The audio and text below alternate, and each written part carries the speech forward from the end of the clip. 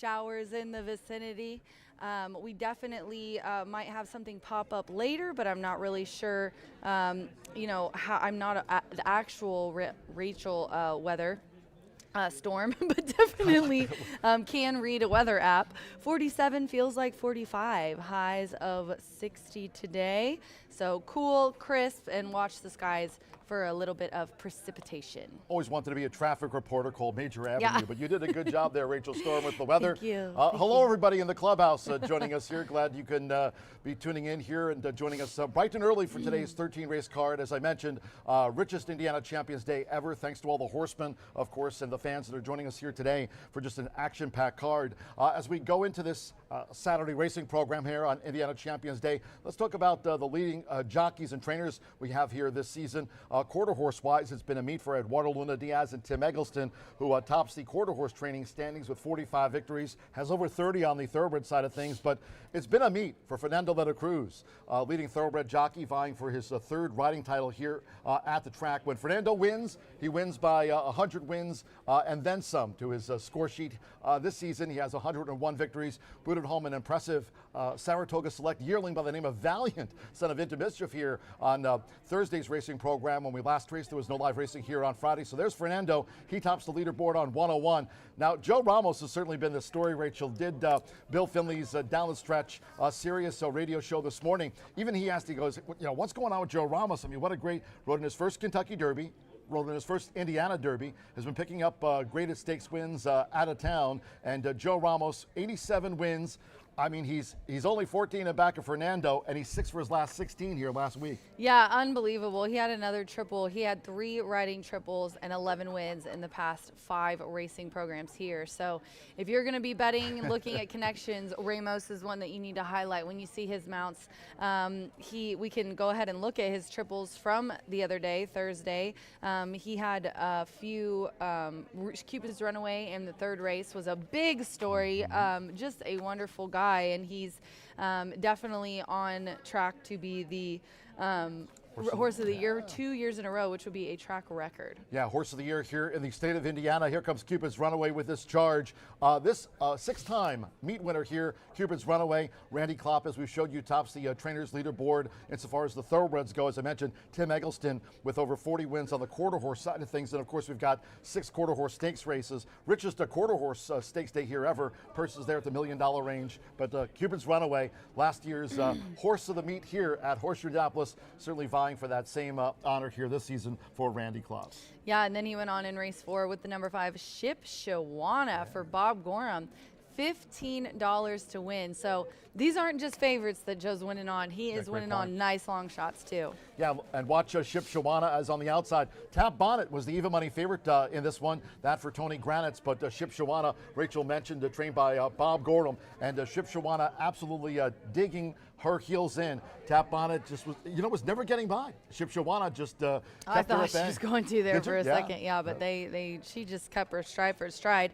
And then we'll go on to race 5, number 8 Rancho, trained by Ray Hernandez. This was a $21 winner, so $15, $21.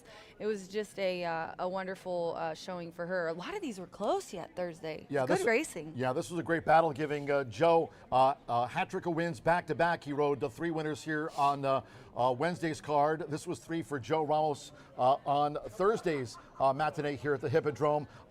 Dowie went down swinging, but Rancho got the result there, giving Joe Ramos 3 wins here on Thursday's racing program. Congratulations to all the connections. And Ray Hernandez, by the way, trained that great winner, Rancho, on the turf. He's a super nice guy. Just want to give a shout out to Louis Contreras, who had another double on the card. I think he had one last week, and then training double for Mr. Bob Gorham as well. We definitely have a lot going on here today for Champions Day. Let me just give him a quick rundown. What do you say, since we've got a few minutes till Martha comes up? Just want to let you guys know that we will have the cigar rolling station to the first 400. That's only if you're over 21. We have 2 handicapping contests, one for thoroughbred, one for, located at south end of the awning, free to the first 400, 21 and over. Then we also have 2 handicapping contests that you can sign up for completely free in the first floor OTB. $2,500 Thorough Champions Day contest. John is going to be announcing those winners for us since we have a million stakes interviews to do, and the $1,000 Quarter Horse Champions Day contest as well. You can also sign up for free for a $3,000 mega bet on both the Thoroughbred and the Quarter Horse portion of the card. Magic Mirror Selfie Station, face painting, cigar rolling, food trucks. We're going to give away chair giveaways, and I'm just going to warn you guys, I'll warn you here in a little bit. We are going to switch up the social media giveaway today. You have to follow us on our YouTube channel to get a free Champions Day chair. I was down there the other weekend when we didn't have any interns or anything, and I did a social media contest, and they were the same people handing each other the phone. This time, I'm going to make you guys work for this free swag, and we're going to do a couple of t-shirt tosses too, so stick around for a lot of fun. Over $1.7 million in purses for those premier races. Record $1 million range there for the quarter horses. So if you're here, a quarter horse with not only the Quarter Horse Racing Association of Indiana, but again, thanks for your support of racing here as the quarter horse program continues to grow and grow. Premier race program here continues to grow and grow. We wish this year we had Tip Top Thomas take out the Grade 3 Indiana Derby, and of course Clico winning the Grade 3 Indiana Oaks. She became a Grade 1 winner, taking out the Cotillion at Park. So we've had tremendous racing here throughout the season. Still a few more weeks left in the meet, and today certainly the richest Indiana Champions Day in 2025 ever. And speaking of Indiana Champions Day, Rachel, let's talk about some of those stake races. 13 races in total.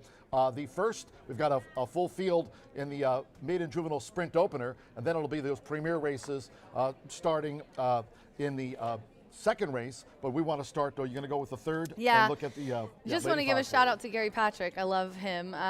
So we have an overnight for him. I'm just going to go over the handicaps and the stakes, not the overnights, just in the interest of time, as we have about a minute here before Martha jumps on with me. The Lady Foghorn is race 3, a $200,000 guaranteed a mile and 70 race. Race 3, I've got the 5. Oh, the 4's out of here? Oh, I didn't know the 4 was out of here. Get even kid. Thanks, John. But I have the 5 on top here, Molly's Potion. I know that there are other horses that have done well, but I love Molly's Potion. I'm rooting for her and Dawn. I think that she's a really tough filly, and she has a lot of talent. She just has had some tough luck here this year. So I went ahead and put it all in on her. The 2 also probably going to get a lot of action in Innisfree Lass. And the 9, I'm so sorry, Spooky Ridge from John Langemeyer's barn. What a good year he's having. And Ramos is on him. There to go. So he's going to be, and not only does he really want to catch Fernando, he loves being interviewed and he loves attention. So today especially, I bet that boy's going to try as hard as he can, which he always does, but he wins that World Junkie Challenge every year. Yes, he does. Yes, he does. And then in the 5th race, we're going to find the Crown Ambassador, and this is tough. It's for 2-year-olds. There's not a lot to go on in here, but for race 5, I'm going to go 1-5-4 Silver Scion. I honestly gave this horse a little bit of a head up just because it was 9 1/4 lengths. I thought that this is the kind of race where it might not be a favorite. Q's Top Notch probably will go off as the favorite, but yeah, Silver Scion interests me because of Ramos. And then we will skip the 6th. I'm going to go to the 7th race here today, where I'm also going to go with the rail Rapid Justice. Gabe Saez aboard for Tom Medina, who just won the Itoba. I keep saying this on Fox Sports. Gabe keeps making me look stupid when I don't pick him when he's on a live horse, and I'm not going to be shown up today. The 8th race is the Governor's Stake Final, a $320,000 2-year-old stakes. Super excited to see how this one plays out. I went with your guy, Mr. Boombastic. Mr. Boombastic. I could not get it's obviously a long shot in the Governor's Stakes as we switch over to quarter horses, but we will talk to Martha about that as she is about to jump on here with us. But those are my thoughts in some of the stakes races today. If you tune in I was on a roll, I couldn't stop. Pre-race show, Wire to Wire. We always thank our sponsors here during this part of the show before our first commercial break. Greg and Wilson are here from Woodford B&H. Reserve. Okay, good. Jack Daniels, also Blackberry. available today. We have a very special blackberry drink featured today, so please go to the bar and check it out. Indiana Breed Development, Murphy Trailer Sales. They're the Winner's Circle sponsor. Terrific customer service and loyalty since 1984. You can reach out to them. B&H Electric, they are the tote board and starting gate sponsor racing here all the way through closing day. That's Thursday, November 13th. They've got locations in Shelbyville, Seymour, and Bloomington on the web at bh-electric.com. Indiana Giant Hubler, right down the road. They've got a dealership there and also in Franklin. You can reach out to one of our sponsors, Indiana Giant Hubler at drivehubler.com. Social media-wise, Rachel mentioned one of the social media things we'll be doing here today on this Indiana Champions Day. Subscribe to our YouTube channel. You get a shot at some of the great things we'll be giving away from the Murphy Trailer Sales Winner's Circle. You can reach out to me on social, Rachel, and Martha here. She'll be joining Rachel in just a moment, and also Brian Aragoni, part of the great broadcast team here on this Indiana Champions Day. There you go, social media-wise, not only on X, you can follow us on Instagram and subscribe to our YouTube channel. Important you do that at Horseshoe Indianapolis Racing. 27 minutes away from the first of the day on this Indiana Champions Day edition of Wire to Wire. Quick commercial break when the program comes back here to the clubhouse set. Rachel will be joined by one of the stars of today's show, quarter horse racing expert Martha Clausen. Back with Martha after a quick commercial break. We're done. It's Have our fun. last one. Bye. Bye. It's his last day.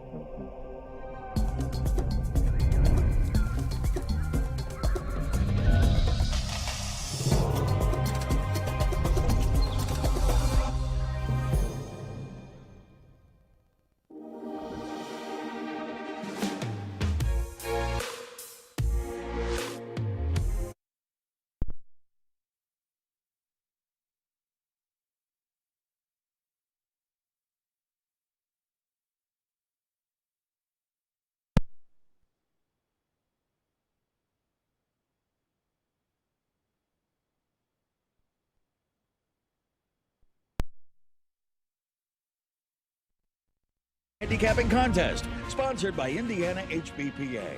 Let's salute the veterans Tuesday, November 11th at Horseshoe, Indianapolis. Located off I-74 and exit 109 in Shelbyville. More information available on social media at HS Indy Racing.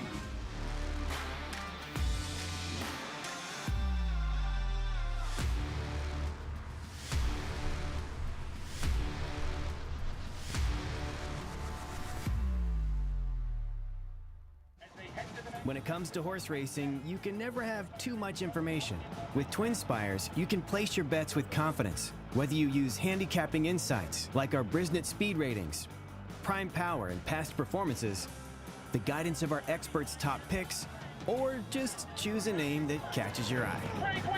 Yes! No matter how you pick your horse, bet with Twin Spires. And now you can race to victory with Twin Spires tournaments.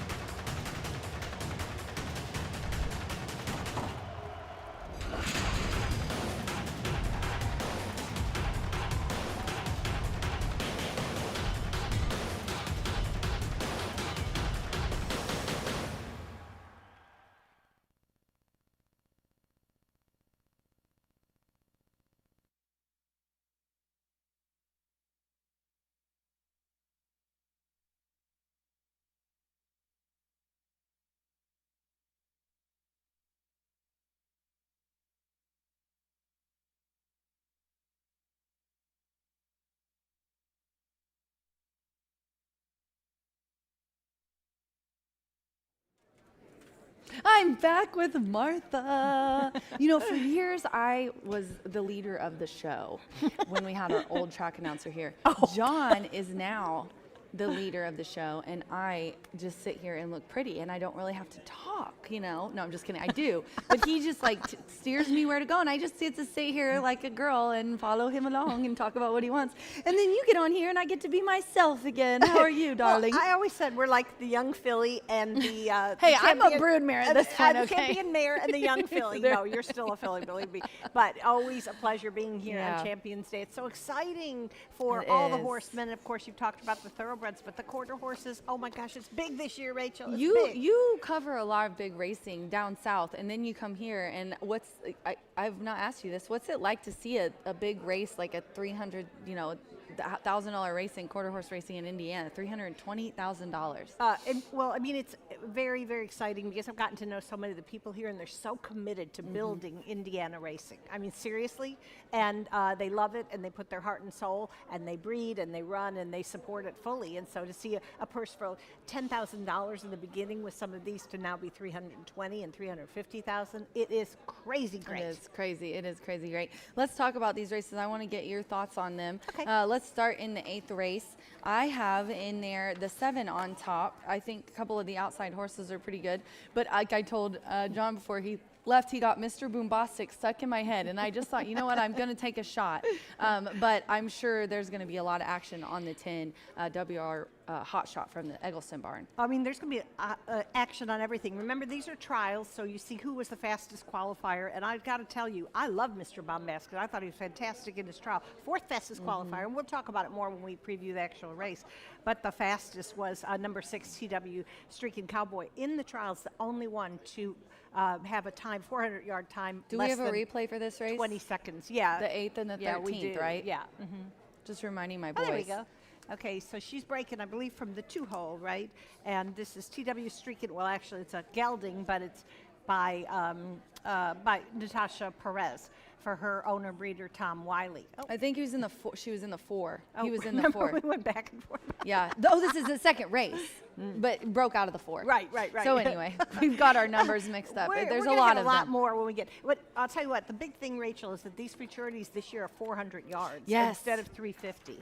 And there's a reason for that, I think, because ultimately the key for most horsemen, if they can win a big purse, it's great. But also if they can do graded stakes, then they're going to have an opportunity to breed and to get that much more money once the horse is retired. So anyway, it's pretty exciting for all of these 2-year-olds to have done so well in those 400-yard trials. It is That so was an exciting to watch day. quarter horse 2-year-olds. Yeah, well, there are several adjectives. It's we can exciting use. and gives you a little bit of anxiety.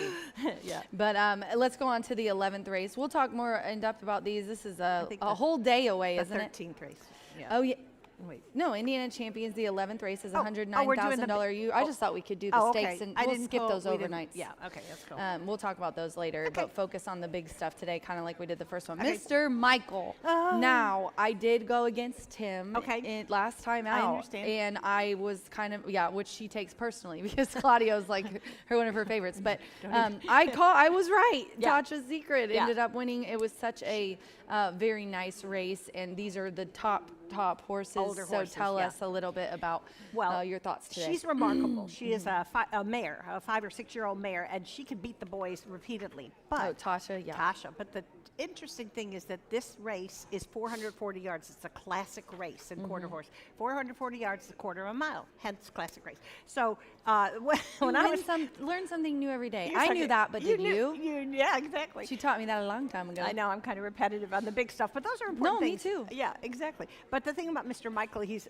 a dual winner. He won 2 years ago, and then last year he's the only horse to have captured a stakes at 440, and he's won 2 out of 3 at best distance. Oh. The rest of the field, no. Now that's not saying anything because he's had a tough year. He went to Oklahoma, and he ran in some graded stakes and everything. So if he does not quite, if he's just not 100% full throttle, then Tatcha, you cannot ignore Tatcha's Secret. She's amazing.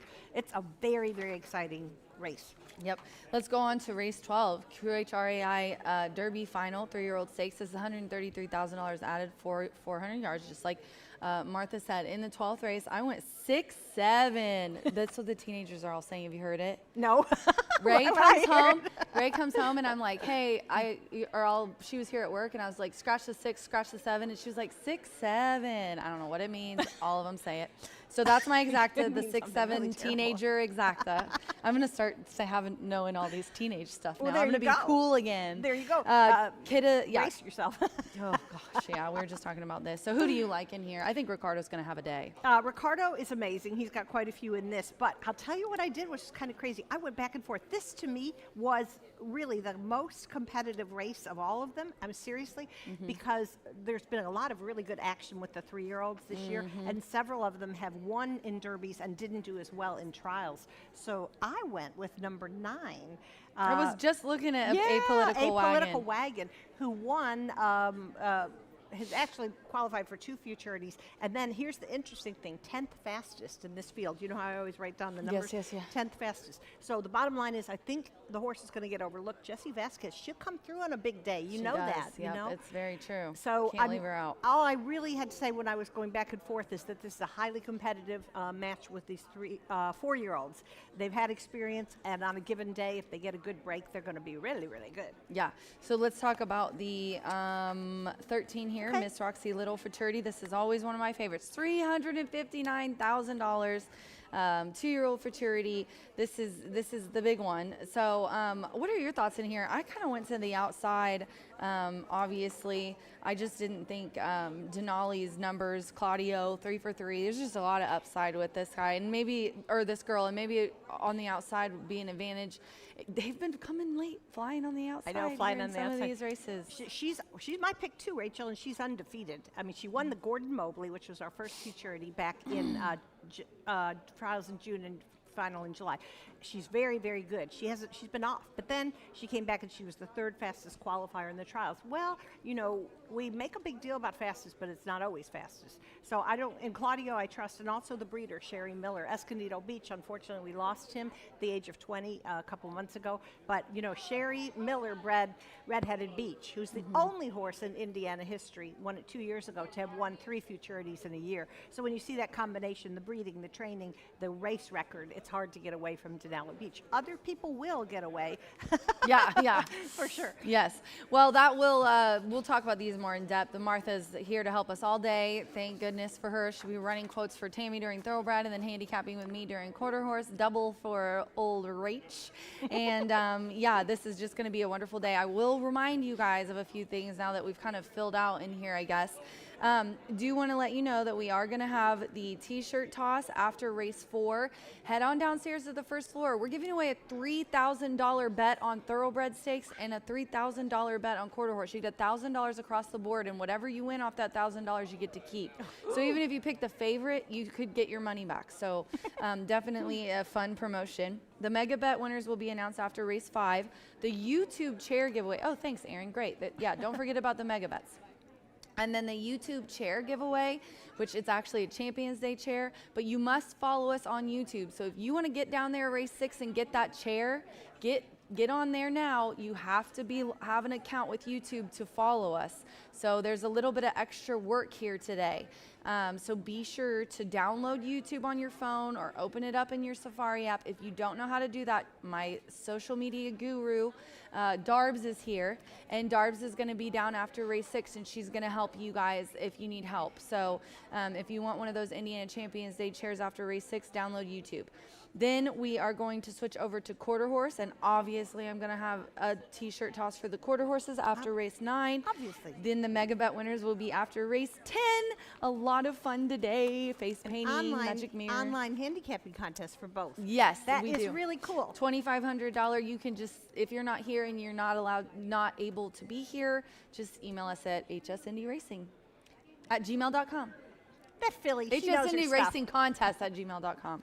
There's people are like, you know, if I can't remember something, or somebody's like, my horse's name is blah, blah, blah. I'm like, do you know how much information is stored in this brain? And it's not that great of a brain, to be honest. I have to work really hard to remember the things that I remember.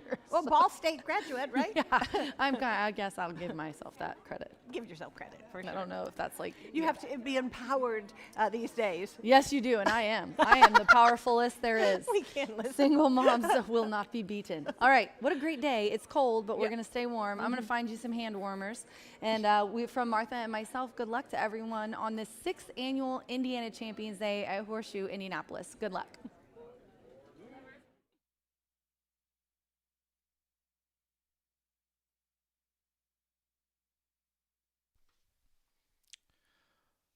All right, Rachel and Martha, thank you. Good morning from Horseshoe Indianapolis on this Indiana Champions Day 2025. Great to have you with us. Hello now from the broadcast booth. Track announcer John Giuduli. Cloudy skies in the upper 40s nearing the top of the 11 o'clock hour. 13 races on tap. Main track fast, there was no turf racing scheduled. Fast main track here for Indiana Champions Day. If you have your programs close by, let's take a look at the changes and corrections on today's racing program. Opening maiden juvenile sprint starts the card in the 50-cent early pick 5. Here's scratch number 12, Hunted Prayer. Number 12, Hunted Prayer, has been scratched from the 11 o'clock opener. In the second race, the Gary Patrick Overnight Handicap. Start here, the $1 early pick 4. No changes. No changes in the second race, the Gary Patrick Overnight Handicap. In the third, the Lady Foghorn. Scratch number 4, Get Even Kid. Number 4, Get Even Kid, has been scratched. Third of 13, the Lady Foghorn. Following that handicap, the fourth race is the Indiana Stallion. $100,000 added on this richest Indiana Champions Day ever. Here in race 4, start of a $1 Itoba pick 4. No changes, all 12 run in the Indiana Stallion. Race 5 is the Crown Ambassador. Number 3, Sicaro's Prayer, is out to the sprint. Scratch number 3, Sicaro's Prayer. Number 8, Show Me Justice, is a gelding. Number 8, Show Me Justice, should be listed in your program as being a gelding in the Crown Ambassador. Race 6, the Kim Hammond Overnight Handicap. Scratch the 1, City Prayers, and the 2, Little Gin and Class. Scratch 1, City Prayers, and 2, Little Gin and Class. Race 6, that's the Kim Hammond Overnight Handicap. In the 7th race, the last of our thoroughbred handicaps, the Unreachable Star. Here, scratch the also eligible 13 Tank Walk. 13 Tank Walk has been scratched. No jockey changes, no overweights. Number 12, Gin and Whiskey, is a gelding. Number 12, Gin and Whiskey, should be listed in your Indiana Champions Day program as being a gelding. That's the 12. Scratch the also eligible Tank Walk, the number 13 from the race card. The first of our quarter horse stakes. Quarter horse purses on this Indiana Champions Day at the $1 million mark. Richest Indiana Champions Day for the quarter horses, starting with the Governor's Stake Final. Over the 400 yards, no changes in the Governor's Stake of 2025. In the 9th race, the Miss Roxy Little Juvenile Stakes. Over the 400 yards, scratch. They're the also eligibles. 11, One Grand Eagle. 12, Political Winner. And 13, Eos Maggie May. All 10 for the final of the Miss Roxy Little Juvenile Stakes will run. Scratch the also eligibles, 11, 12, and the number 13. After the Miss Roxy Little, the 10th race is the Governor's Juvenile Stakes. Here's scratch the also eligible number 11, Sydney Jack. Number 11, Sydney Jack, has been scratched. Race 11 is the Indiana Championship. Classic 440 yards distance. No changes in the Indiana Championship, scheduled at 4:16. In the 12th of 13, the QHREI Derby Final. Scratch the 8, Beach and Famous, and the also eligible number 11, Mercy I'm Hot. Scratch 8, Beach and Famous, and 11, Mercy I'm Hot. The 12th is the QHREI Derby Final. And on the 13th, to close out Indiana Champions Day with the Miss Roxy Little Futurity Final. Restricted grade 3 over the 400 yards. In the 13th race, no changes, 10 run in the restricted grade 3, the Miss Roxy Little Futurity Final. Maiden 2-year-olds being saddled up in the walking ring for the first of 13 on this richest Indiana Champions Day ever. Main track fast, there was no turf racing carded. We'll have that maiden juvenile sprint opener due off at the top of the hour. Make it a great Indiana Champions Day with us here at Horseshoe Indianapolis.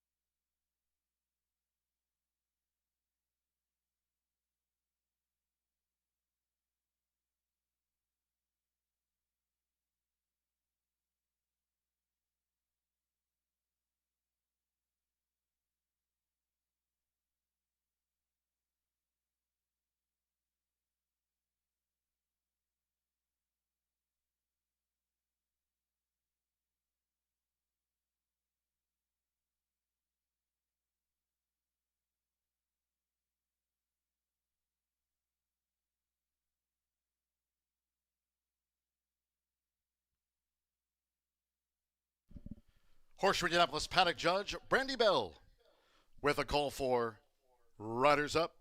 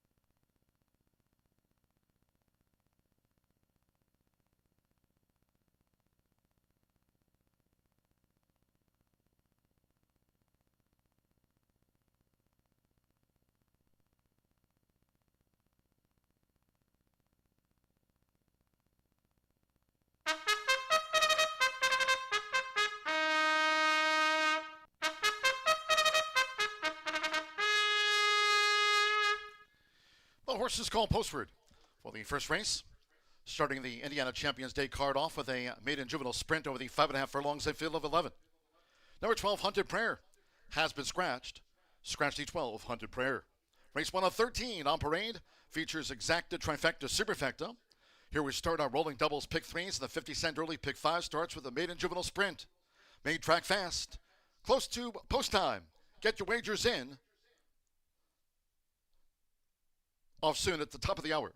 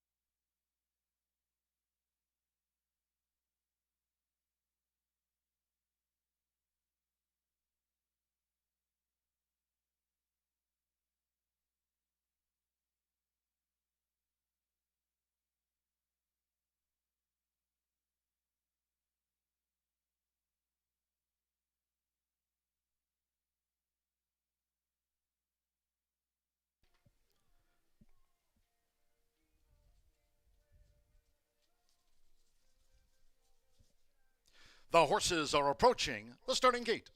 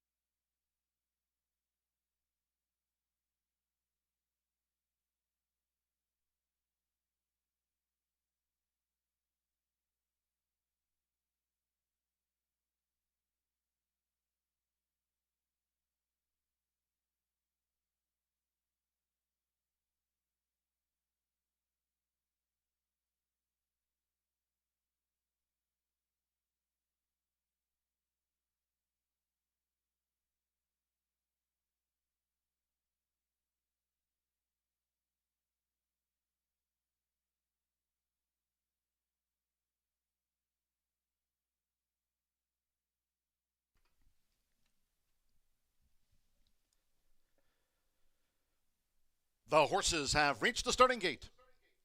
It is now post time. They're going in. Sando Sanjo with Mitchell's Joy. The first of 11 maiden 2-year-olds to move into the starting gate here. The starting gate sponsored by B&H Electric.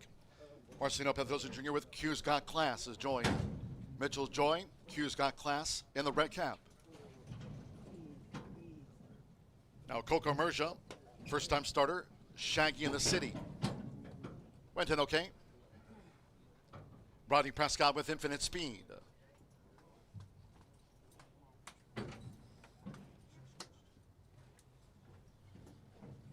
Q's Got Class, 6-5, the first favorite. Now Orlando Mexico with Ta Ta Today Jr. Hannah Leahy, Turbo Duck, to post 7. Tokaji. Joe Ramos with 87 wins here this season. Coming off a Thursday riding triple. Up on Tokaji. Legal Mayhem, Jose Gutierrez, the top apprentice at the meet. Claims the 5 pounds. Now Alberto Burgos. Newcomer Indy Flyer. There's a couple in the back. Samir Bermudez, twice started Sly Guy. Q's Got Class, even money first favorite.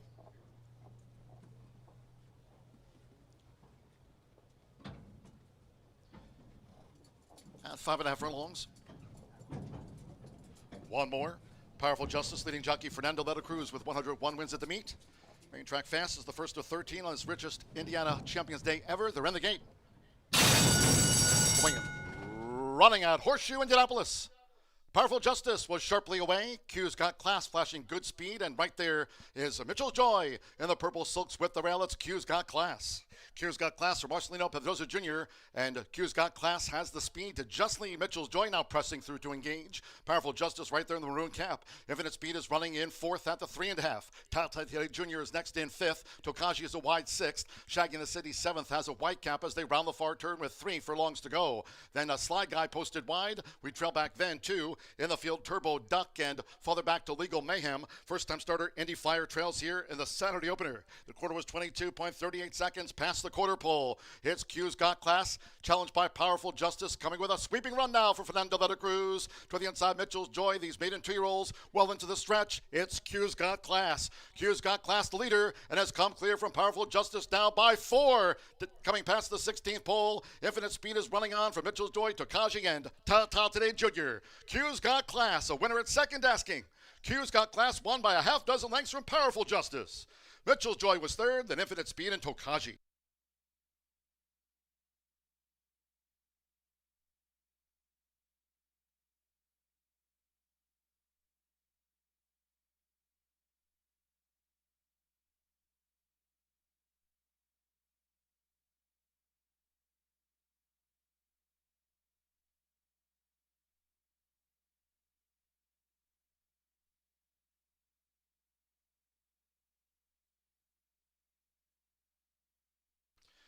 .105.65 seconds at the top of the card. Fast track 105.65, 6:11.13 after the maiden juvenile. First, number 6, Q's Got Class at 3 to 5 first. 11, Powerful Justice, 12 to 1 second. Number 1, Mitchell's Joy, 55 to 1 on the third horse. And 3, Infinite Speed at 6 to 1 getting into the frame. Hold all tickets until official. Marcelino Pedrosa Jr.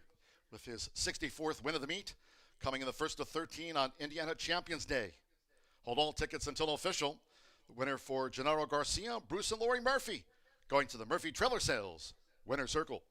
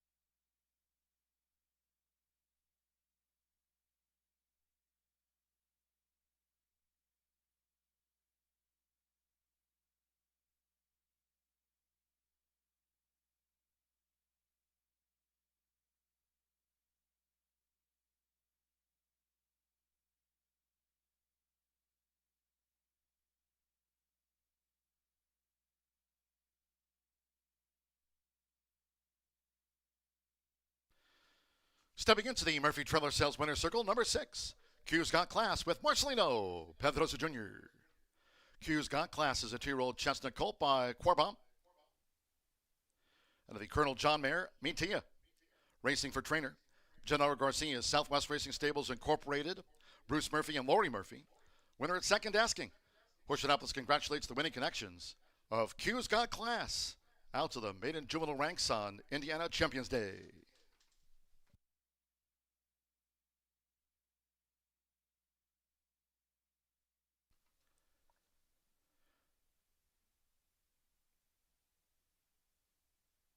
The winner was bred here in the Hoosier State by Bruce and Lori Murphy.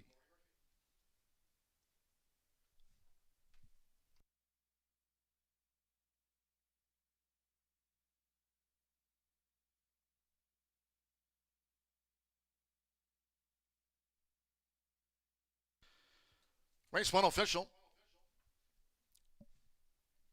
41st win of the season here for trainer Gennaro Garcia, a 5-time leading conditioner here at the track. First results in. 6:11 exacta paid $34.60. The 50-cent trifecta, 6:11 won $188.80. Infinite Speed was third in the maiden juvenile sprint. 10-cent superfecta paid $182.12. In the first of 13, the 12 was a non-runner. Favorite, first. 11 ran, 105.65 seconds. Race 2 will be 17 minutes away. The Gary Patrick Overnight Handicap. No changes in the first of our handicaps. Exacta, trifecta, superfecta, double pick 3, starts with a $1 early pick 4, all main track card, main track fast. Post time at the bottom of the hour in all cases if you can. Please do try to make your Indiana Champions Day selections and wagers early. Thank you. Coming up in just a moment, our first race replay of the Maiden Juvenile Sprint. Hope you had a bet on Q's Got Class.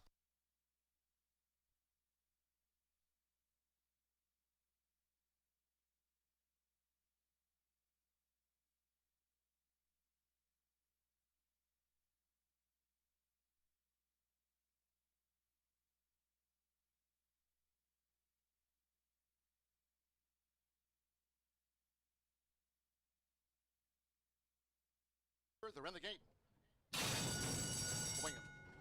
Running at Horseshoe Indianapolis. Powerful Justice was sharply away. Q's Got Class flashing good speed, and right there is Mitchell's Joy in the purple silks with the rail. It's Q's Got Class. Q's Got Class from Marcelino Pedrosa Jr. and Q's Got Class has the speed to just lead Mitchell's Joy now pressing through to engage. Powerful Justice right there in the maroon cap. Infinite Speed is running in fourth at the 3.5. Tata Jr. is next in fifth. Tokaji is a wide sixth. Shaggy in the City seventh has a white cap as they round the far turn with 3 furlongs to go. Then a Slide Guy posted wide. We trail back then two. In the field, Turbo Duck and farther back to Legal Mayhem. First time starter Indy Fire trails here in the Saturday opener. The quarter was 22.38 seconds past the quarter pole. It's Q's Got Class, challenged by Powerful Justice, coming with a sweeping run now for Fernando de la Cruz. To the inside, Mitchell's Joy, these maiden 2-year-olds well into the stretch. It's Q's Got Class. Q's Got Class, the leader, and has come clear from Powerful Justice now by 4. Coming past the 16th pole, Infinite Speed is running on from Mitchell's Joy, Tokaji, and Tata Today Jr. Q's Got Class, a winner at second asking. Q's Got Class won by a half dozen lengths from Powerful Justice.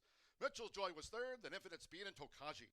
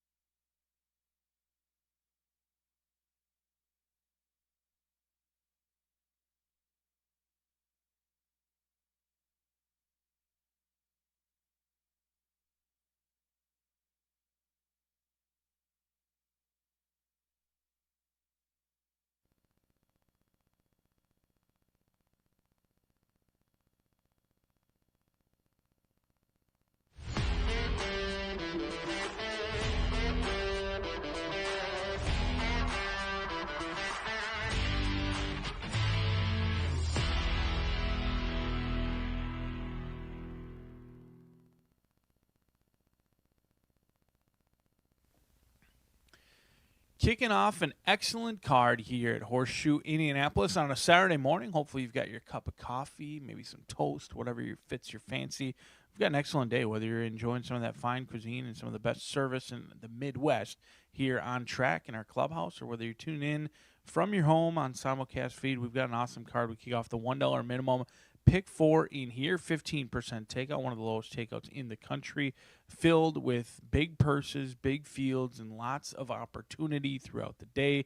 We may be one race under our belt, but still 12 more races to go on John G. Dooley's final day here at Horseshoe Indianapolis, at least for 2025. We will welcome him back with open arms next season as well. But let's take a look at the Gary Patrick Overnight Handicap, $55,000 on the line in here. 6 furlongs of distance, no scratches or changes in here. 7 of them set to battle it out to kick off a day of handicaps, both for the thoroughbreds and the quarter horses. We've got the talented Martha Clausen on track as well. Always nice seeing her.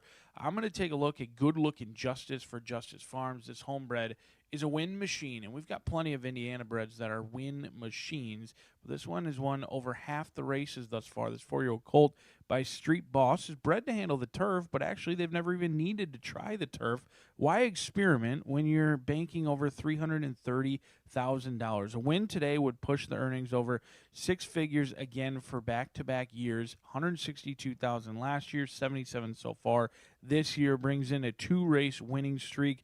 Good Looking Justice is a colt who's taken on Open Company. He dominated a couple of Open Company foes in an off-turf event back on August 13th. He's well spotted in here, almost a month to the day since he was last seen.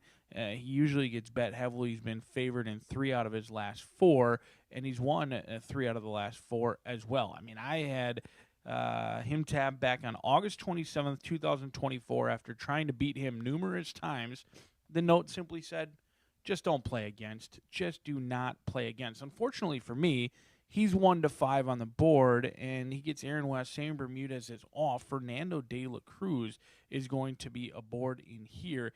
An interesting jockey switch in there. As long as I can see, at least the last 12 races, Sammy Bermudez has been aboard Good Looking Justice. Now our leading rider, Fernando de la Cruz, puts down the hammer, and he gets the mount in here because Sammy Bermudez is aboard another horse that I routinely don't like to play against, and I didn't last time out, and unfortunately we lost to a Sharp, Joe Sharp trainee. But Hawkeye, this is where Sammy Bermudez lands in here for John Heron. Heron Thoroughbreds, they own and train. Another win machine. This 4-year-old gelding didn't get off to the hottest start in his career. In fact, he was kind of at that non-winners of 2 level for some time, and then oftentimes, as they do, the light bulb clicked. He always had the physical attributes.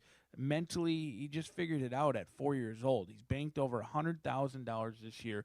He's won 4 out of the last 5 races, and he's really only a photo finish away from being 5 for 5, losing to Linzer against Open Competition last time out. Hawkeye is the value of this race, and it's not close. The 2 is a win candidate, no doubt about it, but is undeserving of 2-5.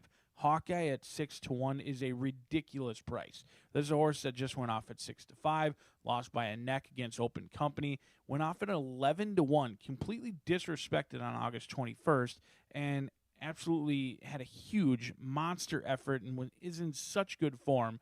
Sammy Bermudez is going to be aboard, brings in 4 out of the last 5 wins, has tactical speed but does not need the lead.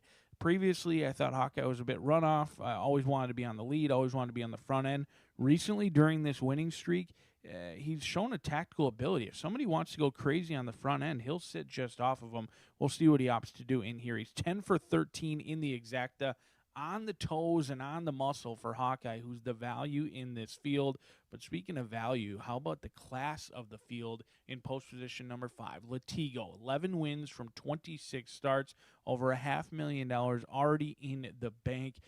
He hasn't probably put in his best races, but one thing I do know, Randy Klopp and Joe Ramos, bet against them at your own peril. They've knocked me out of numerous tickets over not only the last week, but the last couple of months. Even when they don't look like they're bringing in necessarily the best form, they oftentimes get a great trip, and they run their race. The big money's on the line. I think there's an opportunity for Latigo to get back to his younger days in which he was absolutely dominant. Now, I'm not saying he's long in the tooth by any means. He's got 2 wins this year. He's 4 for 6 in the exact. He's banked over $113,000. He just hasn't been able to get on terms with some of the foes that he's faced in here. He couldn't make up 3 lengths on Good Looking Justice last time out. Will the pace complexion change? Are they going to go to the lead? Maybe they're going to try a new tactic. One thing I do know is the connections are red hot right now, sizzling. Randy Klopp, our leading trainer, Joe Ramos trying to catch Fernando de la Cruz, and they're drawn to the outside of some of the other speed in here. So we'll see what they opt to do. I think Joe Ramos has to like his post position in here. As they're getting the leg up, the big money on the line, the Gary Patrick Overnight Handicap kicks off the first $1 minimum pick 4 on an excellent Saturday at the Shoe.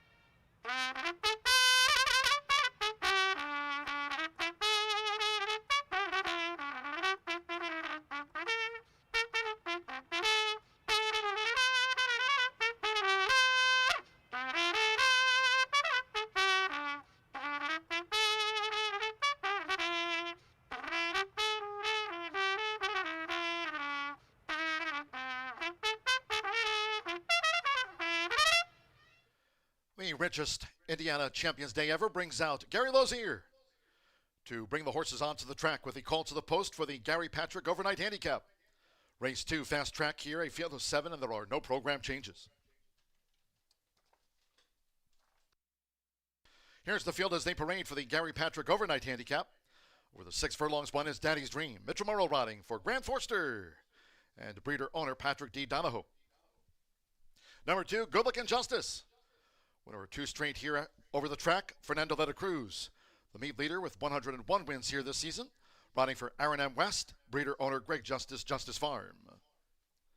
3 is Hawkeye, a 5-time winner. Samuel Bermudez riding here, the son of Storm's Eye for John Harron, Harron Thoroughbreds LLC, the ownership. 4 Leo Springs, Marcelino Pedroza Jr. won the opener on Q's Got Class. Here in the handicap for Harron Thoroughbreds LLC of John Harron. 5 is Latigo with Joe Ramos. Postword for Roger Speece's Speece Stable LLC and Randy Klopp. Following that 11-time winner, here's the 6 Mollystown. Santos San, Joe riding. Gennaro Garcia won the first of the day. Mollystown, 6-time winner. In the colors of Southwest Racing Stables Incorporated. And number 7 is Win Me Over. Son of Tamarcuz is a 5-time winner. Andres Aloha, the call from Bob Gorham. Trains for Marion F. Gorham. Win Me Over. There's the 7 of them for the first of our handicaps here on Indiana Champions Day. 6 furlongs, no changes in the Gary Patrick Overnight Handicap.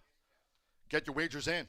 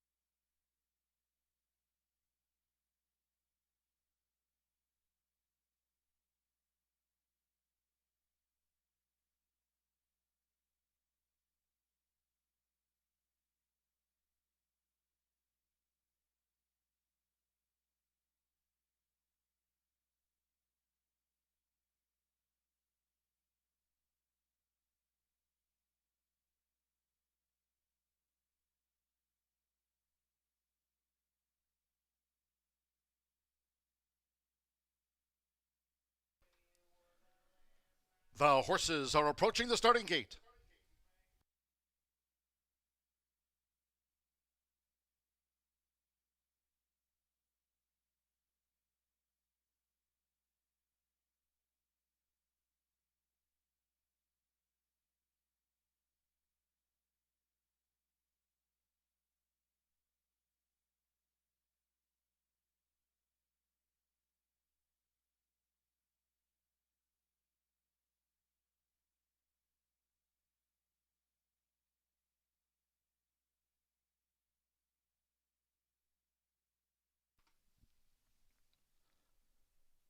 The horses have reached the starting gate.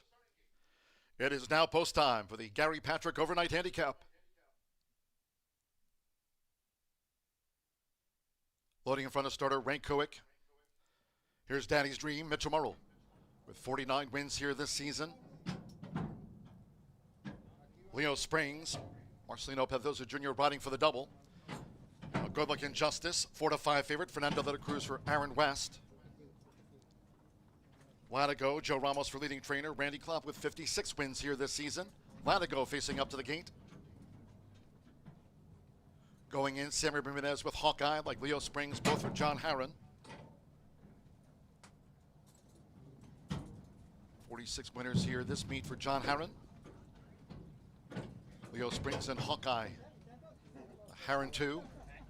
Just a couple in the back. Santos Sanjor with Mollystown. Good Looking Justice, 4-5 favorite. One more on Anthony Zaloa with Win Me Over. Win Me Over coming up. Second to 13 on Indiana Champions Day. They're in the gate. They're off the Gary Patrick Overnight Handicap, and Mollystown quick into action. Speed toward the inside from Good Looking Justice, and right there is Hawkeye with the red blinkers. Win Me Over has come out running in fourth. Daddy's Dream from Latigo, and after a couple of furlongs, Leo Springs is a long-looking last with Fernando de la Cruz. Good Looking Justice spearheads them as they head toward the far turn. Mollystown and Hawkeye pursue. Daddy's Dream with Win Me Over racing outside of Latigo, and Leo Springs trails the field with 43 wins between them and just over 3 furlongs to go. The first quarter was a tick over 22. It's Good Looking Justice. Good Looking Justice leads at the 2.5. Mollystown running second by 4. Latigo is just in third. Hawkeye toward the inside, and Hawkeye's under pressure as they straighten away. Win Me Over has been wide from post 7. Daddy's Dream has dropped back, and Leo Springs into the stretch. It's Good Looking Justice. Good Looking Justice set down now by Fernando de la Cruz. 1 furlong to go for Good Looking Justice, who leads Mollystown by just over 2. On the outside is Latigo third. Then Hawkeye and Win Me Over. They're close to home. It's Good Looking Justice. Good Looking Justice sprints to another win and takes out the Gary Patrick Overnight Handicap by 2.5 from Mollystown. Latigo third. Win Me Over back in fourth in 108.54.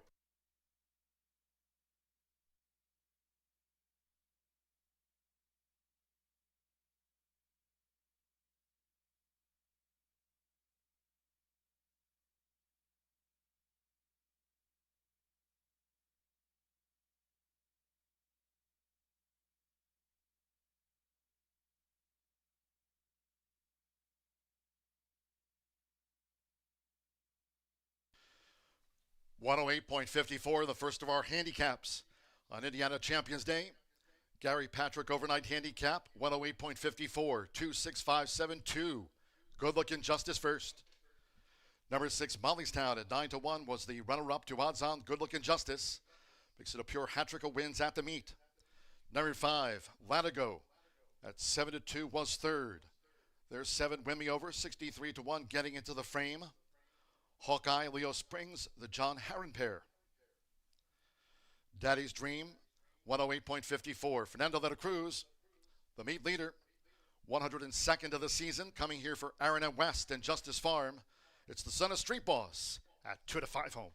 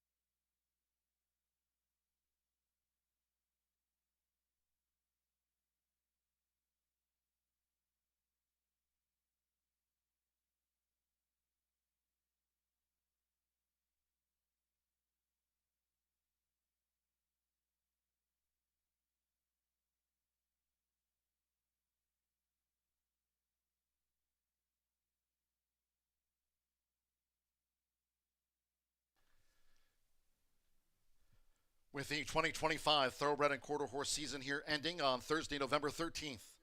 Leading jockey Fernando de la Cruz with his 102nd victory of the season.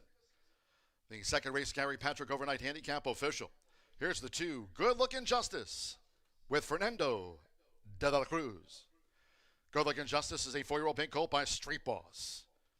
Out of With Wonder by Flatter, the now 9-time winner, is owned by Greg Justice Farm, trained by Aaron M. West. The winner was bred here in Indiana by Justice Farm, Greg Justice. Horseshoe Indianapolis congratulates the winning connections of Good Looking Justice.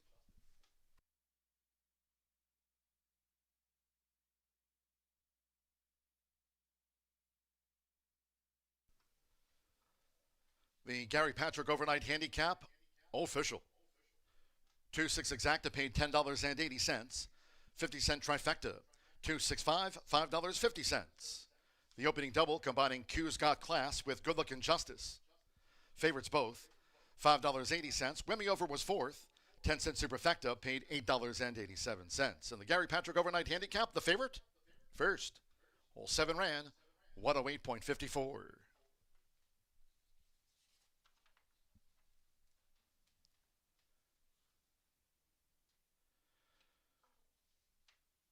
Winner's Circle presentation, along with Vice President and General Manager Racing Eric Hallstrom, Director of Racing and Racing Secretary Chris Polson. Winner's presentation to the connections of Good Looking Justice taking out the Gary Patrick Overnight Handicap here on Indiana Champions Day 2025. The presentation to the winning connections of Good Looking Justice.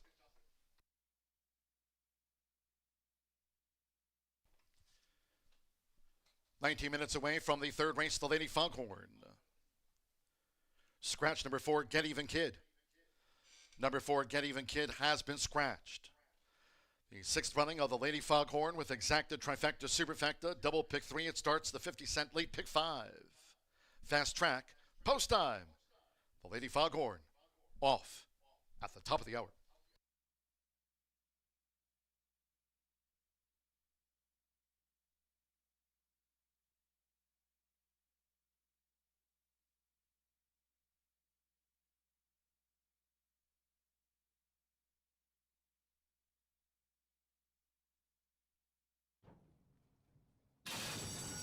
They're off. The Gary Patrick Overnight Handicap and Mollystown quick into action. Speed toward the inside from Good Looking Justice, and right there is Hawkeye with the red blinkers. Win Me Over has come out running in 4th. Daddy's Dream from Latigo, and after a couple of furlongs, Leo Springs is a long-looking last with Fernando de la Cruz. Good Looking Justice spearheads them as they head toward the far turn. Mollystown and Hawkeye pursue. Daddy's Dream with Win Me Over racing outside of Latigo, and Leo Springs trails the field with 43 wins between them and just over 3 furlongs to go. The first quarter was a tick over 22. It's Good Looking Justice. Good Looking Justice leads at the 2.5. Mollystown running second by 4. Latigo is just in third. Hawkeye toward the inside, and Hawkeye's under pressure as they straighten away. Win Me Over has been wide from post 7. Daddy's Dream has dropped back, and Leo Springs into the stretch. It's Good Looking Justice. Good Looking Justice set down now by Fernando de la Cruz. 1 furlong to go for Good Looking Justice, who leads Mollystown by just over 2. On the outside is Latigo third, then Hawkeye and Win Me Over. They're close to home. It's Good Looking Justice. Good Looking Justice sprints to another win and takes out the Gary Patrick Overnight Handicap by 2.5 from Mollystown. Latigo third, Win Me Over back in 4th. They're off. The Gary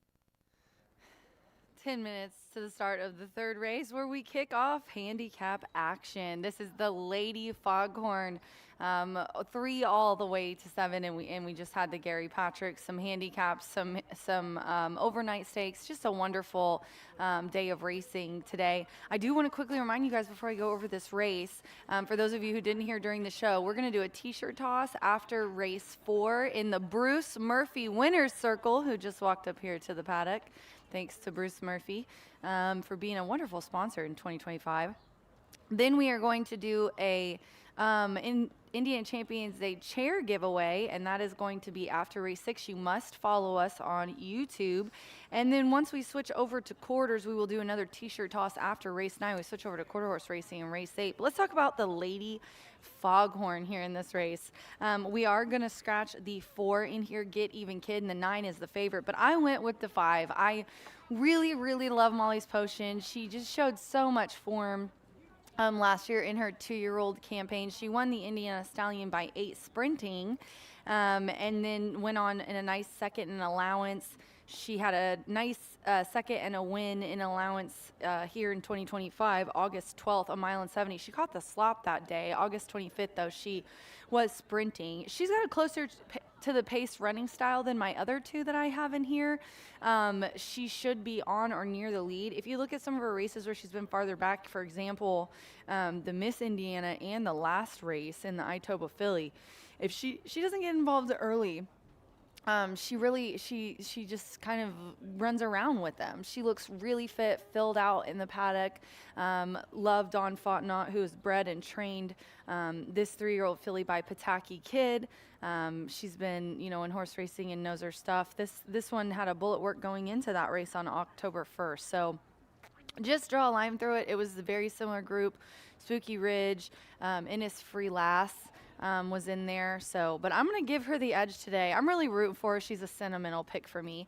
Innisfree Lass, John Heron is the trainer, 3-year-old filly. Alberto Burgess has rode her every step of the way other than one race. She's really, seems like they get along well also. This one, though, that last race on October 1st, we're just talking about the Itoba Philly, second to Spooky Ridge.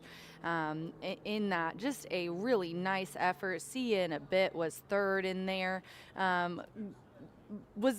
Spooky Ridge ran away with it. It's no question why Spooky Ridge is the favorite. And it could be a pretty chalky day, but I tried to find a few upsets. And this one, I think for the 2 and the 9, there might be set up pretty good for them because they have a nice late pace figure. This is a speedy race, though, whether they're going for the front end or closing. Innisfree Lass, she's been in the money 7 of 13 times. 7 starts here, 3 in the money finishes. Yeah, she looks really good in the paddock too. She's on her toes, as you can see there. Well, she's kind of standing up, ears pricked. Sorry, I was looking at the 3. See You in a Bit looks really good and is on her toes in the paddock. Just a side note. The 9 is who we're going to transition to here. Spooky Ridge, still the current favorite on the board. Spooky Ridge gets Joe Ramos. And you guys, if you did not hear us during the pre-race show, Joe is on fire, to say the very least. 3 triples, and this last racing week, he's also had 11 wins in 5 racing days, which is very similar to last year, because 2 years ago he was about a month and a half out of the 2023 meet, and he made up so much ground in the last 25 days of racing that he caught the leader and won by 1 race. So he gets like this. He's very competitive. Plus, he loves to win on stakes days because Ramos loves being interviewed and loves attention. So the 3-year-old filly by Forever Dioro looks just magnificent in the paddock. Last time she put up a very nice speed figure at today's distance in that Itoba Phillies, obviously winning by 8, almost 9 lengths in there. She's just a really tough, hard knocking filly. She hasn't been worse than third in 4 starts. Her 2025 record this year is 5 of 7, and she should get set up well to close in this race as the jockeys are heading out here for the Lady Foghorn, one of my favorites. Shout out to Tony Granitz, who trained Lady Foghorn. She was a magnificent, magnificent mare. We called her the Beast. She was just a running, loved doing her job, and that's who this is named after. So good luck to everyone in here, but I'm going with my sentimental pick, the 5, Molly's Potion, on top in this race. Good luck.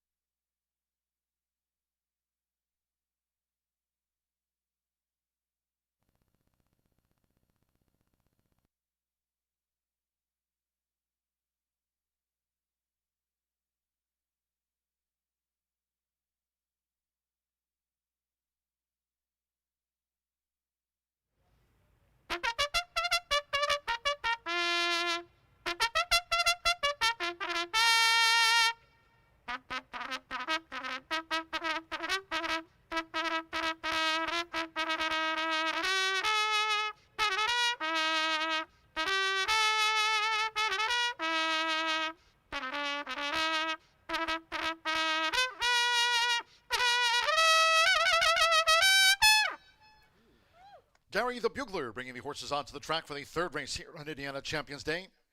Great to have you with us. It's the Lady Foghorn. 1 mile and 70 yards, a field of 8 this year. Scratch the 4, Get Even Kid. Number 4, Get Even Kid, has been scratched. Presenting the field as they parade for the Lady Foghorn. 1 is Dreaming Girl.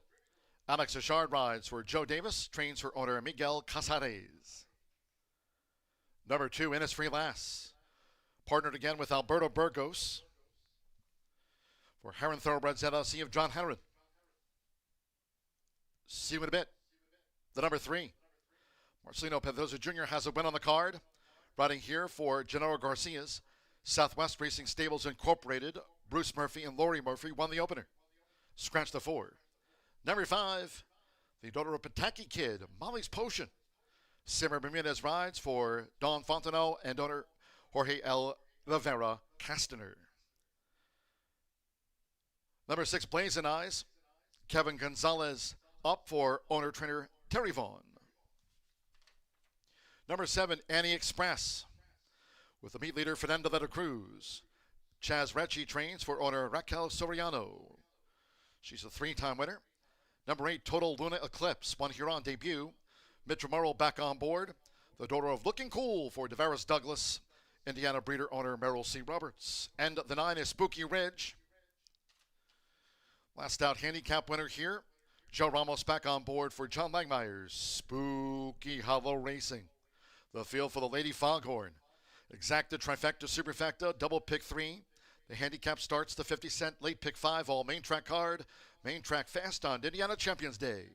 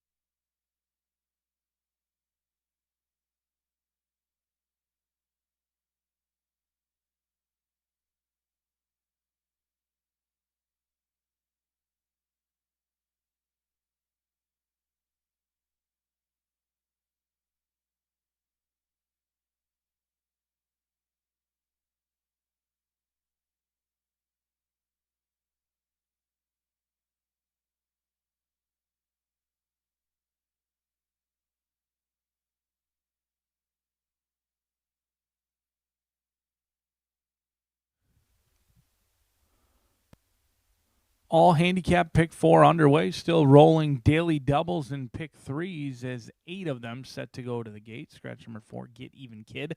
1 mile and 70 yards. They're going to start out right in front of where they all desire to be when it's all said and done, and that is the Bruce Murphy for Murphy Trailer Sales Winner's Circle. 1 mile and 70 yards in here.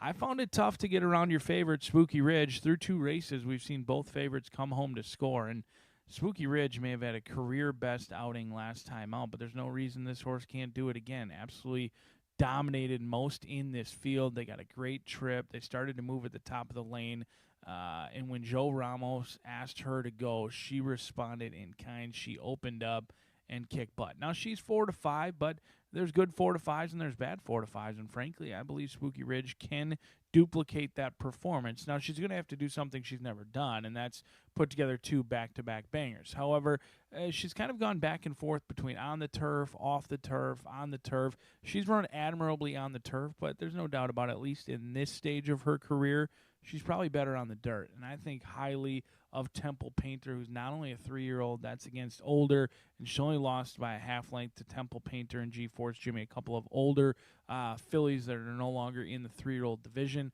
So she's faced older, she's faced 3-year-olds, she's done everything they've asked of her, regardless of what surface she's been on, she's run her race. Now, she's a little bit pace dependent in here. We'll see who's going to have the lead. You could have a long shot like See You in a Bit on your screen now at 26-1 being on the lead. There's not a ton of pace in here. This 3-year-old division is a little bit paceless in here, so it's going to be interesting to see who's got the lead. Potentially a long shot like Total Luna Eclipse on the stretch out against winners for the first time. It's a tall task, but Deveris Douglas is going to take a chance in here with Total Luna Eclipse. But it looks like the 3 and the 6 are the only ones that necessarily want to be on the lead along with Blazing Eyes. A couple of long shots going for the lead in here. We'll see if they can get brave on the stretch out, but an excellent rendition of the $200,000 Lady Foghorn handicap as John G. Dooley gives you the call. All right, cheers, Brian Aragoni. At the gate, it is now post time for the Lady Foghorn. They're going in Alex Achard with Dreaming Girl. The first 3-year-old filly to move into the starting gate. Kevin Gonzalez with Blazing Eyes at 43-1 odds. Now Alberto Burgos with Innisfree Lass. Here's Annie Express, Fernando de la Cruz riding for a double. Hughes Got Class and Good Looking Justice, our first 2 winners.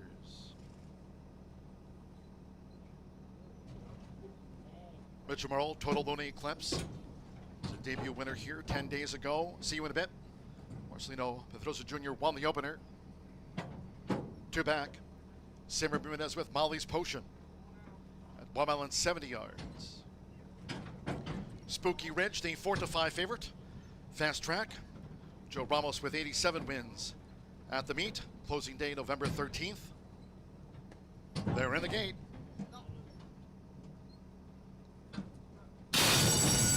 And they're off. And the Lady Foghorn.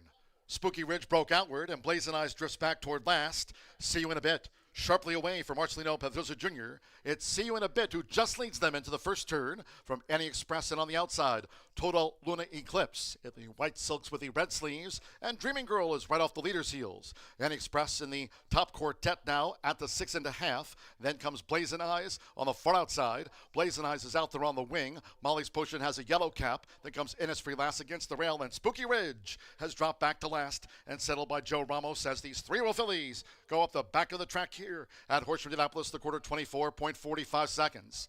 Toward the inside, See You in a Bit. Just leads Total Luna Eclipse, who's right there with the front runner for Mitchell Merle. It's See You in a Bit and Total Luna Eclipse as they go past the half-mile pole right together. And Express is with them. Molly's Potion on the front outside running in 4th up close as the half-mile was 48.52.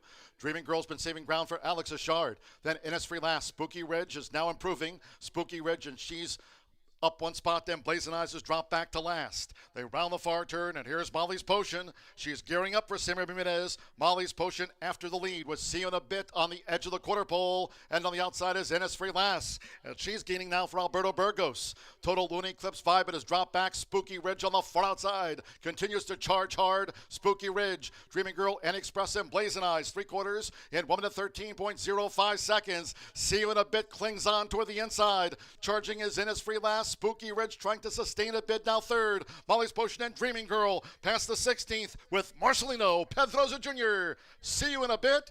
See you in a bit, and all the way winner, the Lady Foghorn. 1 by 2 from Spooky Ridge, who gained second from Innisfree last. Then Molly's Potion and Dreaming Girl next. Well clear.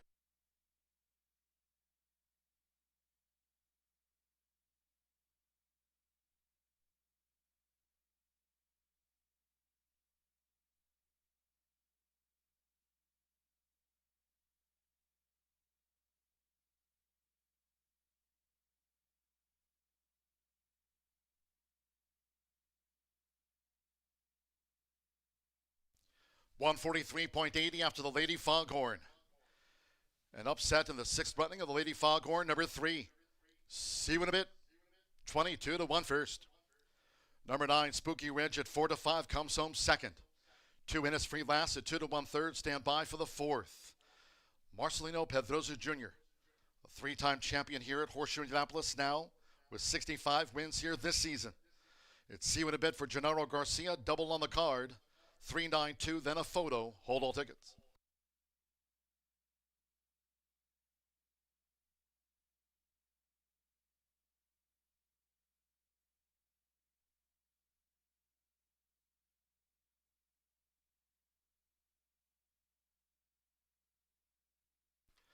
The judges have posted number 5, Molly's Potion, 4th. Dreaming Girl was 5th.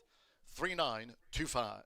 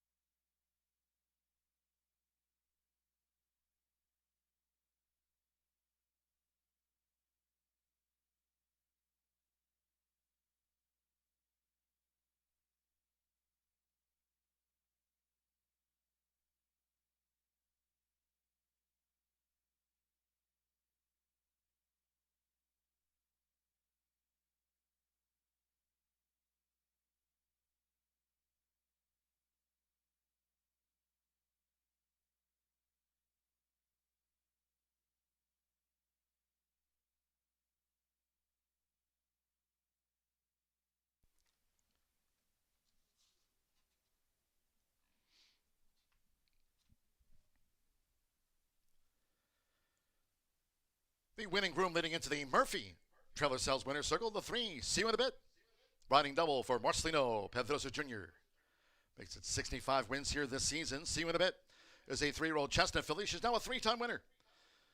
The daughter of Bajadi out of the forestry mare Strapless. A couple of wins here for Gennaro Garcia. Now 42 for the meet. For Southwest Racing Stables Incorporated, another win on the card for Bruce Murphy and Lori Murphy, and they're the Winner's Circle sponsors. Horseshoe Indianapolis congratulates the winning connections of See You in a Bit. Takes out the Lady Foghorn. Race 3 official. 3-9 exacta paid $112.80. First pick 3 of the day. 2 parts Pedroza. $35.10. 6 and or 12. With the 2 is See You in a Bit, the 3. 50-cent trifecta, $3.92, $52.55. 2-3 double, $88.40. The 10-cent superfecta paid $22.65. Molly's Potion was 4th. Winner's presentation to the connections of See You in a Bit. Congratulations to Southwest Racing Stables, Gennaro Garcia, Bruce Murphy, Lori Murphy, and winning jockey Marcelino Pedroza Jr. Winner's presentation after the Lady Foghorn. 22 minutes away from the 4th race, the Indiana Stallion. Juvenile fillies going the 6. Fast track, no changes, a dozen run. Exacta, trifecta, superfecta, double pick 3. It starts the $1 thoroughbred late pick 4 presented daily by Itoba. Post time will be at 12:32.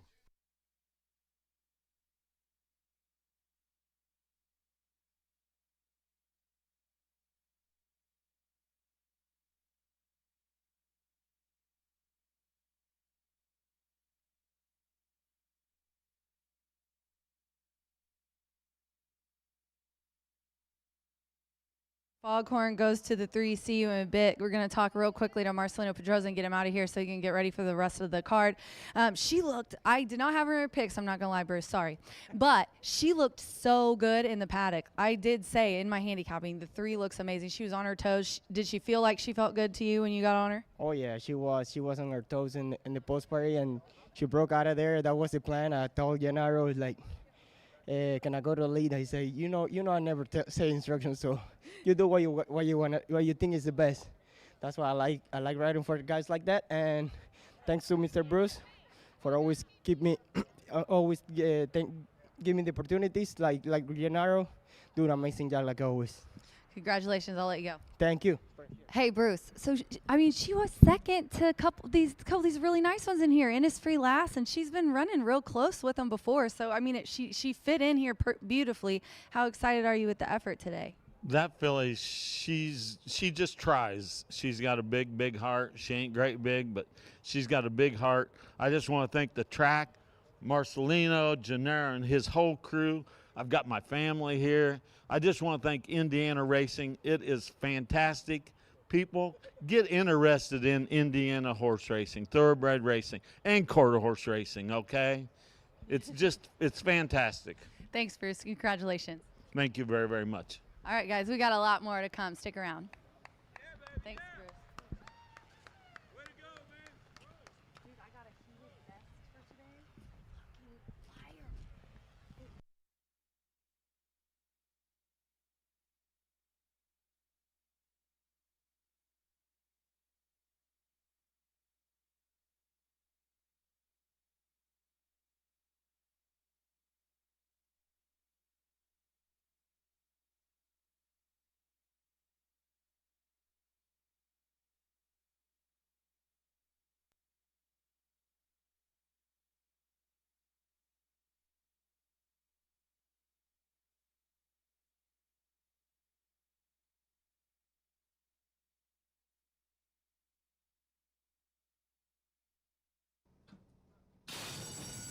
And they're off, and the Lady Foghorn.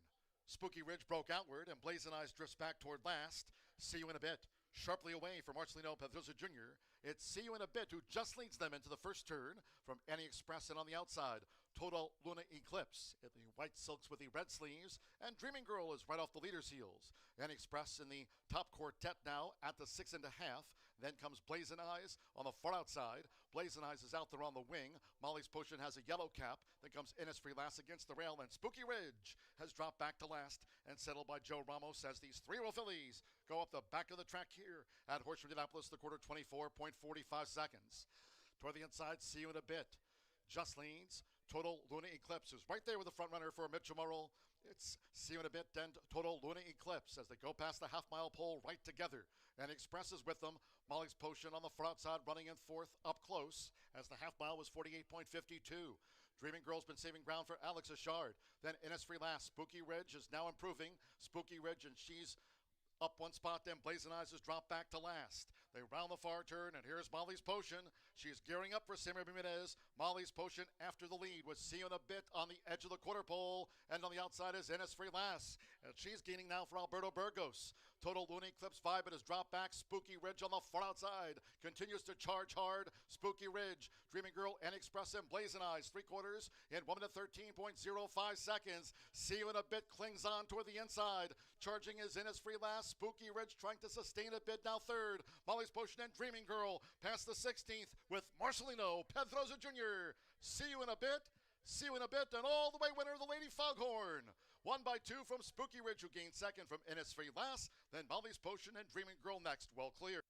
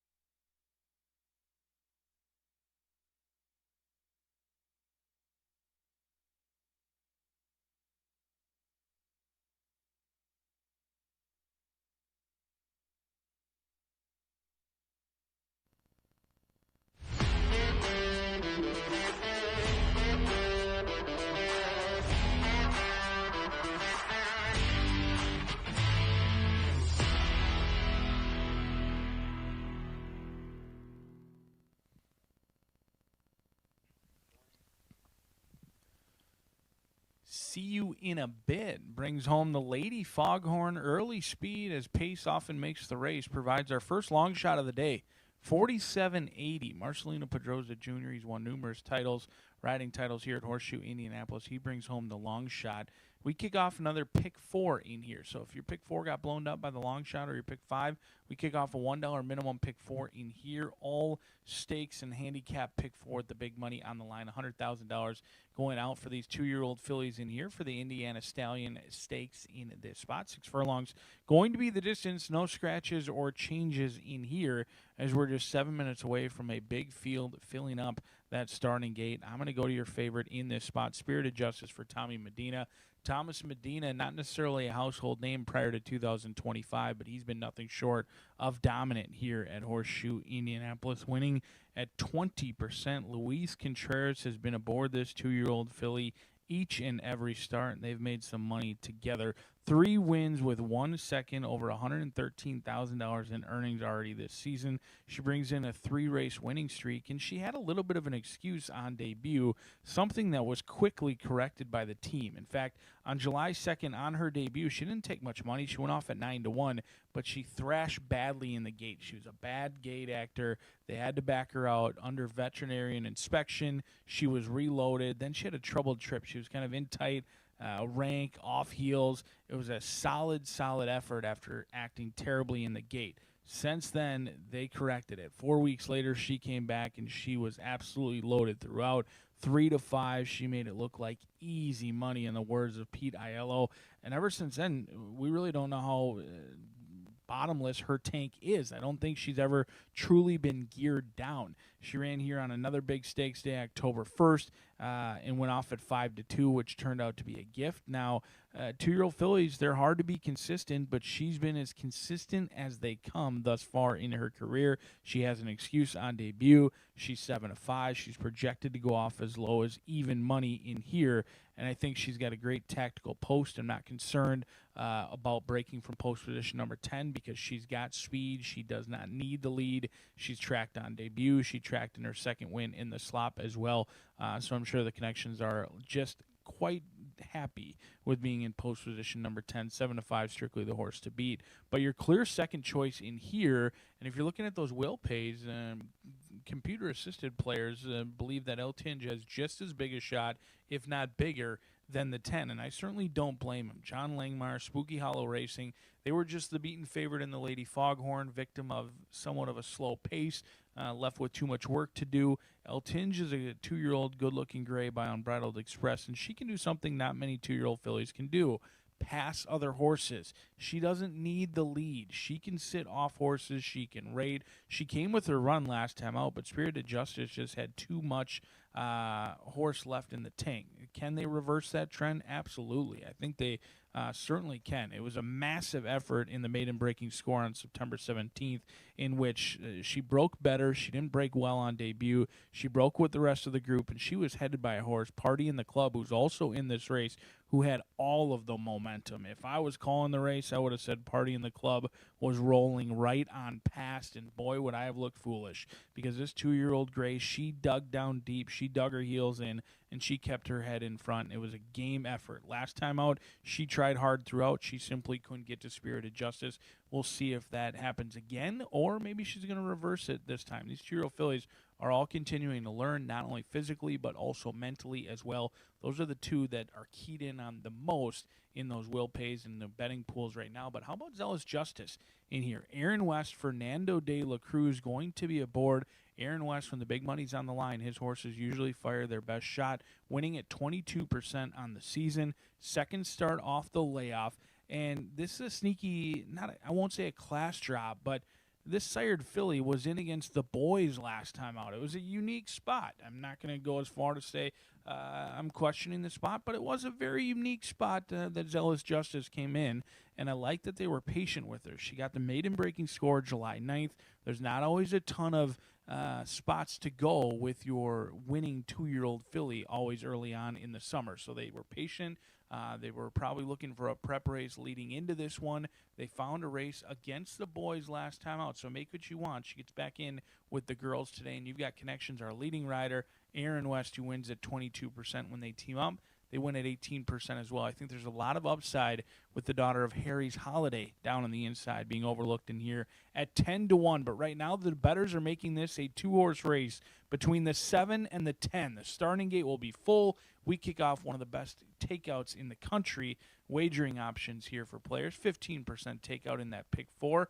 And very rarely do you get a pick 4 starting in race number 4. But when you're giving away over $1 million in purse money, I think it's would be remiss to not play the pick 4 in here. The Itoba pick 4 kicks off in race number 3 with all stakes races, purses of $100,000, $100,000, $55,000, and then $250,000 rounds out this pick 4. You can't win it if you're not in it, so good luck.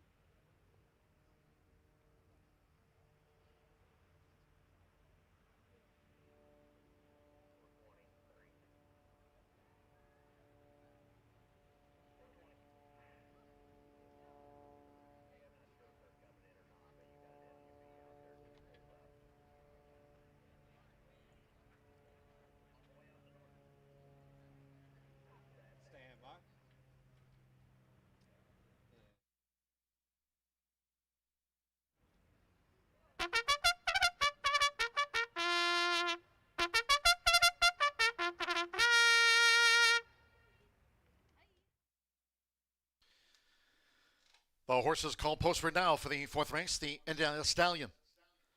Here, the filly division, a field of 12, no program changes to report. All 12 two-year-old fillies run.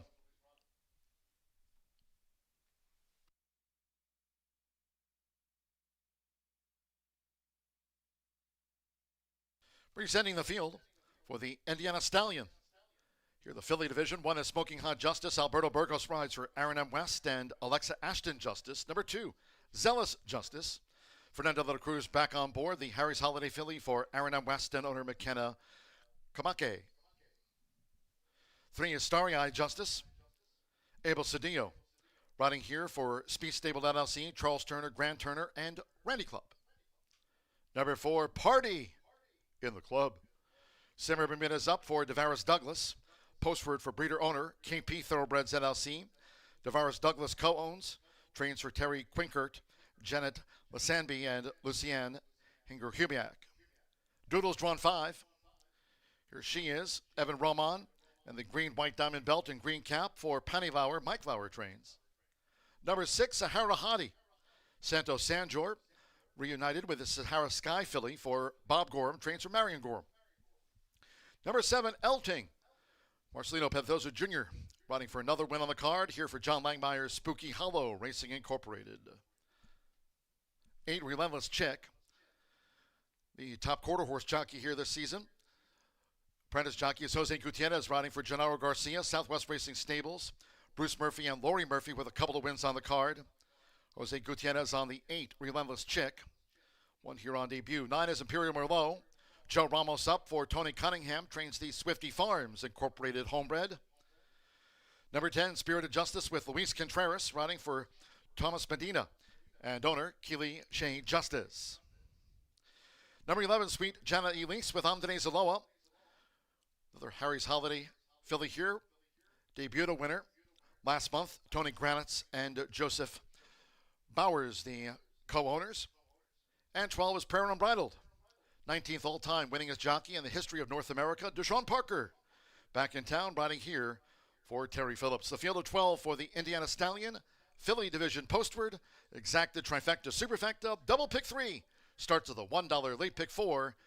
Presented daily by the Indiana Thoroughbred Owners Breeders Association.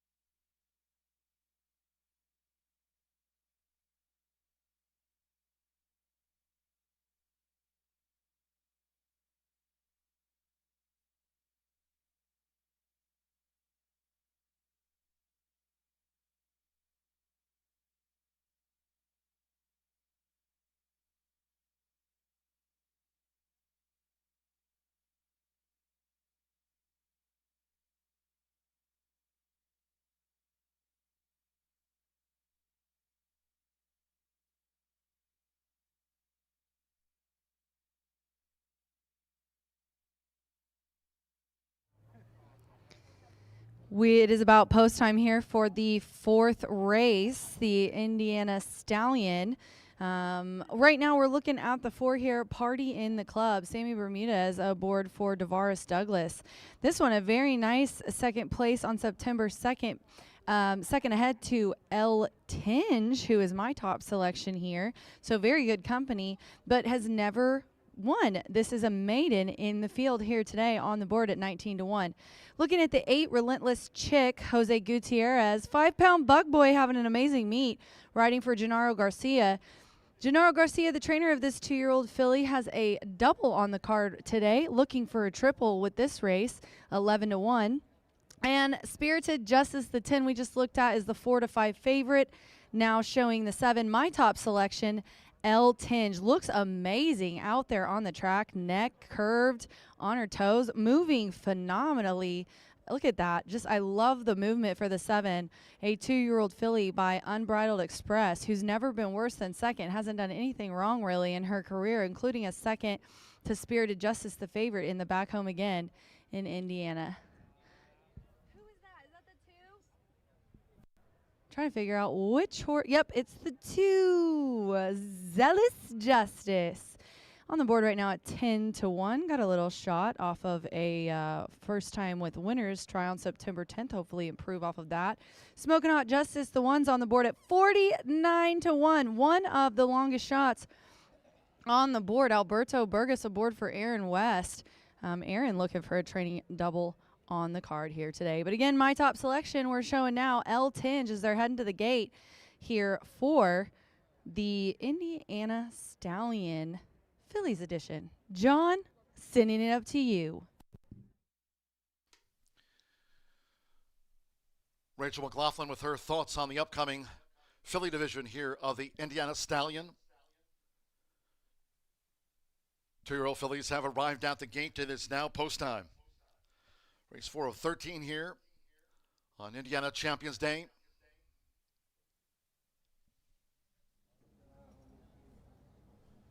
Right now, Spirited Justice, Eva Money favorite. Loading. Alberto Burgos, Smoking Hot Justice, the first filly to move in. El Ting, Marcelino Pedrosa Jr.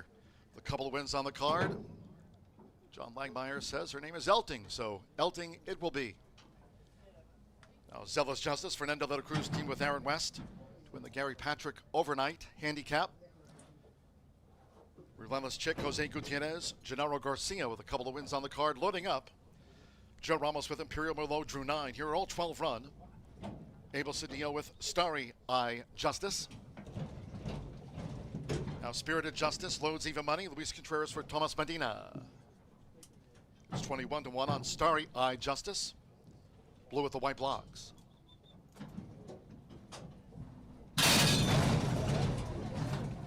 Oh my. Okay, we're going to have a delay here. The gate malfunctioned. So this is a unfortunate happening here as the starting gate malfunctioned. We have loose fillies on the track. We had a couple of riders dismounted, including Elting, Relentless Chick, the rider of Smoking Hot Justice, and Zealous Justice. They're all up to their feet, but we have loose fillies. That was a starting gate malfunction here prior to the Indiana Stallion delay.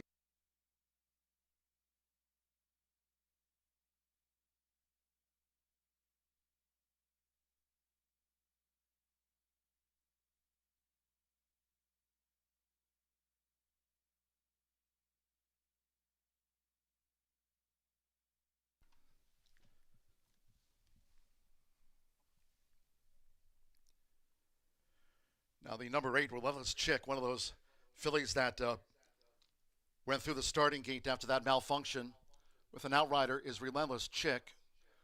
Just attention staff, we have a loose horse. It's one of the favorites here, Elting, is running loose. Heads up staff, we have a loose filly here, Elting. Again, there was a starting gate malfunction prior to the Indiana Stallion.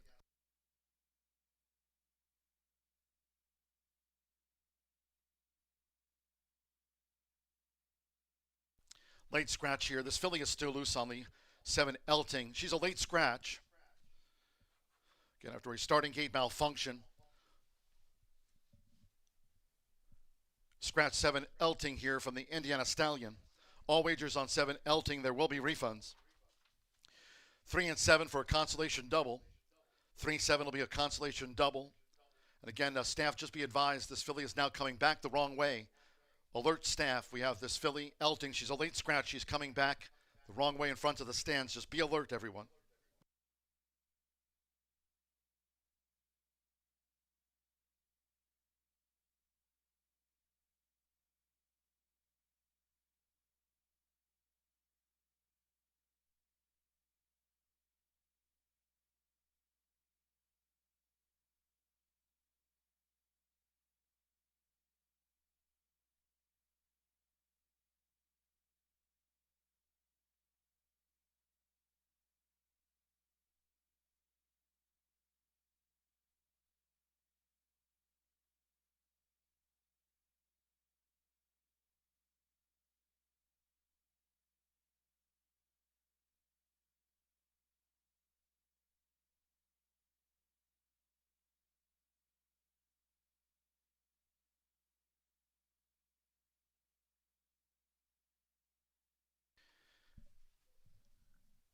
Now we still have a loose filly on the back of the track, that late scratch on 7, Elting.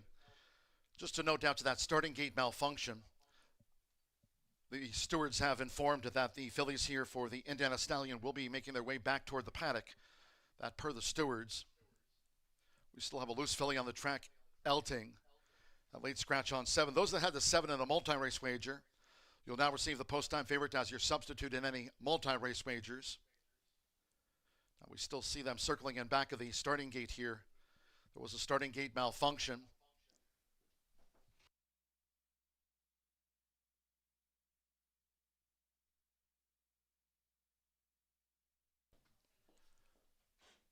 So now with a loose filly still on the track, the remaining fillies here to take part in the Indiana Stallion, in fact, will remain in back of the starting gate.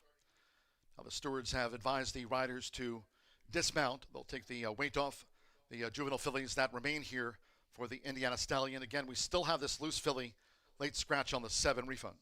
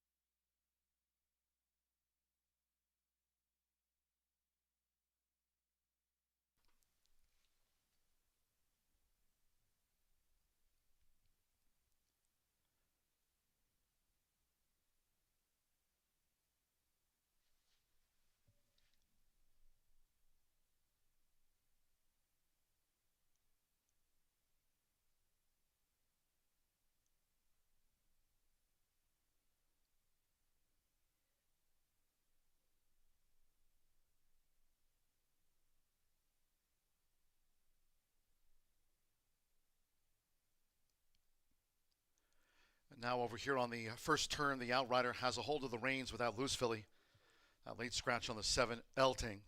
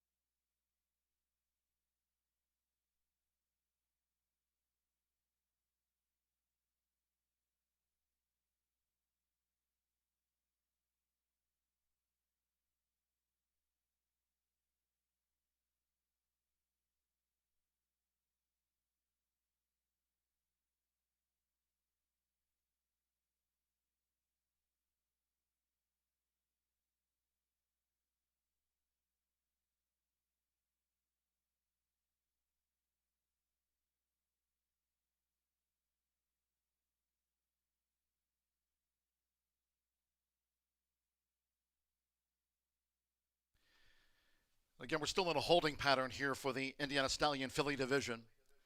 Now, after a starting gate malfunction, the backup gate will now be placed at the 6 furlong start for the running of the Indiana Stallion Filly division. So the riders are up, but they're making their way up the back of the track to get the first starting gate off there, and they'll move the auxiliary gate into position, and then we'll have the running of the Indiana Stallion.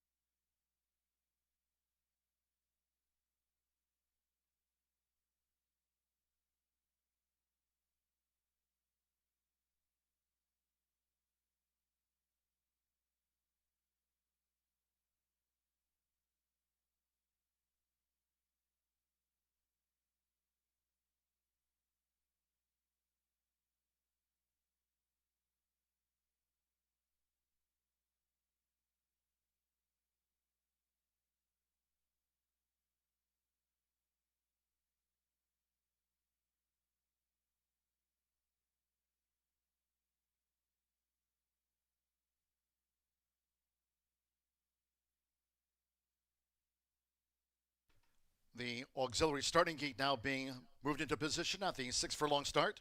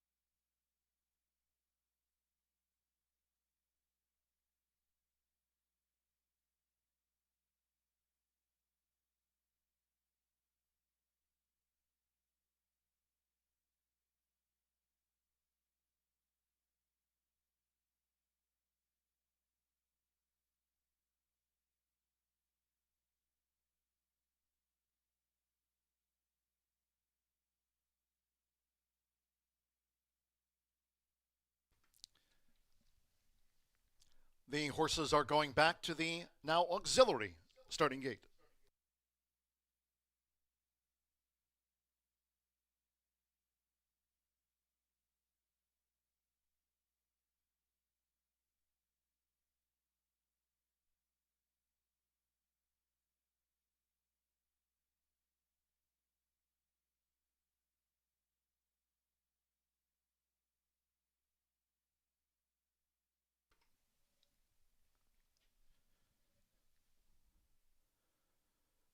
The 2-year-old fillies back and loading at the sprint start. Smoking Hot Justice has moved back in first. Sahara Hadi.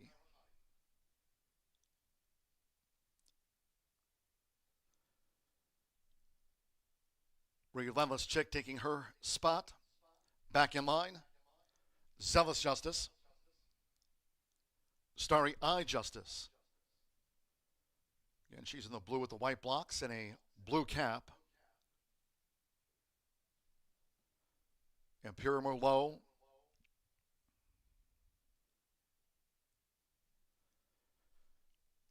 Spirited Justice has held favoritism throughout. 3-5 on Spirited Justice. Luis Contreras for Thomas Medina.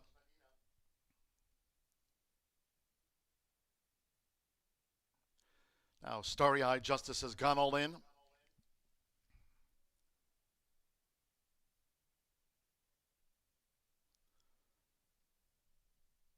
Party in the Club with Sammy Bermudez. Anthony Zalo with Sweet Jana Elise. She'll now break from post 10 after that late scratch on 7. Elting, one of those fillies that was involved in the starting gate fracas. Evan Roman with Doodle. So stand by. One more, Prayer Unbridled. Deshaun Parker with 6,258 career wins. In the auxiliary starting gate. All set. They're off. Racing in the Indiana Stallion. Nice line out. Fast start for Relentless Chick with, on the outside, Spirited Justice and Imperial Merlot with early interest. It's Relentless Chick with Jose Gutierrez. Relentless Chick streak to the front from a close-up Imperial Merlot with Spirited Justice showing positional pace to run in third. Sarah Hadi is running in fourth. On the outside, Prayer Unbridled in fifth. Then comes Starry-Eyed Justice in sixth. Sweet Jana Elise is seventh. Party in the Club is next in eighth as they went past the half-mile pole. Smoking Hot Justice checked off of Philly's heels as they round the far turn with 3 furlongs to go. Then comes Zealous Justice and Doodle Trails. The quarter was 21.97 seconds. Relentless Chick leads the Philly division, coming toward the quarter pole. Right there now is Imperial Merlot, and here's Spirited Justice, who's coming with a bid for Luis Contreras to lead them as these 2-year-olds straighten away. Spirited Justice has taken command and has kicked away to a 4-length lead with 1 furlong to go from Sahara Hadi. Relentless Chick led but has dropped back. Charging now, Smoking Hot Justice, then Prayer Unbridled, then Party in the Club. They're close to home. It's Spirited Justice holding sway from Sahara Hadi. Spirited Justice trying to hold. Spirited Justice and Sahara Hadi, who dived down at the finish in a celebratory Santo Sanjor. Smoking Hot Justice and then Party in the Club and Prayer Unbridled. Sahara Hadi got up in the nick of time.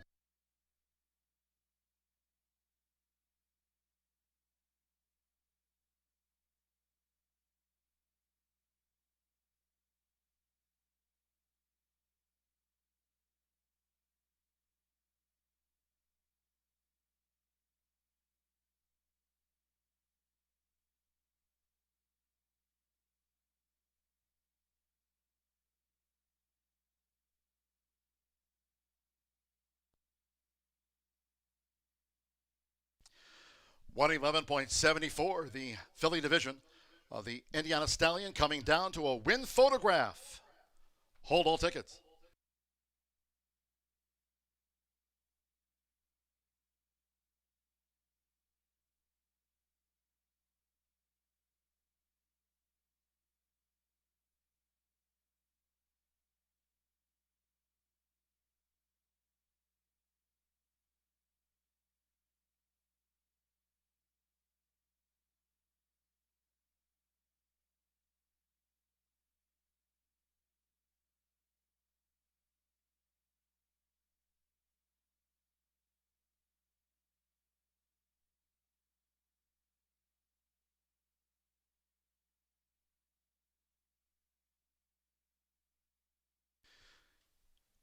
Six, 10, 1, 4, unofficial.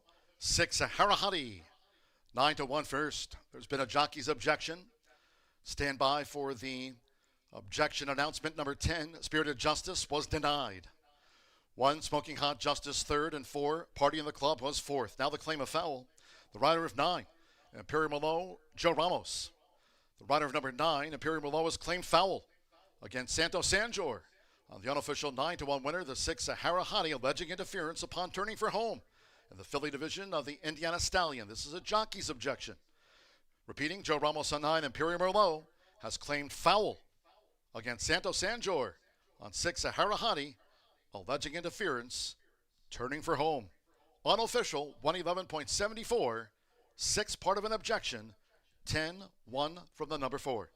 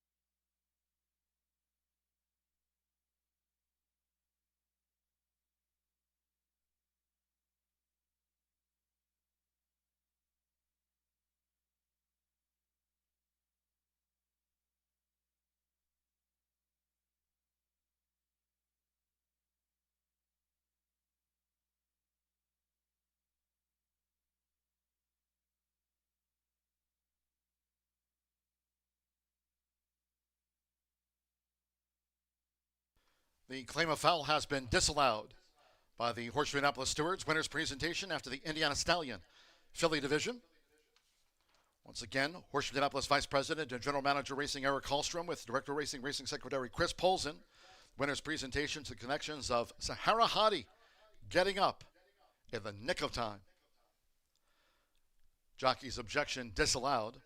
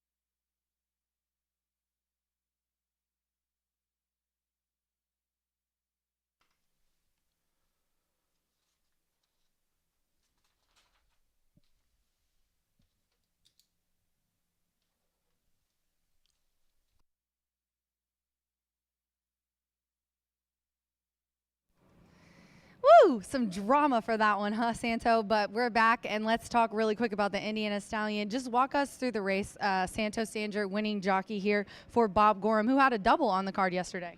Yeah, well, everything was good, like my filly broke pretty good.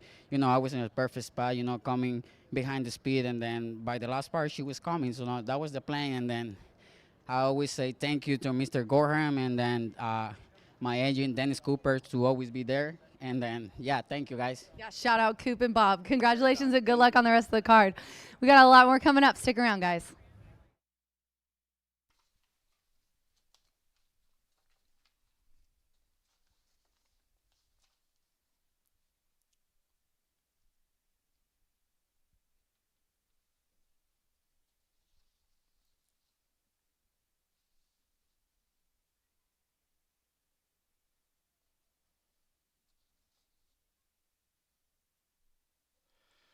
We're still standing by for the official now on the Indiana Stallion filly division. Result confirmed by the judges. Racing Rachel talking to winning jockey Santo Sanjor after Sahara Hottie at 9-1 got up on the line to deny Spirited Justice in the filly division of the Indiana Stallion. Now, Racing Rachel cheering on the T-shirt toss. For those fans joining us here on Indiana Champions Day, T-shirt toss now right at the Murphy Trailer Sales Winner's Circle. Results in 610 exacta. Took a win photograph, $49 even. Party in the Club was fourth. 10-cent superfecta, $112.62. 50-cent pick three, paid $189.20. Two with a three with a six, capped off by Sahara Hadi. 3-6 double, paid $900, $55.80. 3-6 double. And the 3-7, that's a consolation double, $62.40. Elting the 7 was a late scratch after the starting gate malfunction ahead of the Indiana Stallion. 11 ran, 111.74. Favorite, second. Well, certainly more than 9 minutes away. At least that's the posted gap between the fourth and fifth. Again, we just went official with the filly division of the Indiana Stallion. Scheduled post time 1:20. We'll be past that by a bit. Scratch 3, Sicoro's Prayer. Scratch the 3. 8, Show Me Justice is a gelding. 8, Show Me Justice. Mark in gelding in your program. Race 5 of 13. The Crown Ambassador ahead. Exacta trifecta superfecta. Double pick 3 and the 10-cent pentafecta featured here on the Crown Ambassador. The juveniles making their way from the backstretch to the paddock here with the Crown Ambassador next on Indiana Champions Day.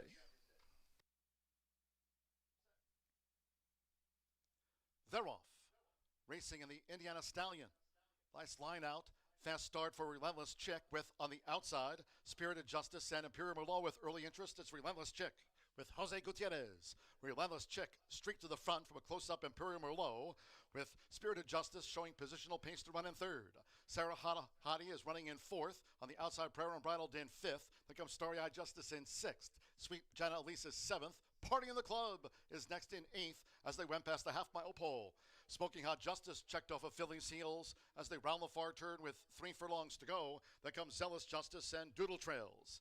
The quarter was 21.97 seconds. Relentless Chick leads the Philly division, coming toward the quarter pole. Right there now is Imperial Merlot, and here's Spirited Justice, who's coming with a bid for Luis Contreras to lead them as these 2-year-olds straighten away. Spirited Justice has taken command and has kicked away to a 4-length lead with 1 furlong to go from Sahara Hadi. Relentless Chick led but has dropped back. Charging now Smoking Hot Justice, then Prayer Unbridled and Party in the Club. They're close to home. It's Spirited Justice holding sway from Sahara Hadi. Spirited Justice trying to hold. Spirited Justice and Sahara Hadi, who dived out at the finish in a celebratory sense.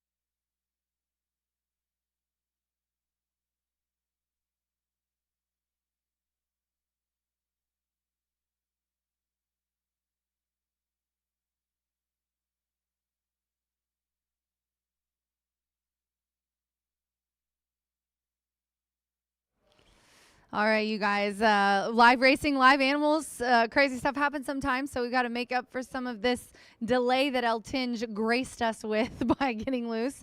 We're going to go quickly here. I like the one in the Crown Ambassador. They're going 6 furlongs on the dirt, the one Silver Scion. And I got to tell you, I went back and forth between the 5 and the 1 and ended up just, you know what, rail. I like the inside. This horse seems to have a lot of nice late kick. Joe Ramos kind of decided for me. He's had 11 wins in 5 days and 3 triples. He has just really kicked it into high gear. He did this a couple years ago when he was trying to catch Marcelino for the leading rider title, and he ended up getting some 25 wins in like a month and a half. This horse is these are all 2-year-olds, obviously, but this horse is trained by Tony Cunningham. Now, he also has they're quarter horses predominantly, and his 2-year-old stats are excellent there as well. He's 24% with the stats he's racked up with 2-year-olds this season. He gets a high percentage hot jock, as I just said, put up a very nice speed rating in the debut of 75 and won by 9.5. Just kind of going off the white hot angle on this horse, the jockey and Tony. Then I'm going to go to the 5, the one right now, the current favorite at 2-1. The 5 is 5-2 right now on the tote board, and that's Q's Top Notch. It'll be interesting to see closer to post which one of these ends up being the bettor's favorite. Bruce Murphy already winning one with Gennaro and Marcelino, so these 3 guys also hot on the day, possibly looking for a triple. These connections coming out of the Circle City with a win by 2 in that race. Honestly, it shows you how much they thought about this horse as they put him into a very nice $100,000 stake, the Prairie Meadow freshman stakes, August 16th. Now, she was last, but obviously they thought she was talented to make the trip and go all the way out there for that race. Came back here with Indiana Breds and just crushed, like I said, in the Circle City. And then we're going to round it out with my hunch play of the day, Dahmer. You know, us women, some of us like to listen to true crime, and I'm one of them. And I'm telling you, I love Dahmer. Gina's laughing at me, but not only that, not only the name. It's Randy Klopp, our top trainer. Abel Cedillo's in the irons for him. And this one last night was ridden by Romero. I like the change to Cedillo. Won the last race by a neck, and I'm telling you, it was the fashion in which he won that day that made me put him in this race at 18-1. He fought every step of the way for that and beat some nice horses in there as well. Just really, really looked good. Kind of came in a little bit and dueled really hard, and he stretched his neck out there and got it at 7-1. So I just think that he doesn't show a whole lot of form other than that race, but I think he finally figured out what his job is and showed some true grit in there. So I went ahead and included him in, definitely play him in supers. We're just 2 minutes to post here for the Crown Ambassador. Good luck.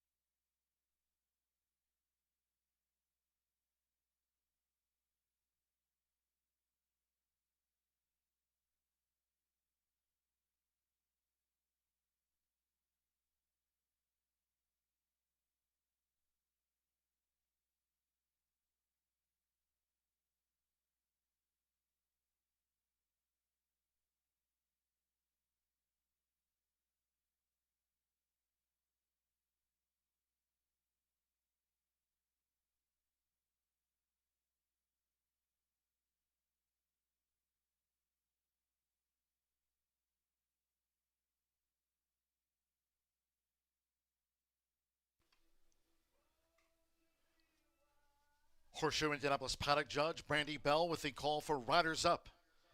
2-year-olds making their way toward the track for the Crown Ambassador.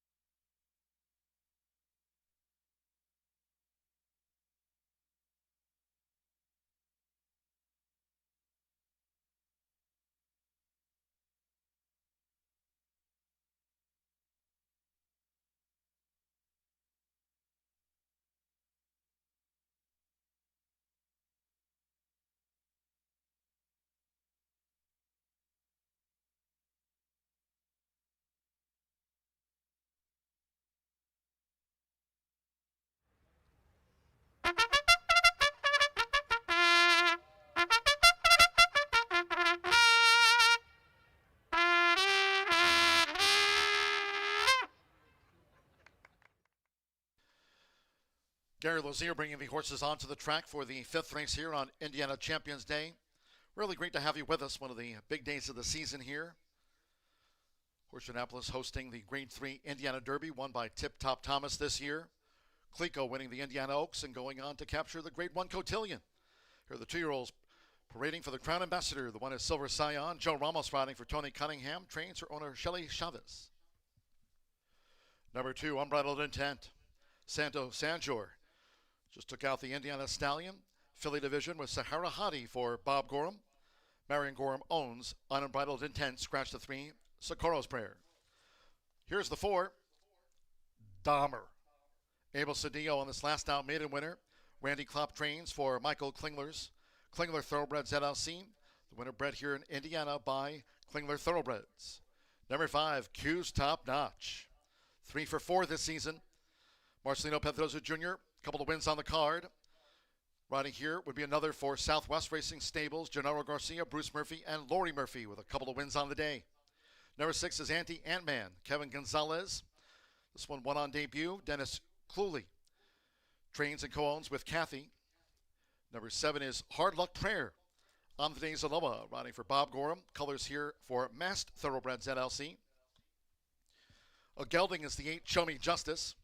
Jose Gutierrez, top apprentice rider here this season. On board this gelded son of Harry's Holiday for Cipriano Contreras and owner Carla Monserrat de Jesus Oregon.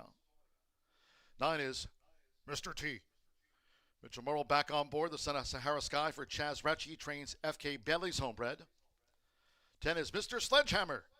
Hannah Leahy riding for Tiana Richardville's Thirsty Acres Racing LLC, the blue with the orange sleeves silks for Thirsty Acres Racing. Here's 11, Gonzo. Fernando de la Cruz back on board, the son of Forever Doro for Dawn Martin. And 12 is Simulator. Carlos Barbosa here to ride for Bonnie Pittman and owner Lonnie Reynolds. The field for the Crown Ambassador. Exacta, Trifecta, Superfecta, double pick 3. The Crown Ambassador features first Grand High 5, 10-cent Pentafecta featured on the Indiana Champions Day card. If you're just joining, main track is fast. It's the 5th of 13 on Indiana Champions Day. The Crown Ambassador's next.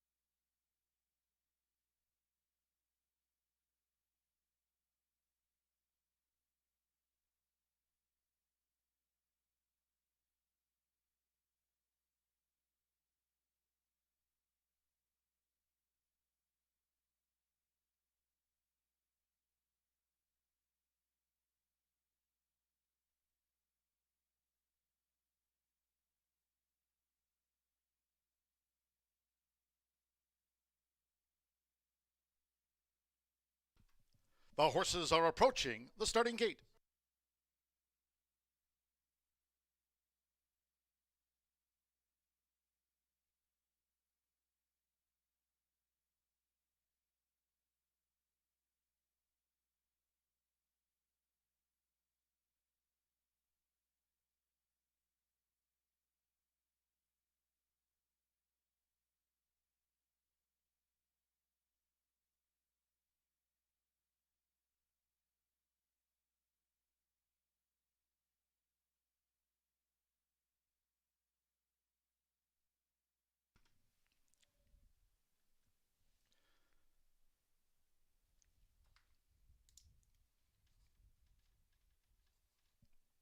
The horses have reached the starting gate. It is now post time. They're going in for the Crown Ambassador. Joe Ramos with Silver Scion. One here on debut. Now, Unbridled Intent would be a double for Santo Sanjor for Bob Gorham after Sahara Hadi got up in the Indiana Stallion Filly division. Loading here at the sprint start. Fast track over the 6 furlongs for the Crown Ambassador. Able to deal with Dahmer.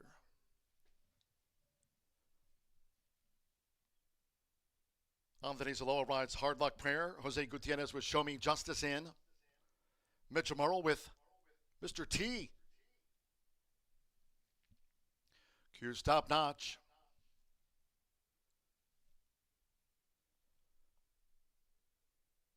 Coming up toward the starting gate will be Q's Top Notch, the rider off of Hard Luck Prayer.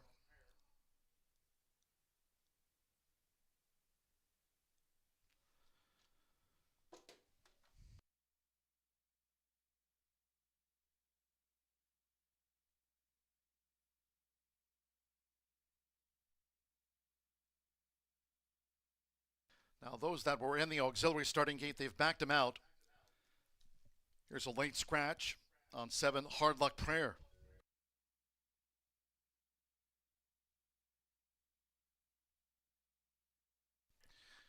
By order of the stewards, upon recommendation of the track veterinarian, number 7 Hard Luck Prayer has now been scratched from the Crown Ambassador. Late scratch. They were loading into the starting gate. Number 7 Hard Luck Prayer now scratched. All wagers on 7 Hard Luck Prayer refunds. There will be a 6 and 7 consolation double. 6 and 7 for a consolation double on races 4 and 5. Those using 7 Hard Luck Prayer in a multi-race wager. You'll now receive the post-time favorite as your substitute in any multi-race wagers. Number 7 Hard Luck Prayer is now scratched from the Crown Ambassador, circling in back of the gate.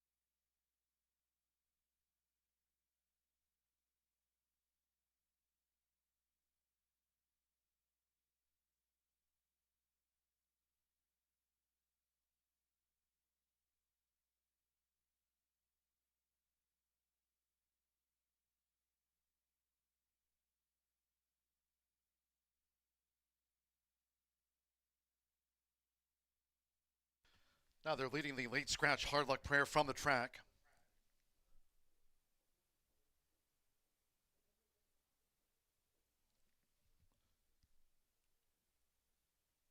Just realigning that auxiliary starting gate. Some of those outside post positions after the late scratch on 7 Hard Luck Prayer. Just a few more moments.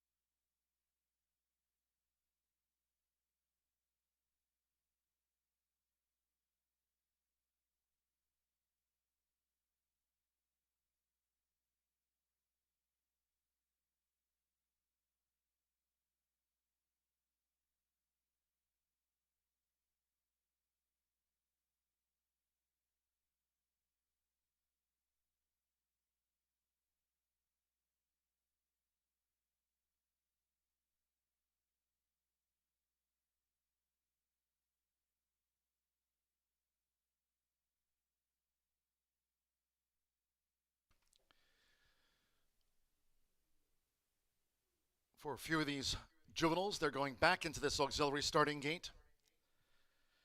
It's 6-5 favorite Silver Scion. It's on a calculator, was a debut winner here. Joe Ramos for Tony Cunningham. Silver Scion first back into the starting gate here. Jose Gutierrez with Show Me Justice joins Silver Scion. Reloading. And Unbridled Intent would be a double for Santos Sanjor and Bob Gorham here on Indiana Champions Day.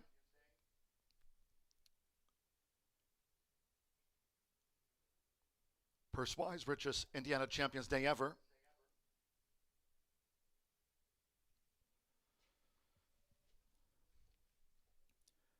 Mr. T has moved into the starting gate again. Dahmer. Hanalei with Mr. Sledgehammer.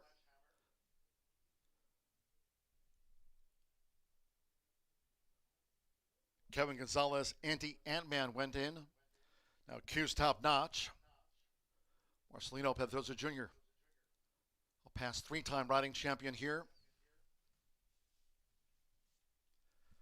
65 this season for Marcelino Pedroza Jr.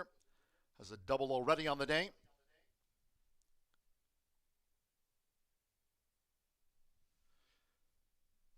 Now Gunzo.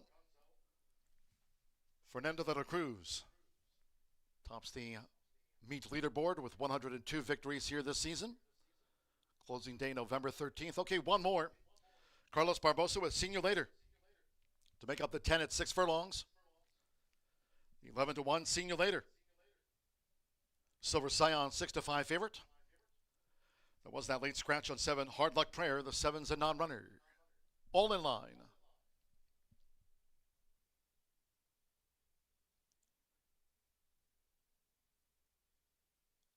Ready, and they're off. And the Crown Ambassador. See You Later broke alertly.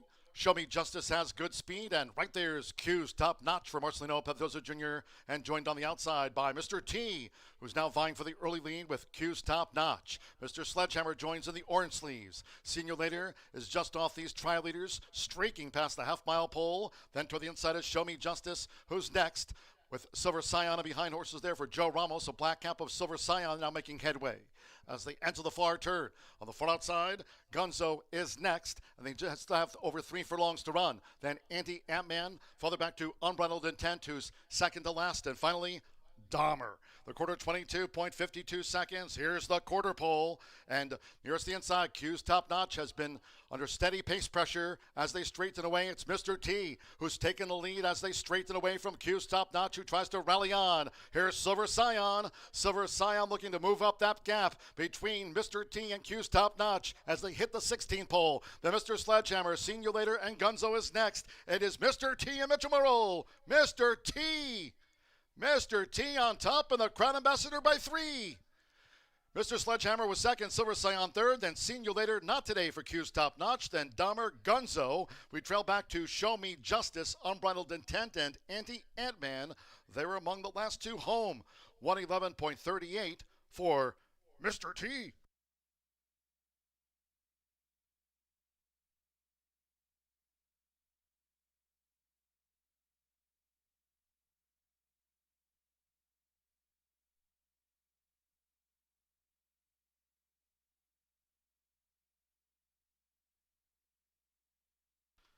.11.38 after the running of the Crown Ambassador. 9-10-1 and then a photo. Hold all tickets until official after the running of the Crown Ambassador 2025. 9, Mr. T. 5-1 first, 10. Mr. Sledgehammer, 41-1 second. Good effort. 1, Silver Scion. At 3-2, the co-favorite was third. Fourth is a photo. See You Later was 14-1 in front of Q's top notch, Dahmer, and Gunzo. They were the next two home. We trail back to Show Me Justice with Unbridled Intent and Anti-Ant-Man. Mitchell Morrow, this is first full season riding here at Horseshoe Indianapolis. He makes it a half century, his 50th meet with Mr. T. Number 12, See You Later, was fourth, and 5 Q's top notch fifth. 9-10, 112.5.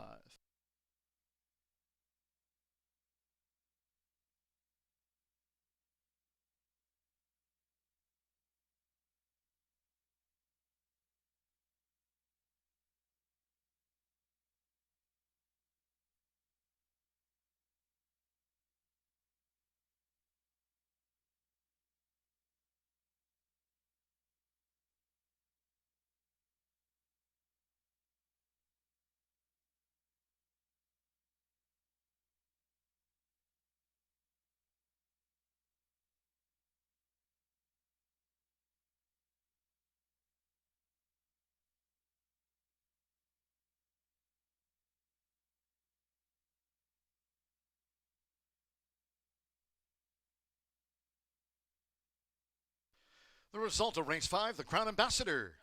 Official.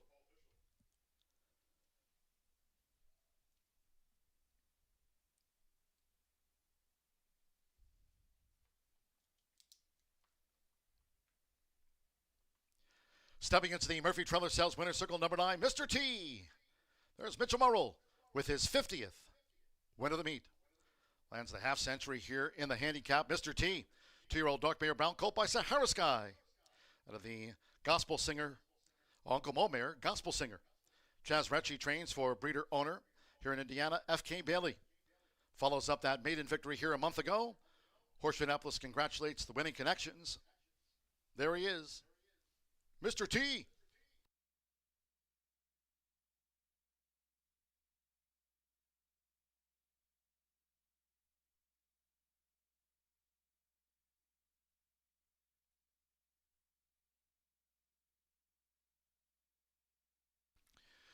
Winner's Circle presentation coming up after the running of the Crown Ambassador. 24 minutes away from race 6, our next handicap on the day. 910 exacta paid $241.80. 50-cent trifecta, 910-1, $239.10. Senior Later ran 4th. The 10-cent superfecta, 910-112, $211.75. $1 early pick 4 netted $8,300, $23.80. The 10-cent pentafecta, Q's top notch, was 5th. The Grand High 5 paid $644.37. 6-9 double paid $162.20. 6-7, that's a consolation double, $24.80. There was that late scratch on 7, Hard Luck Prayer. Refunds on the 7 and that consolation double. And the 50-cent early pick 5, $5,494.90. The winner's presentation following the 27th running of the Crown Ambassador. And once again, to the right, Vice President and General Manager Racing, Eric Hallstrom. And holding the 9 saddle towel, Mr. T, Director of Racing and Racing Secretary Chris Polson. Part of the winner's presentation, Mr. T takes out the Crown Ambassador by just about 3. 111.38, 10 ran. In the 6th race, the Kim Hammond Overnight Handicap. Scratch 1 City Prayers and 2 Lil Gin in Class. Scratch the 1 and the 2. Exacta trifecta superfecta, the 10-cent Grand High 5, double and pick 3. Post time will be at 2:05.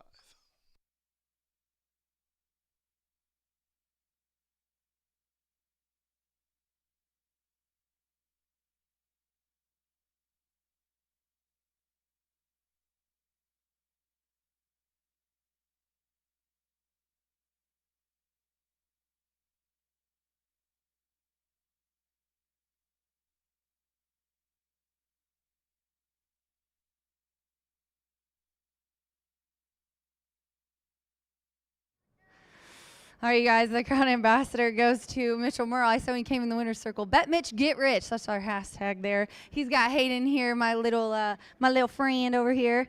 Tell us about the trip. Y'all won by daylight last time, and he really tried hard today, didn't he?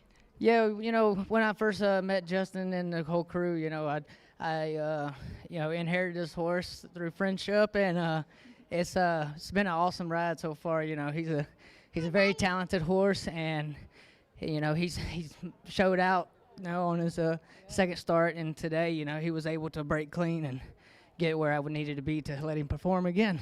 Well, congratulations, Hayden. What are you doing today? Oh yeah, he talking, saying tractors and boots and daddies. Good luck on the rest of the card, Mitch. Thank you. All right, Justin, breeder and also assistant trainer to Chaz Retchie. Congratulations to Chaz and my farrier. So I'm very happy for him.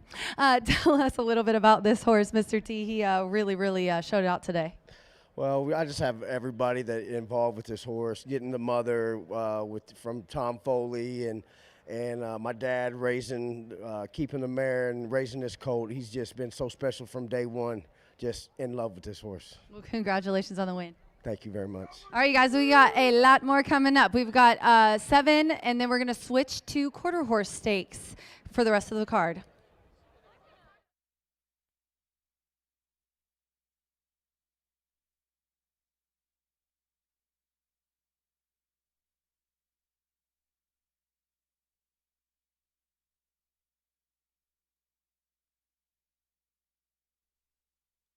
Ready, and they're off. And the Crown Ambassador. Seeing you later, broke alertly. Show Me Justice has good speed, and right there's Q's top notch for Marcelino Pedrosa Jr., and joined on the outside by Mr. T, who's now vying for the early lead with Q's top notch. Mr. Sledgehammer joins in the orange sleeves. Seeing you later is just off these trial leaders, streaking past the half-mile pole. Then toward the inside is Show Me Justice, who's next, with Silver Scion behind horses there for Joe Ramos, a black cap of Silver Scion now making headway. As they enter the far turn. On the far outside, Gunzo is next, and they just have over 3 furlongs to run. Then Anti-Ant-Man, farther back to Unbridled Intent, who's second to last, and finally, Dahmer. The quarter 22.52 seconds. Here's the quarter pole, and nearest the inside, Q's top notch has been under steady pace pressure as they straighten away. It's Mr. T who's taken the lead as they straighten away from Q's top notch, who tries to rally on. Here's Silver Scion. Silver Scion looking to move up that gap between Mr. T and Q's top notch as they hit the 16th pole. Then Mr. Sledgehammer, Seen You Later, and Gunzo is next. It is Mr. T and Mitchell Monroe. Mr. T. Mr. T on top, and the Crown Ambassador by 3. Mr. Sledgehammer was second, Silver Scion third, then Seen You Later, not today for Q's top notch.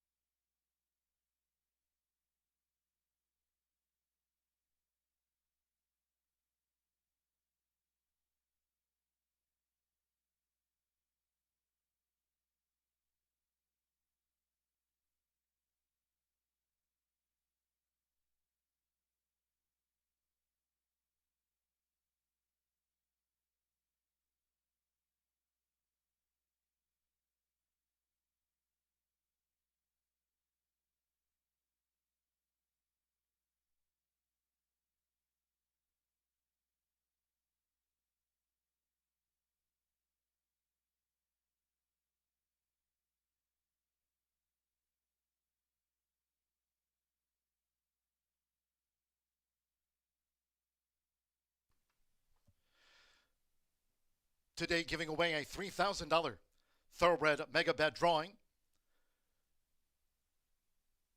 To wager one of our $3,000 Thoroughbred win, place, and show wagers, Richard Geiger, the name pulled to take part in today's $3,000 Indiana Champions Day Thoroughbred Mega Bet wager. We'll have a quarter horse Mega Bet wager coming up during the quarter horse portion here on Indiana Champions Day. With those purses, a record $1 million here for the quarter horses on Indiana Champions Day. Richard Geiger getting that chance for the Thoroughbred win, place, and show wager in today's $3,000 Mega Bet drawing.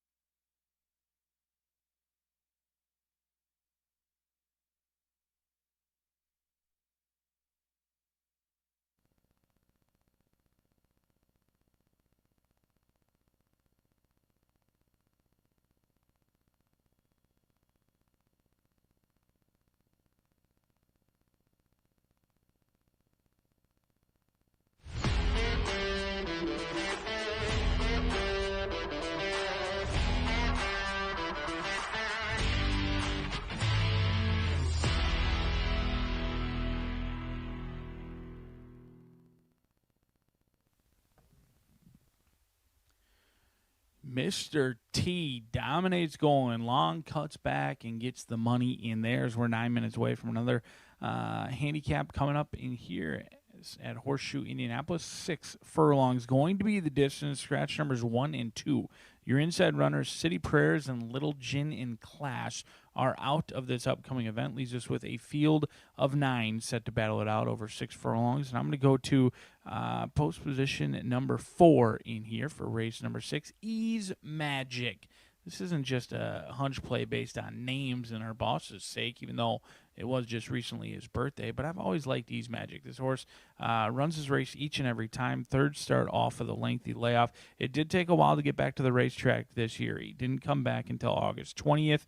He ran an even running third at 5-2, losing to Work It Windy, who's been in career best form recently, and then came back for 2 races in a row and ran another huge effort. Just didn't get the job done, losing by 3/4 of a length that day to Don't Miss Out. Has run her race each and every time. She's winless on the year. However, she does run her races and tries very hard. She doesn't need the lead. She's very tactical. Her most recent win came last season. In fact, on this day in a handicap race, she went off favored with Fernando de la Cruz aboard to win the Gary Patrick handicap that day, in which she broke sharp, she cleared off, and she just continued finding near the wire. It could be the same today. Third start off that layoff, oftentimes the best one in the form. This 5-year-old mare by Good Magic, she's been good to many. She's 10 for 12 in the trifecta, and she finally strings along a couple of races this season. She gets our leading rider, Fernando de la Cruz, who's trying to keep pace with the red-hot Joe Ramos. 3-1, the value player in here. But speaking of value, how about the overlooked 7 on your screen now? It's the Kid Pataki. Joe Ramos, Randy Klopp, our leading trainer, teaming up with Joe Ramos as he's trying to run down Fernando de la Cruz on the wire. This one hasn't been seen since July of this season. However, it's not always the worst-case scenario. Sometimes the fresh horse comes in to run big. Last year, very similar in October, and plenty of times they come in fresh and they fire fresh. This one ran on opening day here earlier this season with a big effort, ran well off the freshening that day, was the beaten favorite, but couldn't go with the Classy E. Cotty Flatter. But last time out in July, broke sharp, assumed early command, kind of was all in midway through the top turn, but did continue fighting, galloped out just fine, just couldn't go on with Imagine the Moon. This is one that you can kind of follow the money, and right now, there's really no money to speak of. And in fact, those DRF algorithm projections have this morning line spot on at 5-1. This horse has been favored in 4 out of the last 5. When the money comes in, it usually comes in hot and heavy, but the bettors have been burned a little bit. 3 times the beaten favorite in a row, so it looks like many are jumping ship. Maybe it's time for you to jump on. The Kid Pataki, there's no doubt about it. Her best race, she can absolutely win this race. She's fresh. She's got the leading trainer, and she's got the red-hot rider in here, 5-1, the one who's being overlooked at this point, but they're all going to have to do their best running because Work It Windy is in career best form. The gray in here teams up with Evan Roman and Bob Dobbs, and they've got something going on. She certainly has responded in kind to Evan Roman since he's been aboard. They have 3 wins with over 12 lengths of victories in those 3 wins. Has been favored in 2 out of 3, so was expected, but last time out, this 4-year-old took on much older. She took on some classy ones, including Hot Middles, who's also in this race. Don't Miss Out, who was in very good form and just never looked like a loser. 5-2 looked like an absolute gift. Comes in with a perfectly spaced month in here. She's got 3 wins from 6 starts this season. $100,000 earner last year, $100,000 earner this year. Has been a dream horse for them, and she brings in very good form. But it is a tall task to win 4 races in a row. She's 8-5. She's off that 7-2 morning line. She's hammered in all the will pays, and there's really no reason to expect that she's not going to continue her dominance like she has later on in this season as we move into the fall months here. She was red hot in the summer. We'll see if she can get the win in here on a rainy day or cloudy day here for this 4-year-old gray, and always bet a gray on a cloudy day. At least that's what my grandma always used to say. 5 minutes away from race number 6. More handicap and stakes action coming up and coming at you. Don't leave now, because we got plenty more racing action. We're not even halfway through the card. Over $1 million in purses set to go out for the quarter horses as Martha Clausen on track and on site. There's a lot of action coming at you next.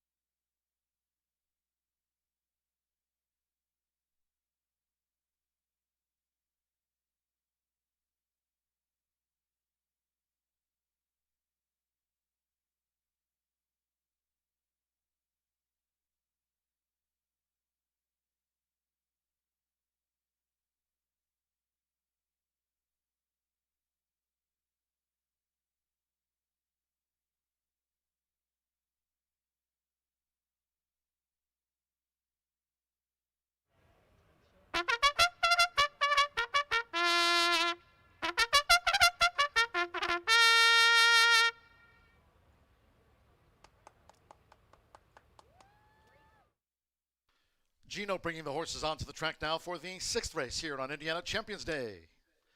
The 6th of 13 carded. It's the Kim Hammond overnight handicap. Fillies mares here over the 6 furlongs, a field of 9. Scratch 1, City Prayers, and 2, Will Gin in Class. Scratch the 1 and the number 2.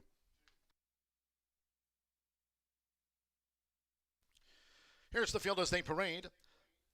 1 and 2 are the non-runners. 3 is Hot Middles. Hannah Leahy back on board, the Klim filly. 4-time winner for Tiana Richardville's Thirsty Acres Racing, LLC. Number 4, Ease Magic. Fernando de la Cruz riding the Good Magic filly. Joe Davis trains for Al Bianchi Racing, LLC.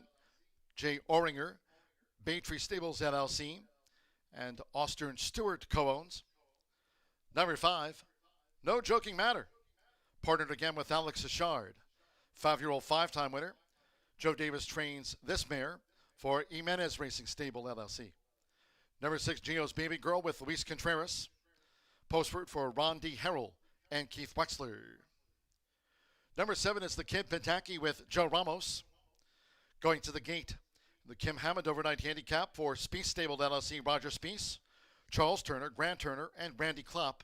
She's a 7-time winner. Here's 8, Crosley, Simmer Bermudez on the Pass Rush filly. Postword for John Langmeyer's Spooky Hollow Racing, LLC. Number 9, Imagine the Moon, Rodney Prescott, 2nd all-time winningest jockey here. Postword for Rancho Monarca, LLC, Kathy and Tony Duran. Here's the 10, Work It Wendy, Evan Roman back on board, the granddaughter of Greeley's Conquest. She's won 6. Rob Dobbs Jr. trains the Millard R. Selden Revocable Trust Homebred. And number 11, Bits of Candy. Marcelino Pedroza Jr. back up on this Hit It a Bomb filly. She's a 3-time winner. Another one here in the handicap of Rob Dobbs Jr. Bits of Candy was bred here in the state by Judy Doris. The field for the Kim Hammond overnight handicap. Fast track, and it's due soon.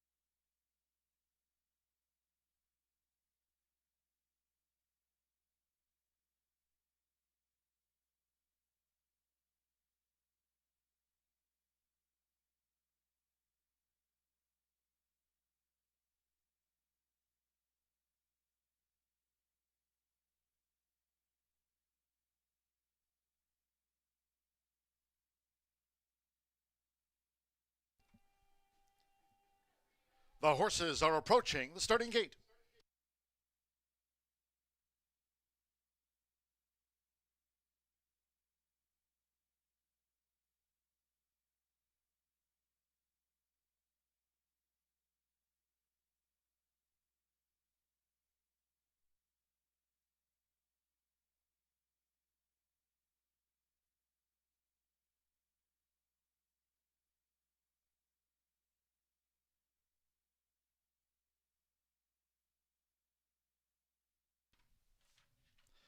The horses have reached the starting gate. It is now post time for the Kim Hammond overnight handicap.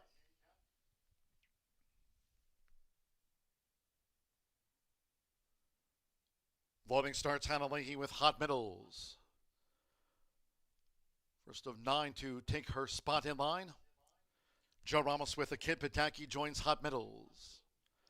Fernando de la Cruz, Ease Magic loaded. Simmer Bermudez, Crosley coming up. Air Horse 1 drone view. Going into the 6 furlong start for this overnight handicap. Rodney Prescott with Imagine the Moon. Alex Ishard with No Joking Matter. 4 to 5 favorite, Work It Wendy, Evan Bromond for Rob Dobbs Jr. and the Millard Selton Revocable Trust is in. Luis Contreras with Gio's Baby Girl, one more. Bits of Candy.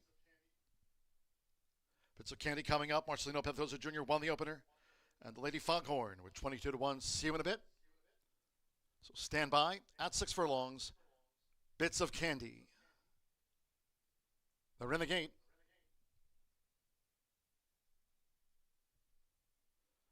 They're off. Racing in the Kim Hammond overnight handicap, and Ease Magic with a rapid reaction from the starting gate here for Fernando de la Cruz. Ease Magic to a short lead from the Kid Pataki, who's now pressing Ease Magic harder as they make this dash toward the half-mile pole. Work It Wendy, well spotted off them, running in third for Evan Roman. She's off a duel. Then toward the inside is Hot Middles in the blue with the orange sleeves. Crosley's in a white cap. Imagine the Moon was wide past the half-mile pole. No Joking Matter, the gray is Bits of Candy, and beaten for pace. Gio's Baby Girl trails in ninth position. The quarter blasted past 21.64. Now with inside 3 furlongs to go from home.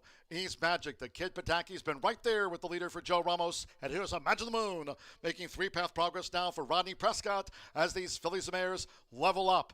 On the outside is, with her run, Work It Wendy, and Hot Middles has that gaping hole toward the inside as they fan across the track. Half mile 44.67, up for grabs, 1 furlong away. Ease Magic with tenacity. Imagine the Moon is battling. Hot Middles, the Kid Pataki vibe, but has dropped back. Not today for Work It Wendy on Indiana Champions Day, but it's Ease Magic. Ease Magic has dug her heels in. Right there on the outside, Imagine the Moon, Ease Magic repels Imagine the Moon to take out the Kim Hammond overnight handicap. Crosley was back in third from Hot Middles with the Kid Pataki and Gio's Baby Girl next.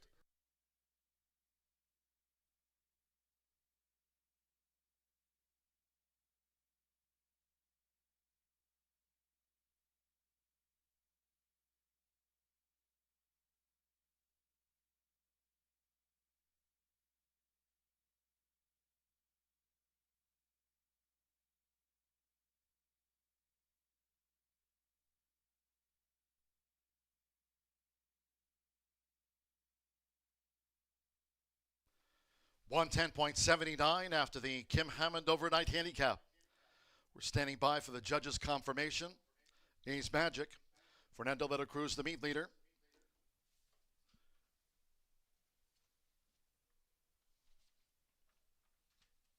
With over 100 wins here this season, we are standing by for the judges' confirmation.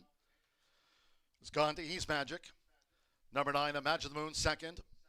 Game try, but could not reel in Ease Magic. 4-9. Number 8, Crosley. 11 to 1 third. 3 Hot Middles. 9 to 2 fourth, and 7 the Kid Pataki. 7 to 1 fifth. Fernando de la Cruz for Joe Davis. For Al Bianchi Racing, Jay Oringer, Baytree Stables, and Austin Stewart. It's Ease Magic on Indiana Champions Day.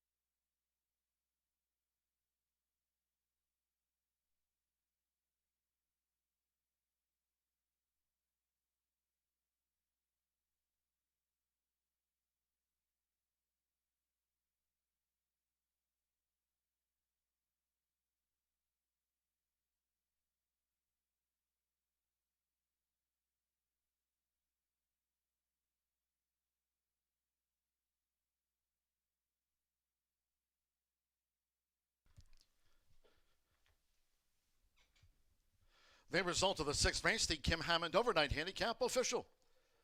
Result confirmed by the judges, 4-9-8-3.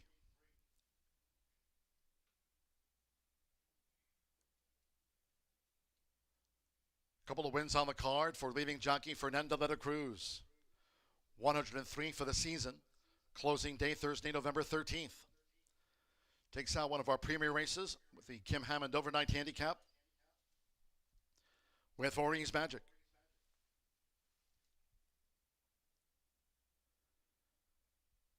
And the Murphy Trailer Sales winner circle, Ease Magic. She is a 5-year-old bay mare by Good Magic.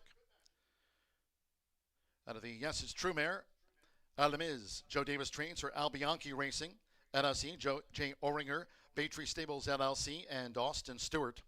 Horseshoe Indianapolis congratulates the winning connections of Ease Magic.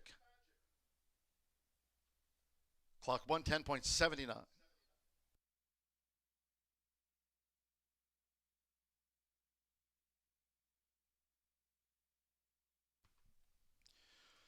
$4.9 Exacta, paid $96.40. The 10-cent Pentafecta, the Kid Pataki back in fifth. The 10-cent Grand High Five paid $620.25. 50-cent Trifecta, $4.98, $149.50. 9 and 4 double paid $61.80. Hot Middle's fourth. 10-cent Superfecta, $100.19. And the 50-cent Pick 3 on races 4, 5, and 6. 6 with the 9 with 4 Ease Magic netted $253.25 to winning ticket holders.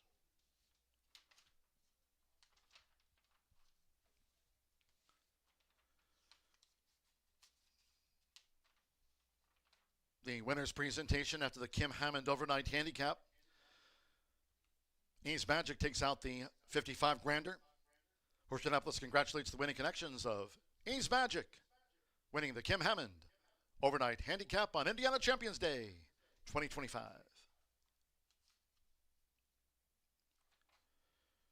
It's halftime. Race 7 of 13. The Unreachable Star. Ahead on the card, scratch the also eligible 13 Tank Walk. Scratch the 13. 12 Gin and Whiskey should be listed in your program as being a gelding. 12 Gin and Whiskey is a gelding. Exacta Trifecta Superfecta, another 10-cent Grand High Five Pentafecta wager on the Unreachable Star. Double Pick 3 combining races 7, 8, and 9. The Unreachable Star, our final thoroughbred premier race of the day. Race 8, the Governor's Stake. That final, race 8 over the 400 yards. No changes in the Governor's Stake final. Post time for the Unreachable Star in 23 minutes at 2:40.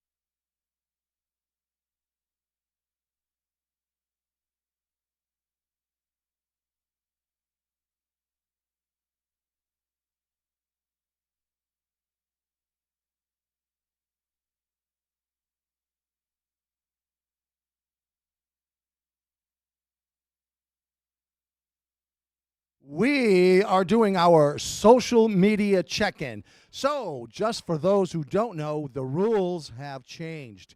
We are now requiring you to check in on YouTube and show us Horseshoe Indianapolis Racing and hit subscribe. Horseshoe Indianapolis Racing and hit subscribe. And show us that. We're going to walk away with a chair or a T-shirt.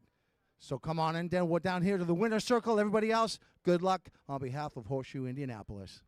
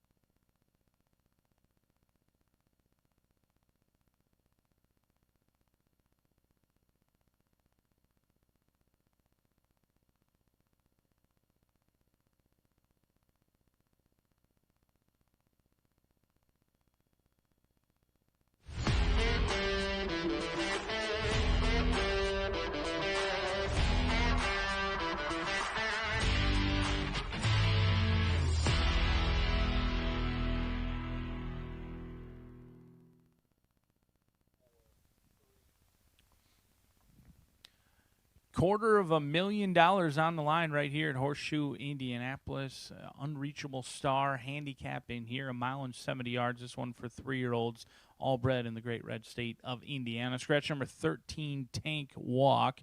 I'm going to go to your 2-1 favorite in here. I think it's a day that's been a little bit challenging. Ease Magic Brown home 980. We had a couple of long shots along the way as well. But on Indiana's biggest days, usually you can count on Gennaro Garcia, Bruce Murphy, and Southwest Racing Stables. Serbaji lost by a neck last time out, but the horse who had a unique trip in the Itoba Stallion Handicap as well. It was on a big day here, October 1st, and they kind of sat in the 2-path and third flight, and they were moving very well mid-turn in hand, actually, and they hit the lead early, or at least I thought, and then they kind of got attacked by Rapid Justice, who had all the momentum on the outside, and unfortunately, Serbaji couldn't rally. I mean, never in the past has Serbaji been the kind of animal that you can't hit the lead at a certain time, or you have to be concerned if you hit the lead very early. Usually when this 3-year-old gelding hits the lead, he opens up and goes clear. It wasn't the case back on October 1st because Rapid Justice had a ton of momentum. I was very impressed with how he rallied because at the top of the lane or the 16th pole, you would have thought Rapid Justice was going to go on to an easy score. And Serbaji met his bid and tried his hardest but could not continue or sustain it. He was the beaten favorite that day at 7-5. He had a fairly clean trip. I mean, he hit the lead right where they wanted to. Marcelino Pedrosa Jr. already a winner on the day. He's won race earlier on the card. He looks for a riding double in here, and why not? With the big money on the line, go to the people you trust. Gennaro Garcia, Bruce Murphy, Marcelino Pedrosa Jr., horse for course here at Indy. 8 for 11 into the trifecta, over $215,000 banked, and looking to push those earnings up over $400,000 with any success today. Serbaji, the horse to beat, and potentially the horse to bet if these projections stick around. 5-2 right now is the projection in here as we move down towards the inside on Horseshoe's chilly at this point, but I don't think it's going to be chilly when the gates pop. So if you have been on social media, you hear a lot of the chatter about the late money. I'm just going to warn you right now, there's going to be late money on Rapid Justice. This horse won't go to the post at 7-1. In fact, projected right on that morning line of 7-2 based on the DRF algorithms. Gabriel Saya is going to be calling the shots in here. And it's not that small of a sample size any longer for Gabriel Saez. When he's come to Horseshoe Indianapolis, he's picked up paychecks on his way. 21% winner in here. He got the job done back on October 1st, in which he nailed Serbaji. This horse, unlike Serbaji, who hit the lead, kind of broke fine, was well back, fairly wide into that first turn. They broke from the outside post last time out, and they just came with a big, huge momentum sustaining run in there, in which they had all of the momentum, pushed past Serbaji. Didn't have a troubled trip, but was a little wide into that first turn. We'll see how they react being down to the inside, because it's been some time since they broke from the inside post. But the good news for the backers is the maiden breaking score. The other win for Rapid Justice actually came when they broke on the inside, going 5 furlongs. In that time, they broke sharp, they were on the rail, they were in tightly, and they just continued to dig down. So Rapid Justice, a game 3-year-old at this point in his career. He's been in good form. He went turf to dirt last time out. We'll see if he can duplicate that performance. It was a big, huge buyer best effort last time out. His previous high was 69 in the Governor's handicap for $250,000 on the line. He's run his best races when the big money's there. We'll see if Thomas Medina can get yet another winner and feather in his cap with Rapid Justice, looking for 2 in a row, 8-1, but I think you're going to get closer to 7-2 when it's all said and done. The 5 is Keg. John Herron, Alberto Burgos. I know we've talked about this an awful lot, but Herron wins on Indiana's biggest days. He's usually got his horses cranked and ready to go. They point to these big money races early on in the season, and they get him ready to do just that. Maybe the freshest face of the group in here. Turf to dirt in play was last seen trying the turf. Now they'll go back to the dirt, where the last time they were seen on the dirt, they were allowed to linger and last, and they were kind of shoved along throughout the first turn. Actually, Alberto Burgos earned his paycheck because they ultimately ended up being 6 wide and just circled the entire field. Now, was it visually impressive? Not that much. I mean, he was ridden like a low-level claimer. He was asked to do so, but he continued to listen, and he kept finding, he kept digging. He was wide into that first turn. He circled the entire field. very wide. He goes turf to dirt. He's fresh in this spot, and he goes out for John Herron, who just celebrated a milestone not that long ago, with over 6,000 wins, I believe, here at Horseshoe Indianapolis as well. So there's a lot to like about Keg, especially that price, 12-1 off that 30-1 morning line. He's a sneaky player in here, and it looks like the bettors have sniffed it out. But I'm going to go back to the favorite, Sir Baji, looking for his 4th win in 12 starts for Gennaro Garcia. We'll see if the connections can team up and do it again, as $250,000 on the line in the $250,000 unreachable star handicap.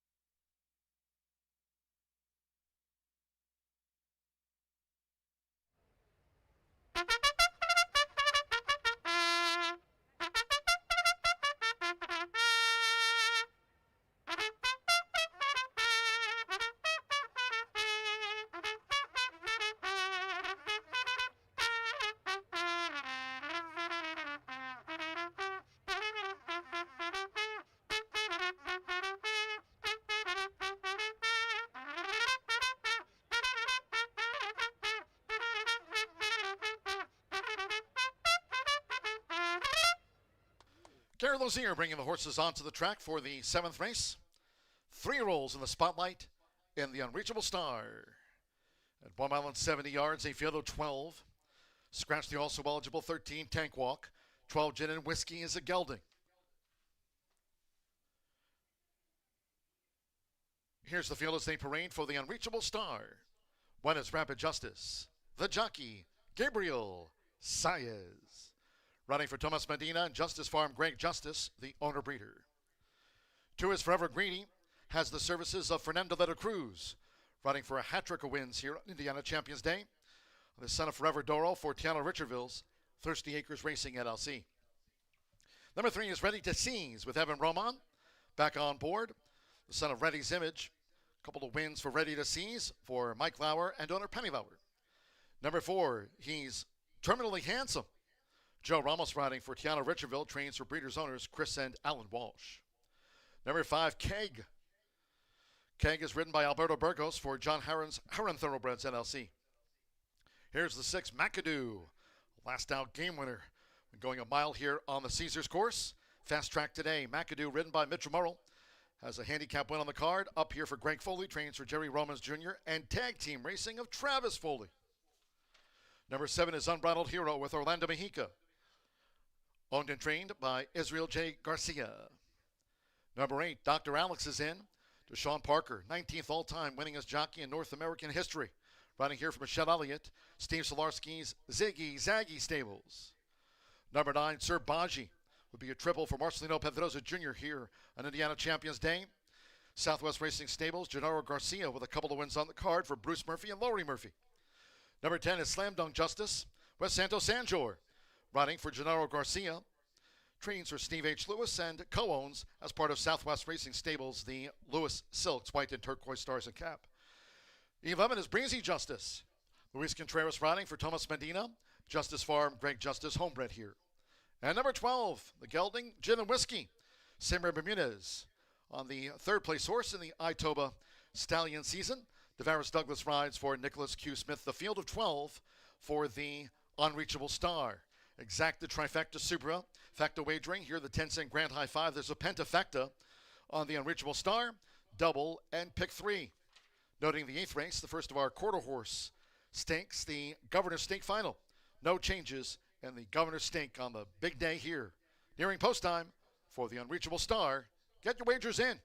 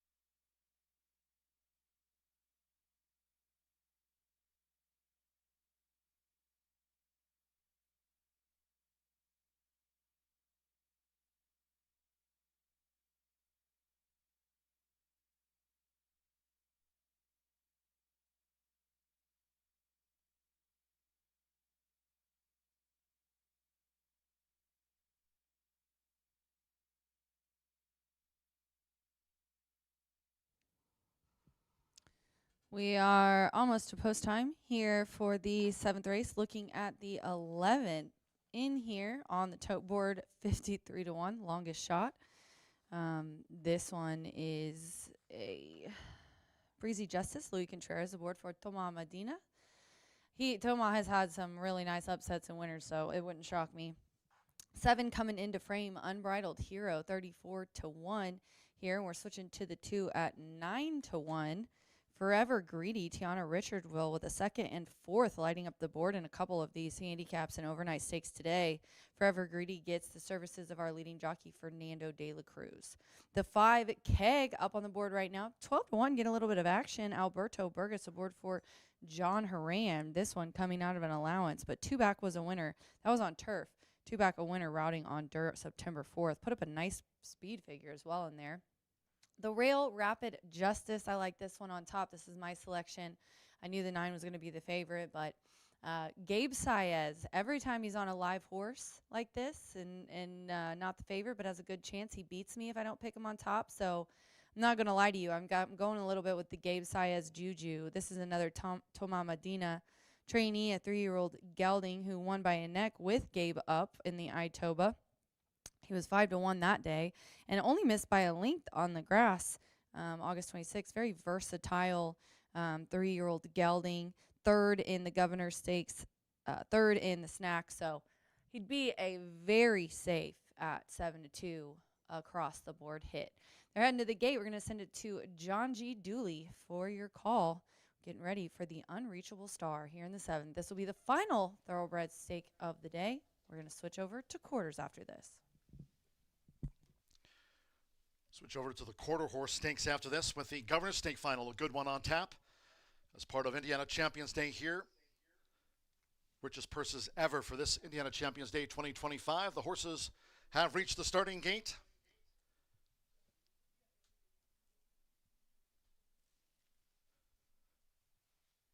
Look here, part of the crowd joining us on Indiana Champions Day here at Horseshoe Indianapolis. 6th annual Indiana Champions Day. One of the big days of the meet. Closing day November 13th. Loading now for the Unreachable Star. Gabriel Saez with Rapid Justice. Orlando Mexico with Unbridled Hero. has joined Rapid Justice. Forever Greeny, Fernando de la Cruz with a couple of wins here on Indiana Champions Day. 103 for the season for Fernando de la Cruz. Deshaun Parker with Dr. Alex is in. Evan Roman with Ready to Seize drew 3. Here at 1 mile and 70 yards. Loading well underway for the Unreachable Star. Joe Ramos with Terminally Handsome coming up. Sir Baji, Marcelino Pedrosa Jr. again, won the opener, and the Lady Foghorn. That on a 22-1 winner. Here's Sir Baji at 2-1. Alberto Burgos, King has moved in next door to Terminally Handsome.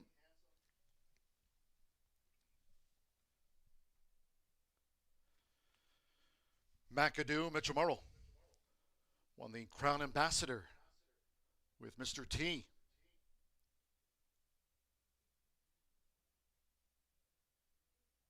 Now, Sir Baji, a bit reluctant to move into this auxiliary starting gate.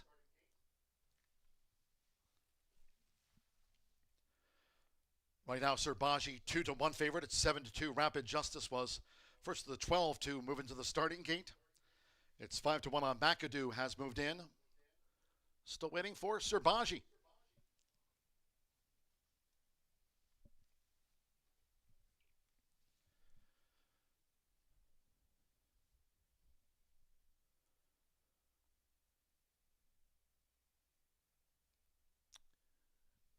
It's 2-1 favorite Sir Baji for Southwest Racing Stables. Gennaro Garcia with a couple of wins here for Bruce and Lori Murphy on Indiana Champions Day. Gennaro Garcia, a 5-time leading trainer here. Now Sir Baji's gone all in, 3 back. Sando Sanjor with Slam Dunk Justice. Another for Gennaro Garcia here on the Unreachable Star. Couple of back. Luis Contreras, Breezy Justice, like Rapid Justice, both for Thomas Medina. And Justice Farm, Greg Justice. Up comes Breezy Justice. Next, the Slam Dunk Justice. Rapid Justice was first in. One more. Simmer Bermudez with Gin and Whiskey. 11-1 to serve up a win. Gin and Whiskey. Fast track, they're in the gate. And the Roth.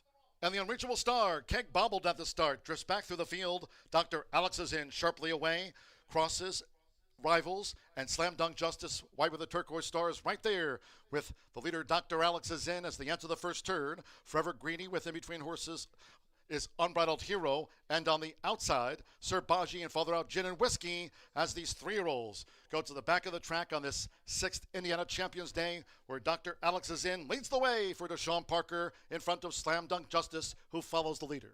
Then toward the inside is Forever Greeny, a ground-saving third, with on the outside Sir Baji making progress in company with Unbridled Hero between horses. Gin and Whiskey is out deep on the track. McAdoo is racing mid-flight, while racing 3 clear from those next Justices. Rapid Justice in front of Breezy Justice in a red cap. The trailers are Terminally Handsome, and after bobbling at the start, Keg is second to last of the one well back. Ready to Seize trails the dozen.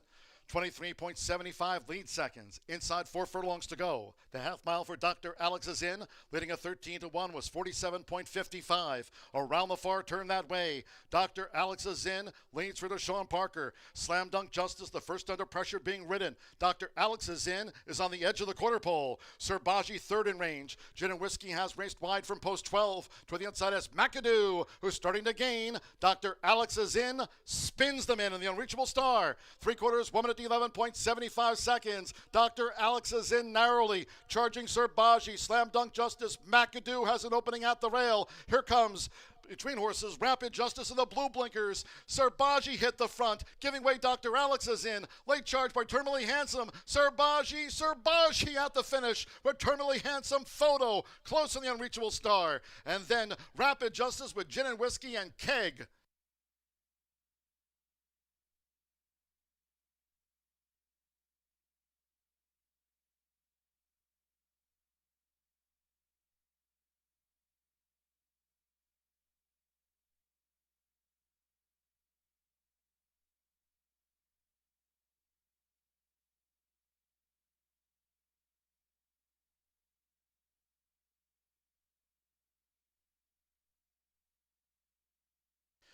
Photo finish after the unreachable star. 142.79. This is up to the judges. Win photograph to the unreachable star. Here's the slow-mo look, unofficial.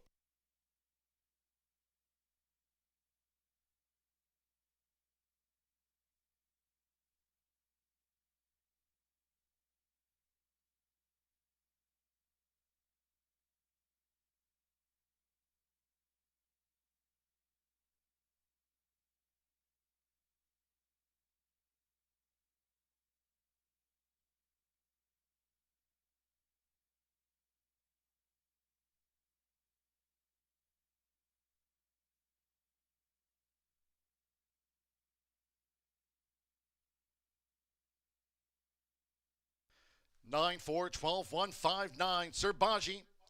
5-2 bags the unreachable star. 3 for Marcelino Pedrosa Jr. Holding on over 4, Terminally Handsome. 7-1, did not miss by much. Head between them. 12 Gin and Whiskey. 9 to 1/3, 1 Rapid Justice. 5 to 1/4, and number 5 Keg. Overcoming a bobbling start to get into the frame for the Pentafecta. Serbaji has beaten home Terminally Handsome. Gin and Whiskey at long odds. Rapid Justice and Keg 5th.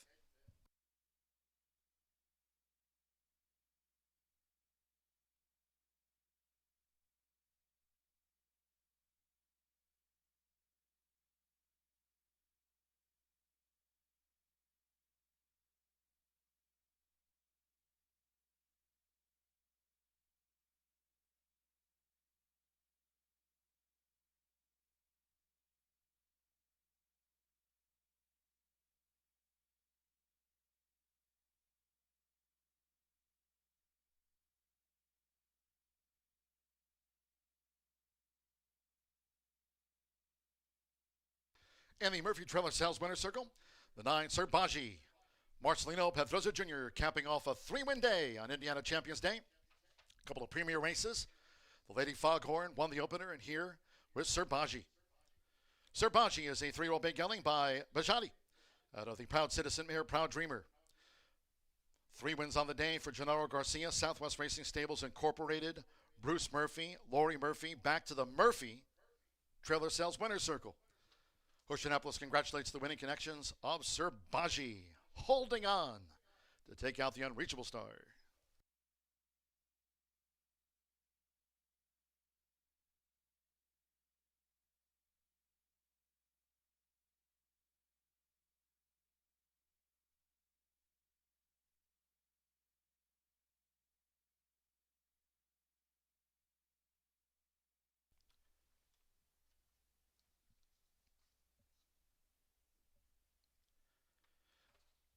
The result of the unreachable star official. Coming up next, the Governor's Stake Final. Horseshoe Indianapolis extending a very warm welcome to the Governor of Indiana, the Honorable Mike Braun, and Indiana's First Lady, Maureen Braun, joining us here today. The Governor's Stake Final coming up to start off the quarter horse portion of Indiana Champions Day. Winner's presentation after the unreachable star, the connections of Serbaji. Congratulations, Marcelino Pedrosa Jr., 3 wins, training triple for Gennaro Garcia, and 3 wins for Bruce Murphy and Lori Murphy. Horseshoe Indianapolis congratulates the winning connections of Serbaji.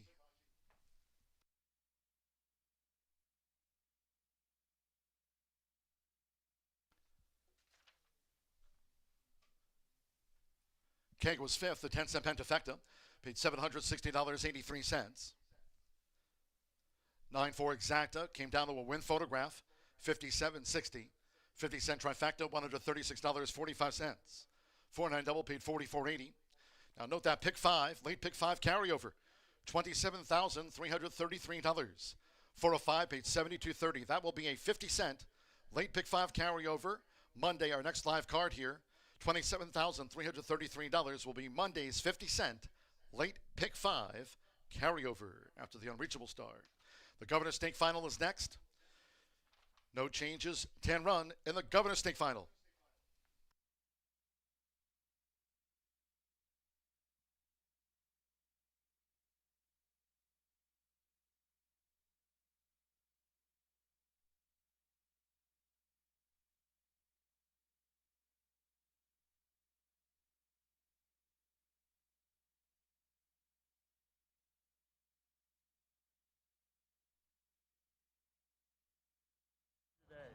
That is 3 for Marcelino Pedrosa, Gennaro Garcia, the trainer, and the owner, Bruce Murphy.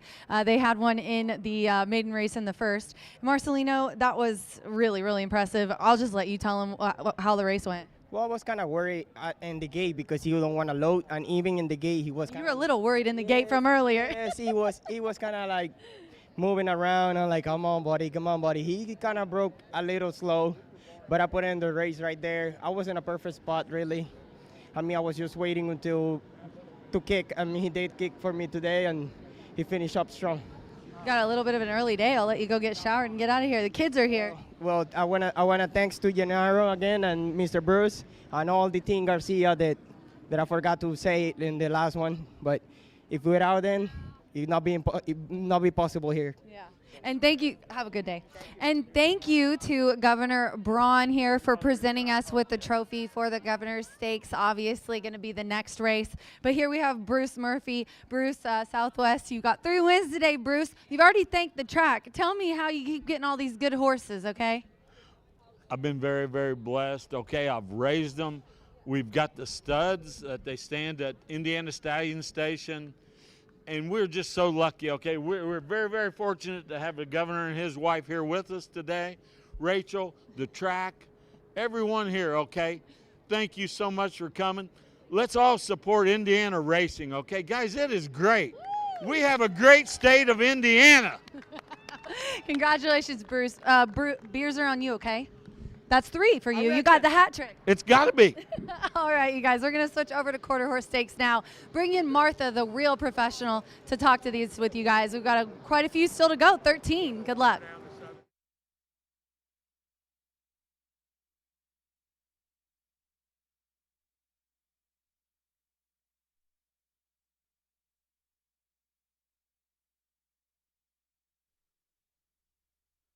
And the Roth. And the unreachable star, Keg bobbled at the start, drifts back through the field. Dr. Alex is in, sharply away, crosses, rivals, and slam dunk Justice, white with the turquoise stars right there with the leader, Dr. Alex is in as they enter the first turn. Forever Greeny with in between horses is Unbridled Hero, and on the outside, Sir Baji and farther out Gin and Whiskey as these 3-year-olds go to the back of the track on this 6th Indiana Champions Day, where Dr. Alex is in, leads the way for Deshaun Parker in front of Slam Dunk Justice, who follows the leader.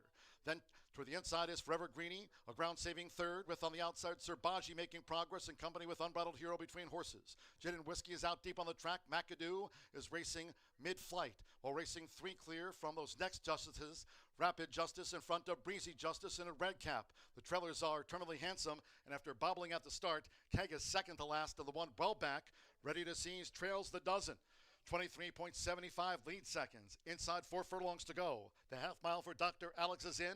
Leading a 13-1 was 47.55. Around the far turn that way. Dr. Alex is in. Leads for Deshaun Parker. Slam Dunk Justice, the first under pressure being ridden. Dr. Alex is in. Is on the edge of the quarter pole. Sir Baji third in range. Gin and Whiskey has raced wide from post 12. To the inside is McAdoo, who's starting to gain. Dr. Alex is in. Spins them in the unreachable star. 3/4 woman at 11.75 seconds. Dr. Alex is in narrowly, charging Sir Baji. Slam Dunk Justice. McAdoo has an opening at the rail. Here comes between horses, Rapid Justice and the blue blinkers. Sir Baji hit the front, giving way Dr. Alex is in. Late charge by Terminally Handsome. Sir Baji at the finish with Terminally Handsome photo. Close in the unreachable.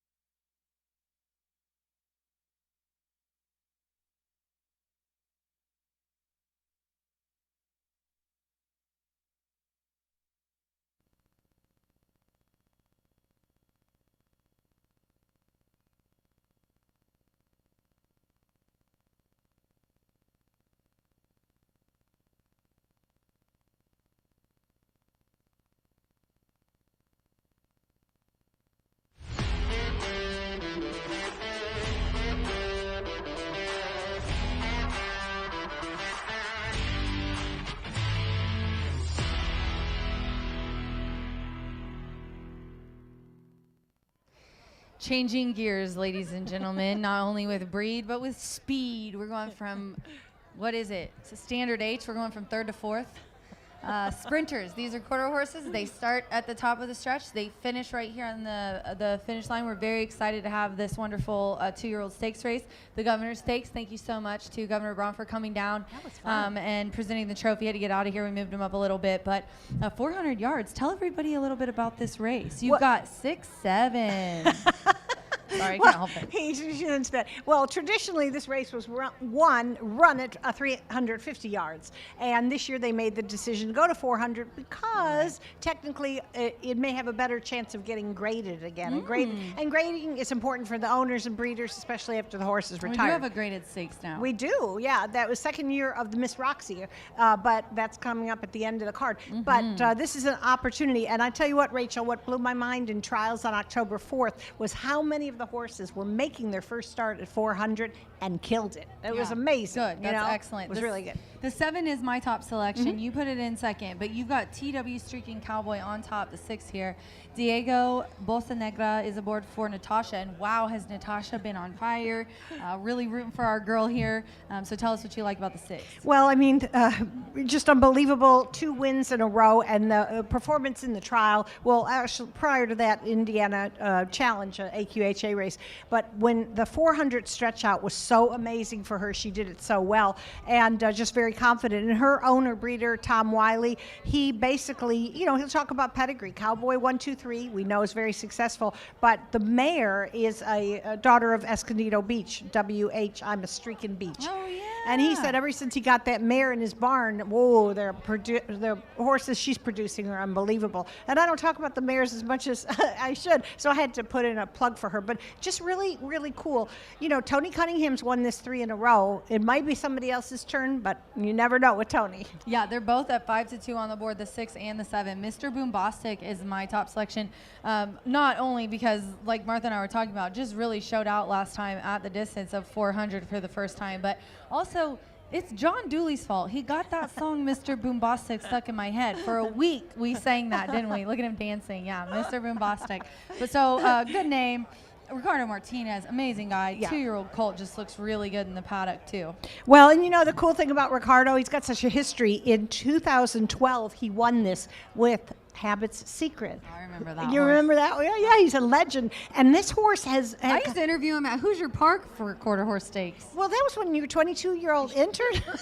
Yes, pretty much. No, Ricardo's amazing, and that horse in the performance. I mean, obviously, crazy is he was 4th fastest qualifier, but he looked so good that final closing kick. So I can understand why you liked him. He also has a win at 400 yards, so that's appealing to me. Let's talk about your 9 here. I've got the 10 in my selections, but Martha rounds it out with the 9. She's the guest, and I believe guest first. He's a Hawkeye. German Rodriguez. How fun of a story is it that German gets to train and ride his horses?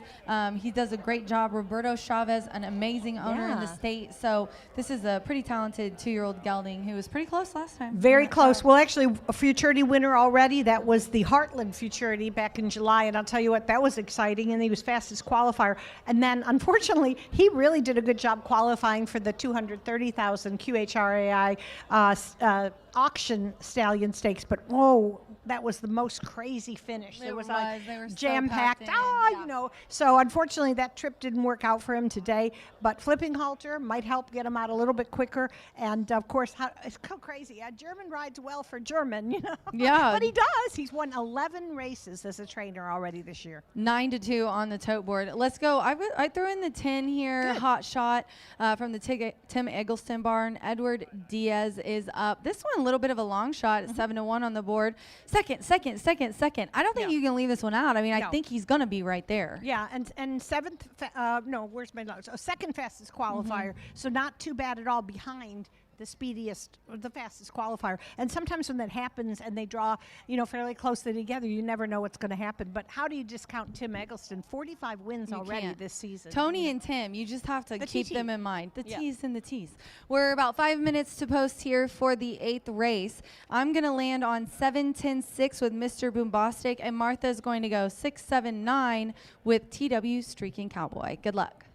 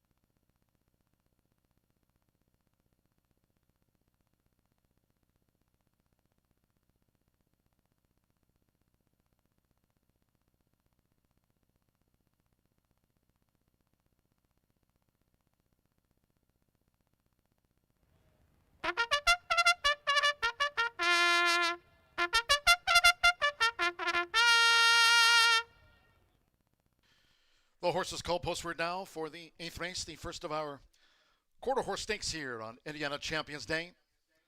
Purses for the quarter horse stakes, the $1 million range, richest Indiana Champions Day ever here at the track. Fast, no changes in the Governor's Stake Final. At 400 yards, here's the field as they parade. The one is First Angel. Fernando Morin riding for Claudio Barraza. Trains for Campos Family Ventures LLC. Number 2 is One Magic Eagle. James Flores rides for Tim Eggleston, owned by Texas breeder Greg Wolford. 3 is Old Slewfoot with Christian Esqueda. Ricardo Martinez trains the Whiting Ranch homebred. Here's number 4, TW Girls Great Corona. Eric Esqueda riding for Natasha Perez and Indiana breeder owner Thomas Wiley. Number 5, he's the unsung hero with Rolanda Pina. One of the Tim Eggleston 3. Trains this 2-time winner for Steve Zemler. Number 6, TW Streaking Cowboy. Diego Bocanegra riding for Natasha Perez. Another here in the Governor's Stake Final for Indiana breeder owner Thomas Wiley. Number 7, he's Mr. Bombastic. Martin Munoz riding for Ricardo Martinez and owner Carlos Ramos. 8 is Leonard. Danny Martinez, one of our top 4 quarter jockeys, riding here for owner-trainer Tony Cunningham. Number 9, he's a Hawkeye, owned by Chavez Racing LLC. German Rodriguez not only rides, but trains. The 3-time winner. And here's the 10, WR Hot Shot with the meet's leading quarter horse jockey, Eduardo Luna Diaz. Has 30 wins here this season. Riding for leading quarter horse conditioner Tim Eggleston with 45 victories at the meet. WR Hot Shot, owned by Raymond A. Whitmire. The field for the Governor's Stake Final, 400 yards, fast track. It's Indiana Champions Day. It's the first of our quarter horse stakes, and it's near.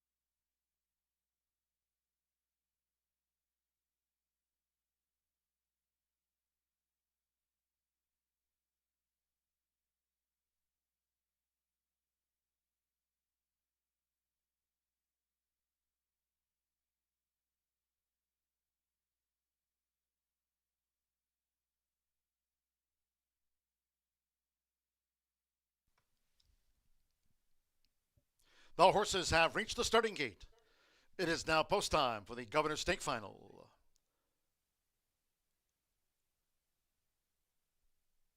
$1 million in purses up for grabs on this Indiana Champions Day. For these quarter horse stakes, they're going in for the Governor's Stake Final. Mr. Bombastic uses a flipping halter as joined First Angel. One Magic Eagle. One Magic Eagle, one of the Tim Eggleston trio. Here in the final over the 400 yards, fast track. German Rodriguez rides and trains. He's a Hawkeye. Old Slewfoot has moved into the starting gate. Now TW Girls Great Corona.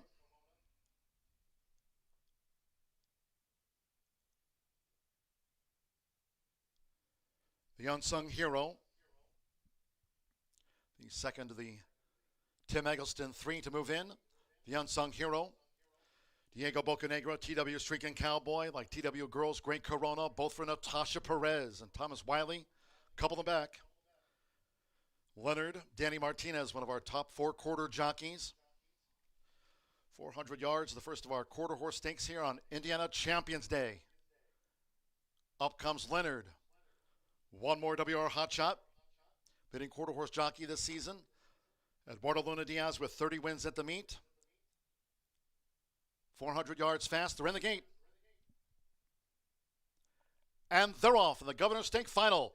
A sharp start for Mr. Bombastic, along with TW Streaking Cowboy, who's coming to the forefront for Diego Bocanegra. To the inside, First Angel, and pursuing is One Magic Eagle. They're 110 yards away. It is TW Streaking Cowboy who leads the way. On the outside, WR Hotshot. It is TW Streaking Cowboy. What a win for Natasha Perez. Wins the Governor's Stake Final from WR Hotshot. He's a Hawkeye, and Leonard.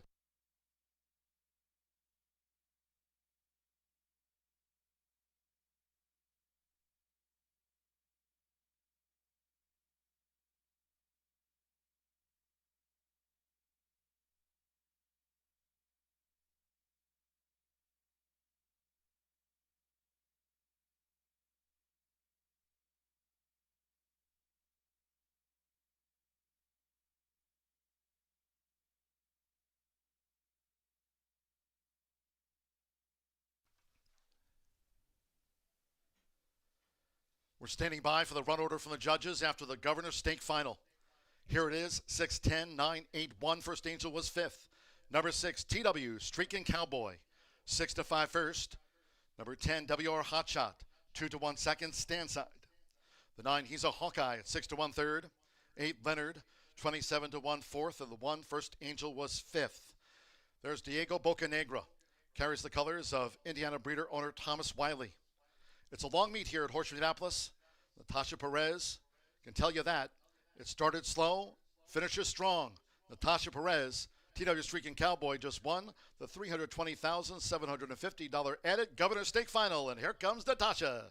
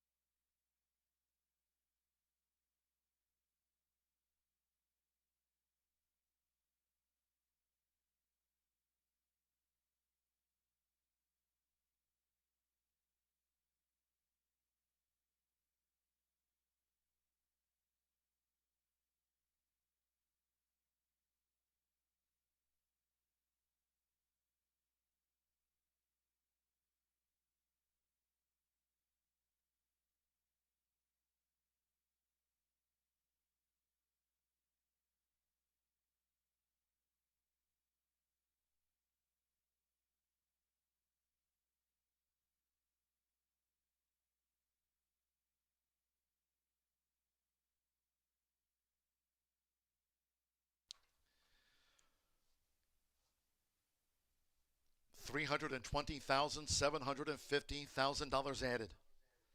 19.367 seconds clock. TW Streaking Cowboy. Thomas Wiley's homebred. Natasha Perez, all smiles, taking out one of the rich ones for the quarter horses on today's Indiana Champions Day card.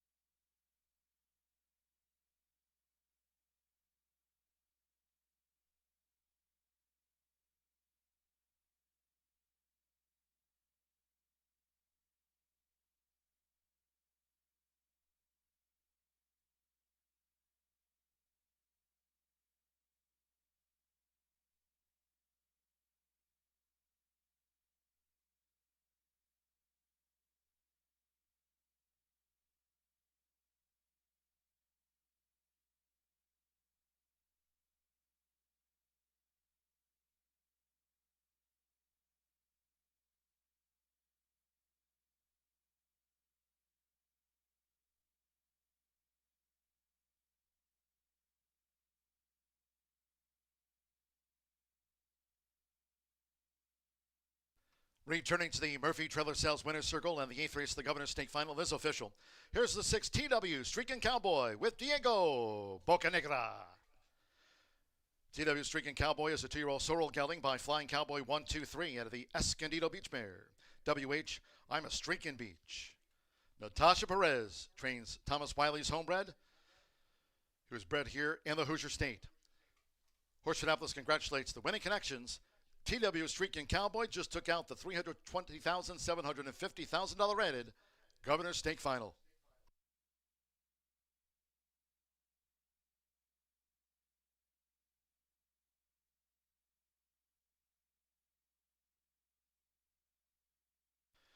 Winner's presentation coming up. Results in after the first of our quarter horse stakes on Indiana Champions Day. The 610 exacta paid $12 even, 50-cent trifecta, $10.30. 9-6 double, 2020. 10-cent superfecta, $14.99. Leonard was 4th, First Angel 5th. The 10-cent quarter horse pentafecta featured on the Governor's Stake Final paid $77.12. 50-cent pick 3 netted $34.10. 10 ran, fast track 19.367 seconds.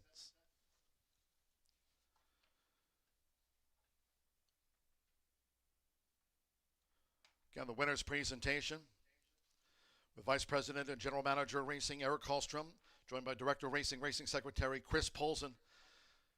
Horseshoe Indianapolis congratulates the winning connections of TW Streaking Cowboy. Takes out the rich Governor's Stake Final today. 19 minutes away, race 9 ahead. It's the Miss Roxy Little Juvenile Stakes. Over the 400 yards, scratch the also eligibles. 11 One Grand Eagle, 12 Political Winner, and 13 Eos Maggie May. Scratch the also eligibles. Exacta, trifecta, superfecta. There is the 10-cent quarter horse, pentafecta. Double pick 3. Post time will be at 3:43. Terrific win for TW Streaking Cowboy in the Governor's Stake Final. 19.367 seconds. And Martha Clausen talking to the winners.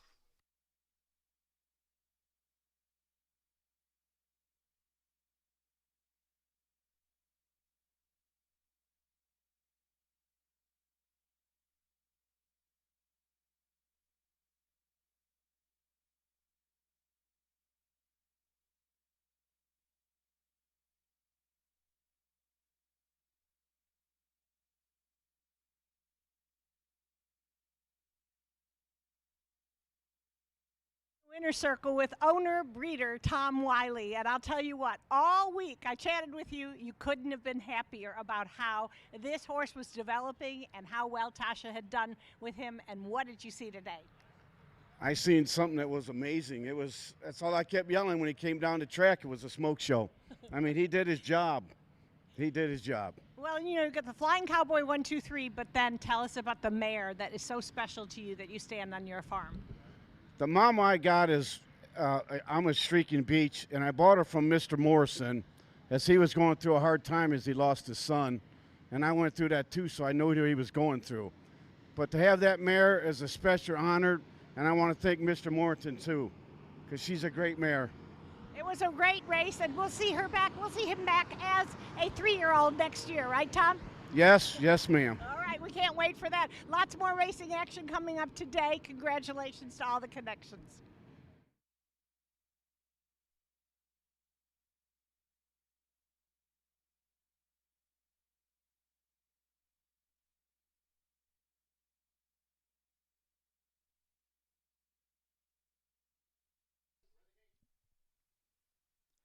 And they're off in the Governor's Stake Final.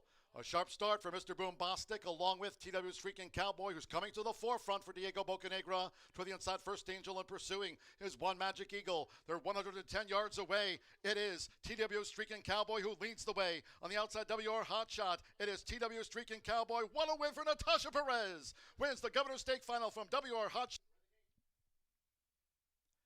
And they're off in the Governor's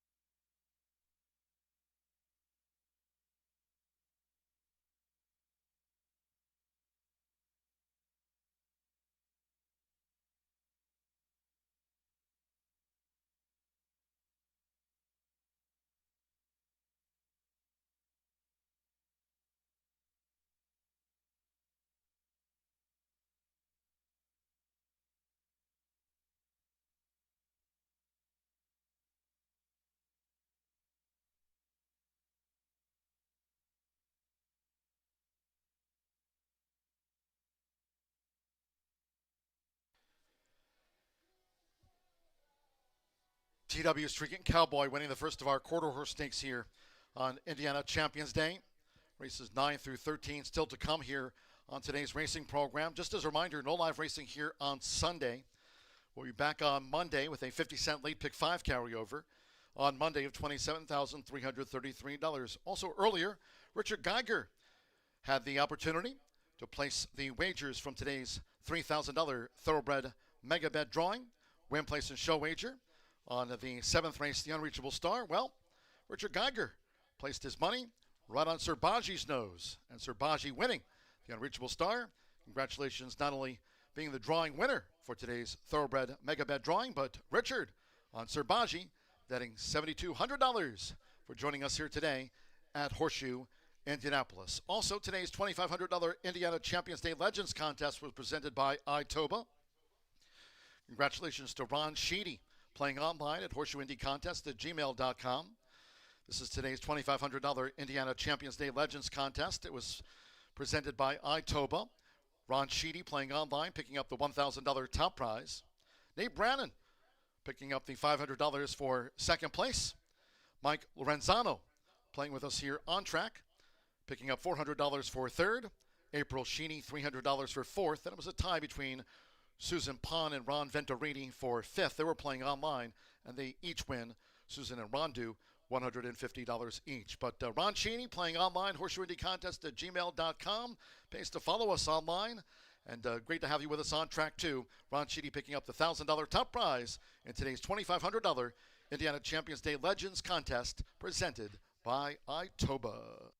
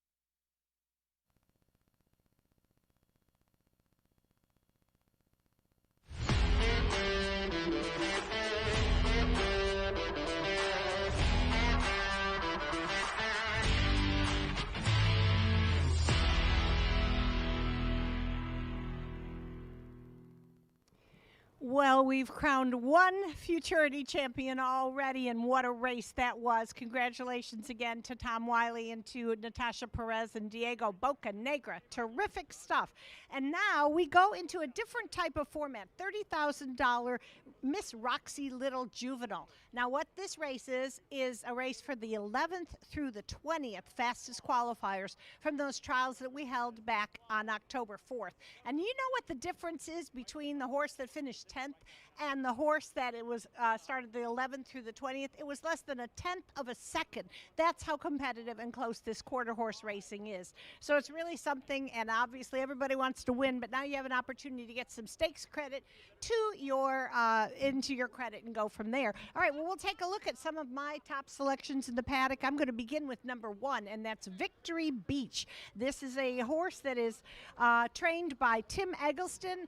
He's bred by the Harrison family, Walter Dick Harrison, and owned by Philip Harrison, and they've had tremendous success in Indiana. Victory Beach is a horse that Tim liked very much from the very beginning. He really liked the pedigree, the Escondido Beach out of Ms. Victoria, and he was really touting this gelding for a long time, and it didn't have the best trip. I mean, obviously 6th in the big race, the 232,000 QHRI Stallion Service auction, came back and ran a good trial for this. So anything goes. We'll have to see how the horse navigates the inside post, and that will be under Rolando Pena.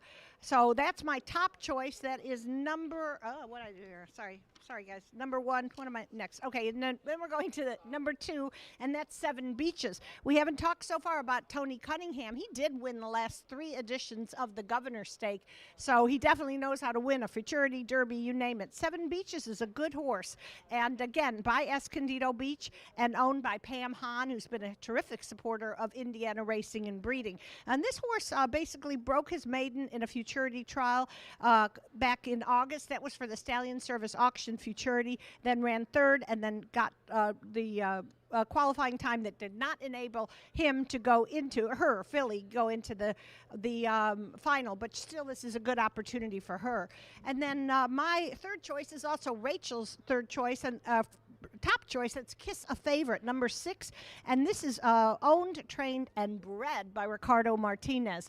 And boy, that's an excellent horseman and a breeder in Indiana as well. This is a filly by Kiss My Hawks, and out of a Favorite Cartel mare. So again, the pedigree is good. Not all of these horses can excel at 400 yards. We talked about it before, but with that pedigree, certainly can, and is definitely going to be one of the favorites in this race. Last 3 races, the 1st, 2nd, and then 5th qualifying, and does have a placement, a runner-up finish in the Jaguar Rocket Futurity. So certainly very good horse and somebody that you should take a look at when they're warming up. And I think do I have a minute to talk about one more horse?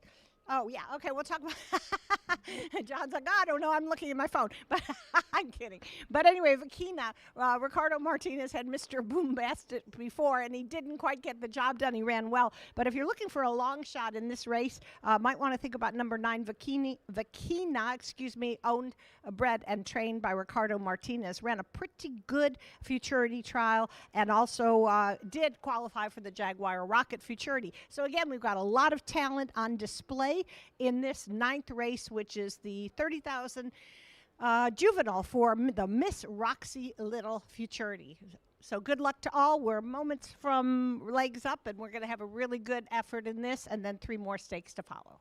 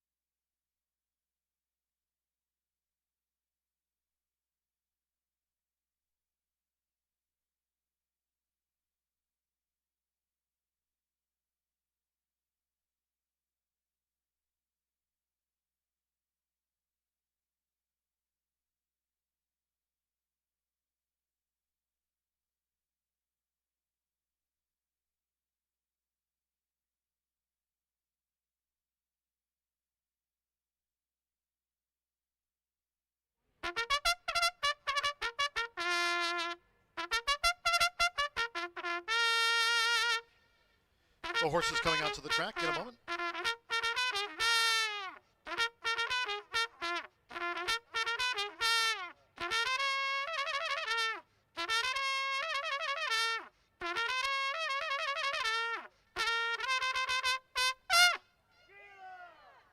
Great job, Horseshoe Indianapolis and Gino. Sorry for that. Stepping onto the track now for the 9th race, the Miss Roxy Little Juvenile Stakes. Over the 400 yards. Fast track here, a field of 10.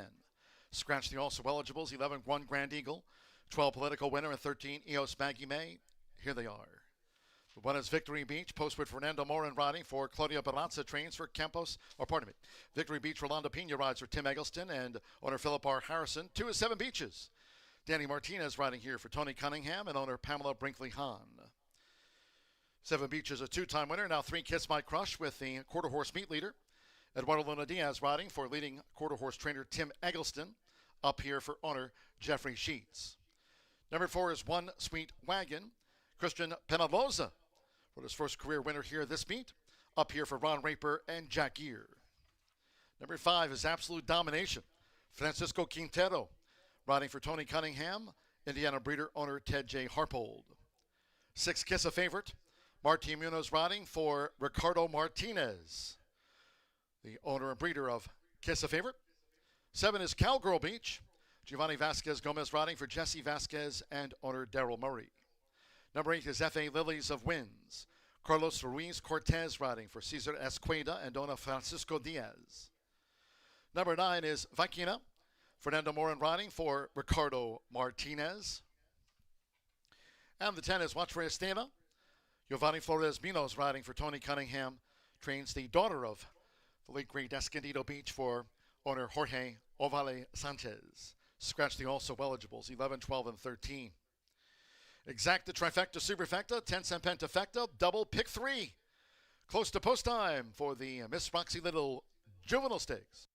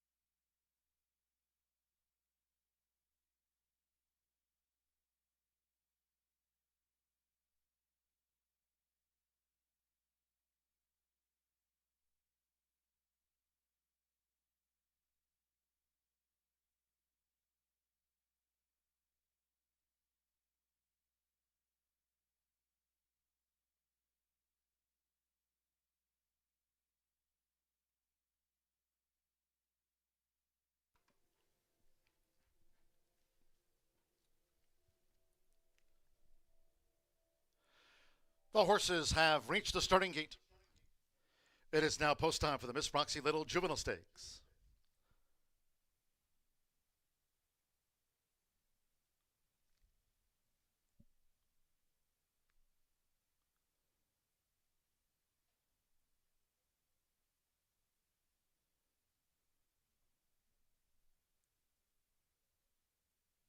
Loading for the 9th of 13 here on Indiana Champions Day. F.A. Lilies of Winds uses a flipping halter.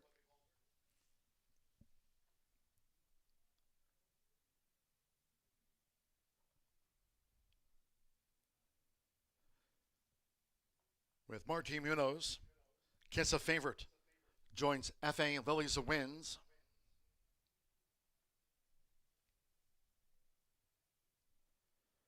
Victory Beach has the rail draw here at the 400-yard start.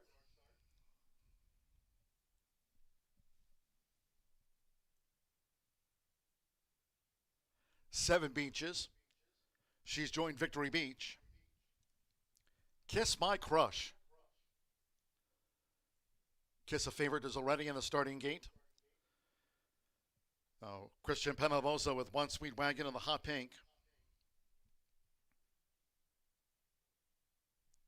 Absolute Domination.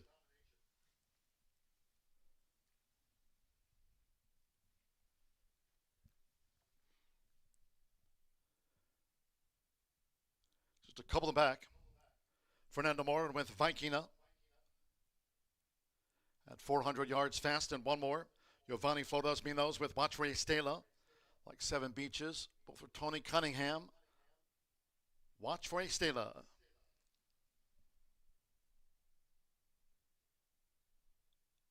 They're in the gate.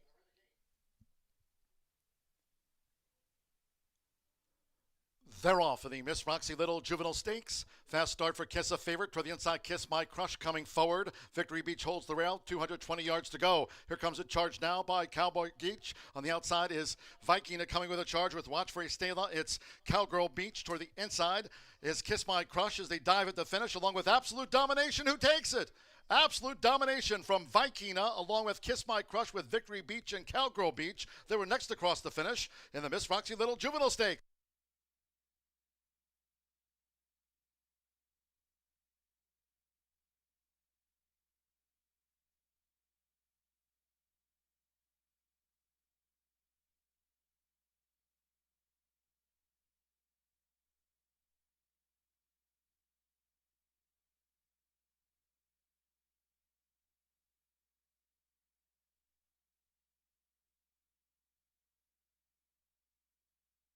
Photo finish. Miss Roxy Little Juvenile Stakes. Up to the judges. Win photograph. Here's a slow-mo, unofficial look at the Miss Roxy Little Juvenile Stakes. Absolute Domination. Vikina there. Kiss My Crush. Cowgirl Beach. Photos between Watch for Estela and Victory Beach. It was 36-1 on Absolute Domination. We're standing by for the judges' confirmation. Hold all bets.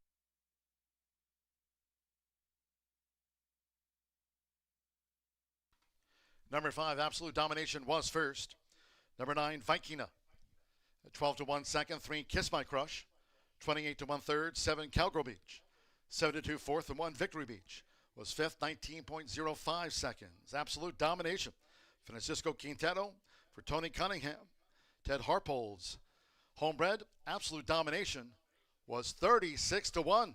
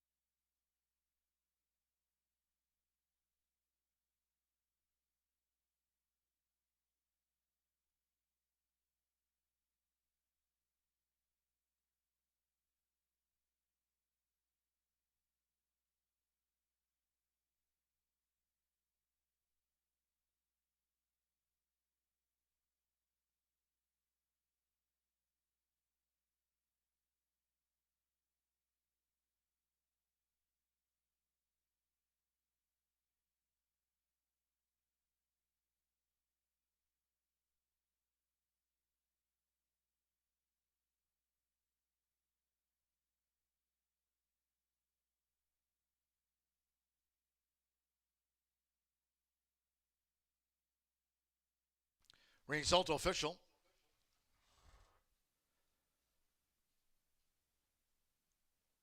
$5,937,110. 19.045 seconds. $74.80 winner of the Miss Roxy Little Juvenile Stakes. Back comes the 5, Absolute Domination, with Francisco Quintero. Absolute Domination is a 2-year-old sorrel gelding by Dominion. Out of the lead, the field mare, born to Beecha. Tony Cunningham trains. Ted J. Harpolds, homebred. Horseshoe Indianapolis congratulates the winning connections. Absolute Domination at 36-1.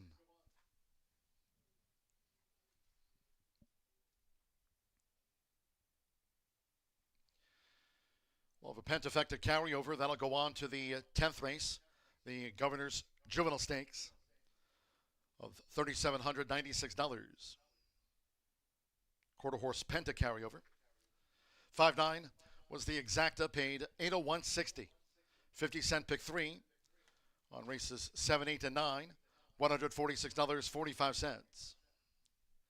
The 50-cent trifecta, $4,203. 6-5 after those quarter horse stakes, $174.40. 10-cent superfecta, $3,853.92. And that 10-cent quarter horse grand high 5 carries over to the 10th. That's the Governor's Juvenile Stakes. And in the 10th race, scratch the also eligible 11 Sydney Jack. Scratch the AE number 11. 10 in the body run with no changes there. Exacta, trifecta, superfecta. As noted, a carryover in the 10-cent quarter horse pentafecta for $3,786. Double pick 3. Post time will be at 4:14.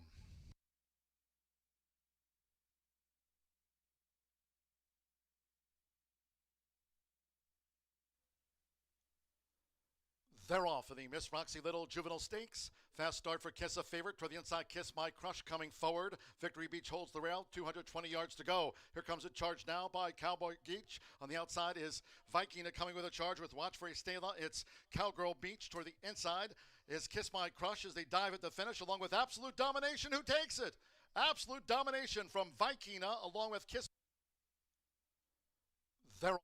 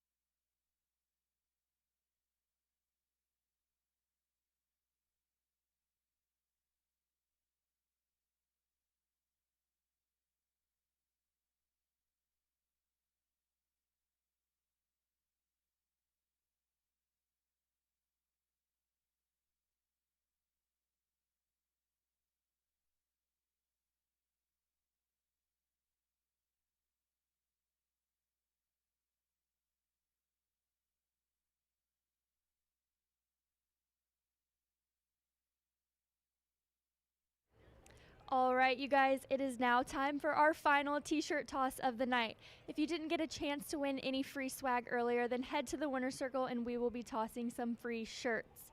You guys ready? Yeah. Let's toss.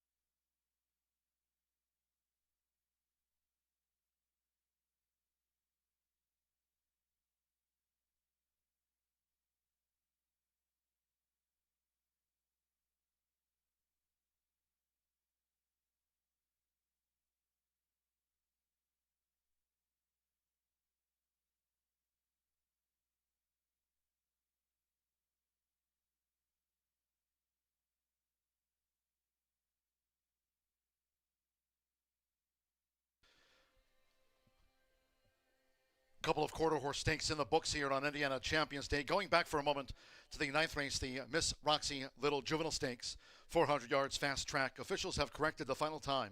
20.267 seconds was the time for absolute domination. The $74.80 winner of the 9th race, the Miss Roxy Little Juvenile Stakes, clocked 20.267 seconds revised.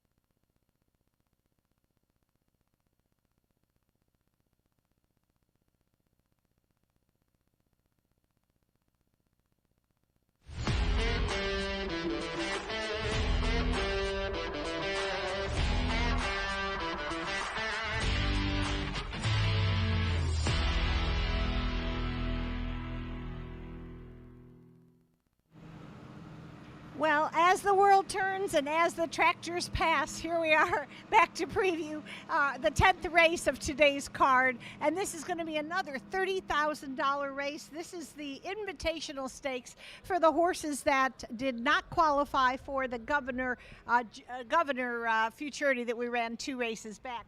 And as I mentioned before, you've got to have that cutoff time, and it's really stingy. Okay, the cutoff time to get into the final was 20.236, and anything, even 100 of a second higher than that, was going to put you into this 30,000 consolation. But as we just saw with absolute domination from Tony Cunningham, even the horses that don't qualify for the Futurity are darn good. All right, well, let's go to the paddock and talk about a few of the horses that I like in this particular race. And actually, I'm kind of Tony Cunningham all over the place. So we'll start with number 2, and that's Jess Sinful. Now, this horse is basically still a maiden, had a couple second place finishes, and ran 4th in his trial for this Futurity. But I'll tell you one thing. If you look at the pedigree, every year there's what we call the leading first crop sire, a stallion that has really done amazingly right out of the gates. And this year it was a horse by the name of Dulce Sin Tacha.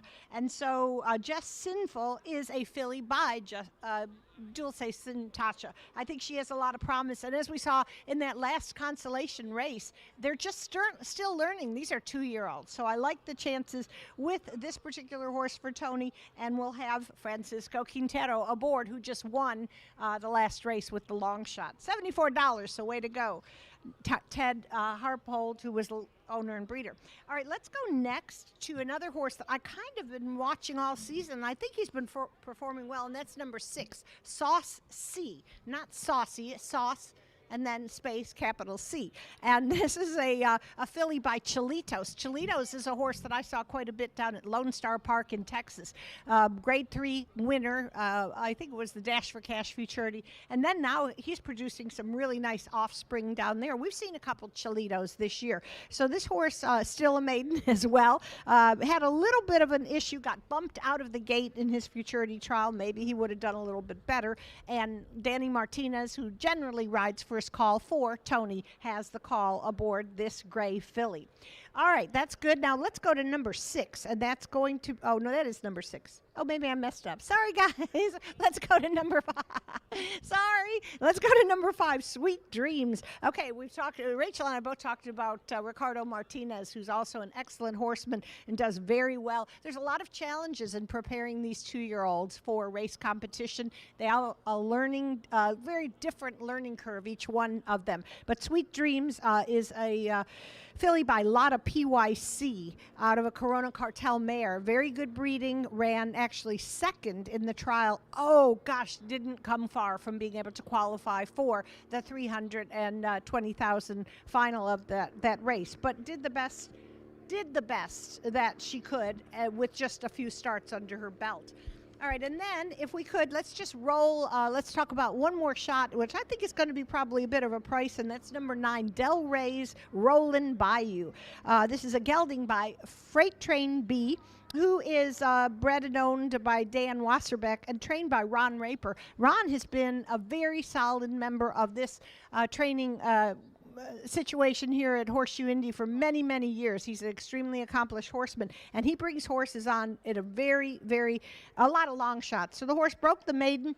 I think that was basically on the August 9th, which was trial date, and then unfortunately bumped again in the start for the bigger futurity that we would have seen, that we already saw in race 8. So a lot of very competitive horses separated just by hundredths of a second, unfortunately, but that's the name of quarter horse racing.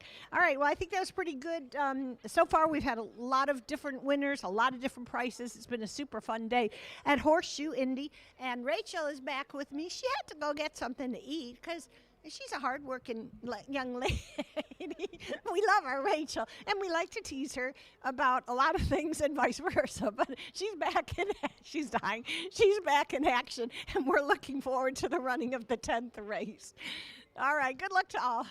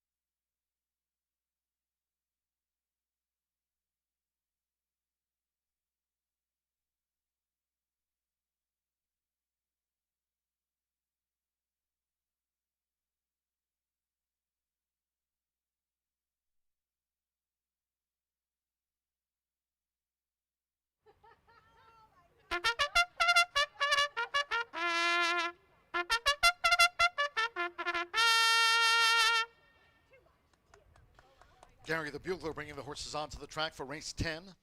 A 13 carded here for Indiana Champions Day. Rich one for the quarter horses with the purses at the $1 million range. All-time richest Indiana Champions Day. For the quarter horses here in race 10, the Governor's Juvenile Stakes. A field of 10, scratch 11, Sydney Jack. Here's the field. The one is Gold Lotta Girl. Christian Escueda rides for Ricardo Martinez, trains the Whiting Ranch. Homebred of Steve Whiting, the Texas-bred filly, Gold Lotta Girl. 2 is Just Sinful. Francisco Quintero, after upsetting the Miss Roxy Little Juvenile Stakes on absolute domination. Riding here again for Tony Cunningham. Number 3, Candy Spice with Oscar Macias. Rides the 2-time winner for Sacramento Chavez and AJK Racing Stables LLC.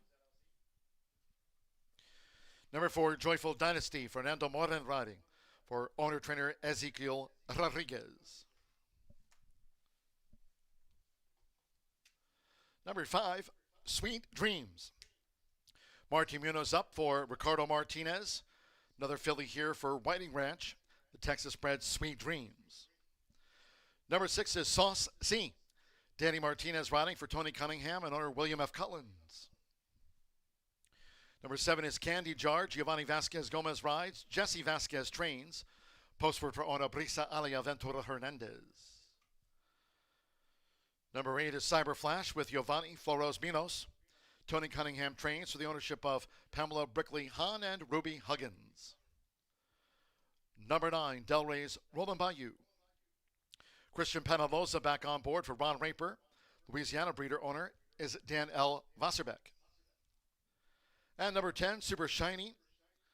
Uses a flipping halter, will be among those first to be loaded into the starting gate at the 400-yard mark. Isidro Banuelos on one of Tony Cunningham's 3 here for owner Patty Marshall.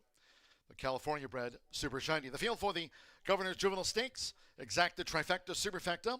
Double pick 3, noting there's a carryover. The 10-cent quarter horse, Pentafecta here. Featured $3,786. Fast Track.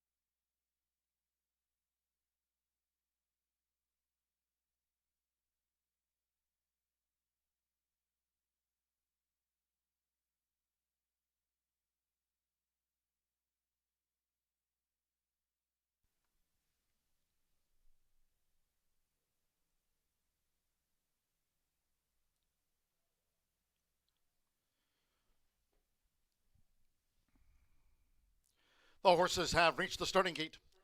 It is now post time for the Governor's Juvenile Stakes. Super Shiny, she's coming up to that outside gate. Uses a flipping halter, Super Shiny.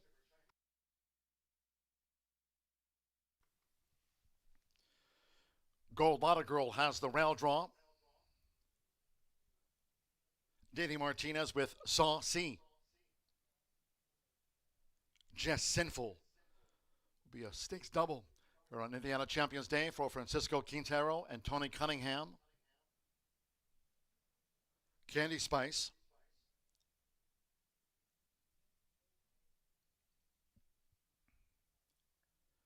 Candy Spice has moved into the starting gate. Candy Jar is in. Cyber Flash, one of the Tony Cunningham 4 here for the 400-yard Governor's Juvenile Stakes.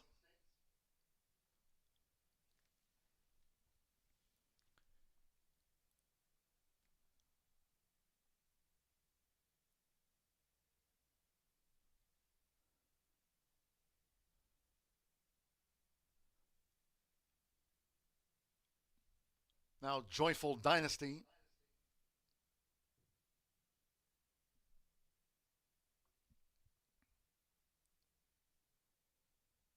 Two back. Sweet Dreams. Martin Munoz for Ricardo Martinez and Whiting Ranch. They've loaded Super Shiny, now Sweet Dreams.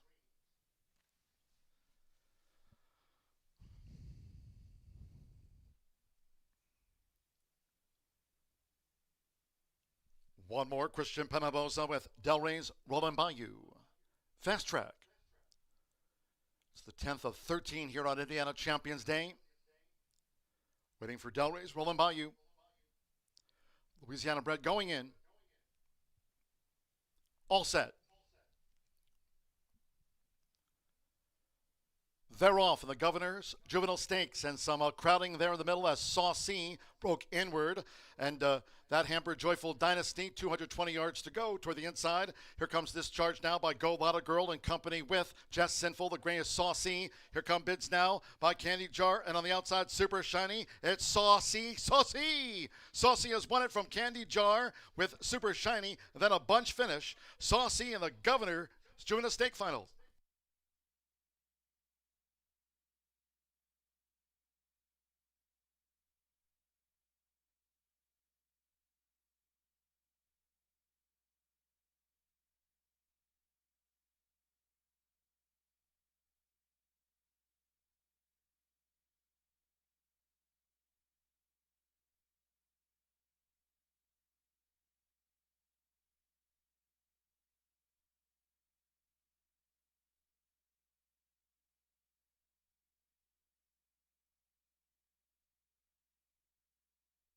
Photo finish.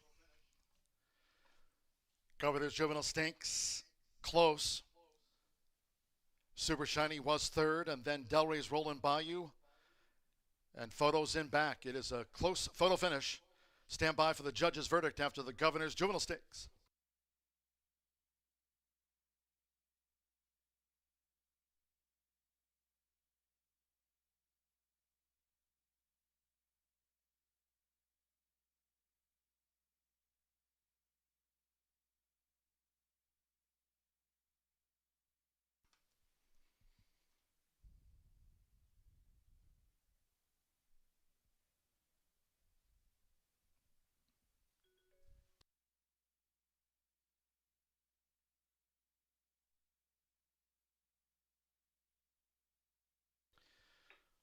Retain all tickets until posted official. We've had a trainer's objection lodged in the running of the Governor's Juvenile Stakes. Trainer's objection. Ron Raper trains 9, Del Rey's Rolling Bayou. The trainer of the 9 has claimed foul against the rider of 7, Candy Jar, the unofficial second. Here's the result of the photograph. First, number 6, Saucy. Number 7, Candy Jar was second, part of a steward's review now. The 10, Super Shiny, was third. 9, Del Rey's Rolling Bayou, fourth, and 1, Gold Lotta Girl was fifth. This is a trainer's objection. Trainer of the 9 has claimed foul against Giovanni Vasquez Gomez On the unofficial second place horse, 7 Candy Jar. It's gone to Saucy, Danny Martinez, Tony Cunningham. With a couple of quarter horse stakes wins here on Indiana Champions Day. William Collins, Texas bred. It's Saucy at 4-1.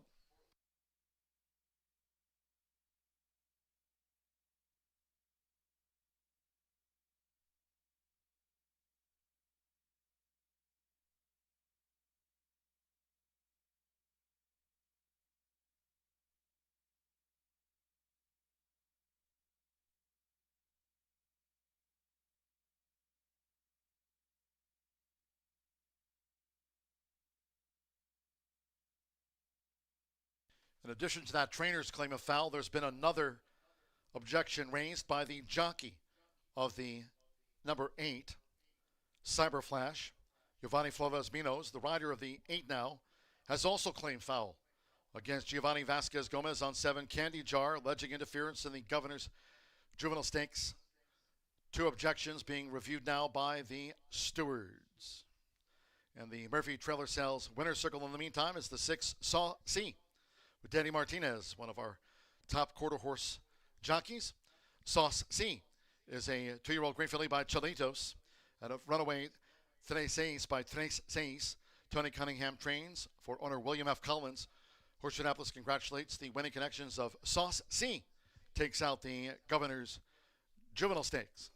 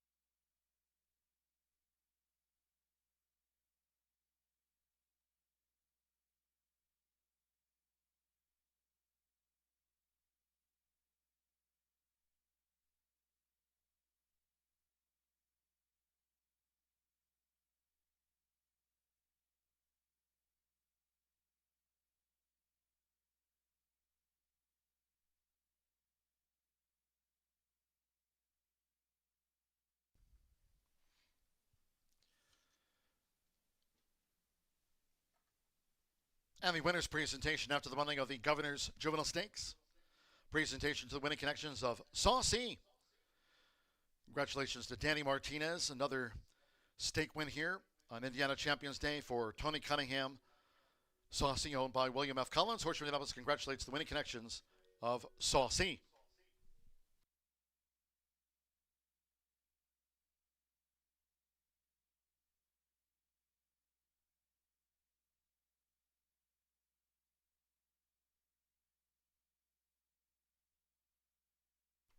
Ladies and gentlemen, may I have your attention, please? After a steward's review, both of those objections lodged against the rider of the 7 Candy Jar have been allowed by the stewards. They'll make a disqualification. There were 2 objections lodged by the trainer of the 9 and the rider of the 8 against the rider of the 7 Candy Jar, now disqualified. After a steward's review, number 7 Candy Jar will be disqualified from 2nd and placed 8th for interference in the running of the Governor's Juvenile Stakes. With a disqualification, number 10, Super Shiny, has been placed 2nd for Tony Cunningham, 1-2. The 9, Delray's Rolling Bayou, has been placed 3rd. 1, Go Lotta Girl, placed 4th. 2, Jess Sinful gets into the Pentafecta. 6, 10, 9, 1, 2.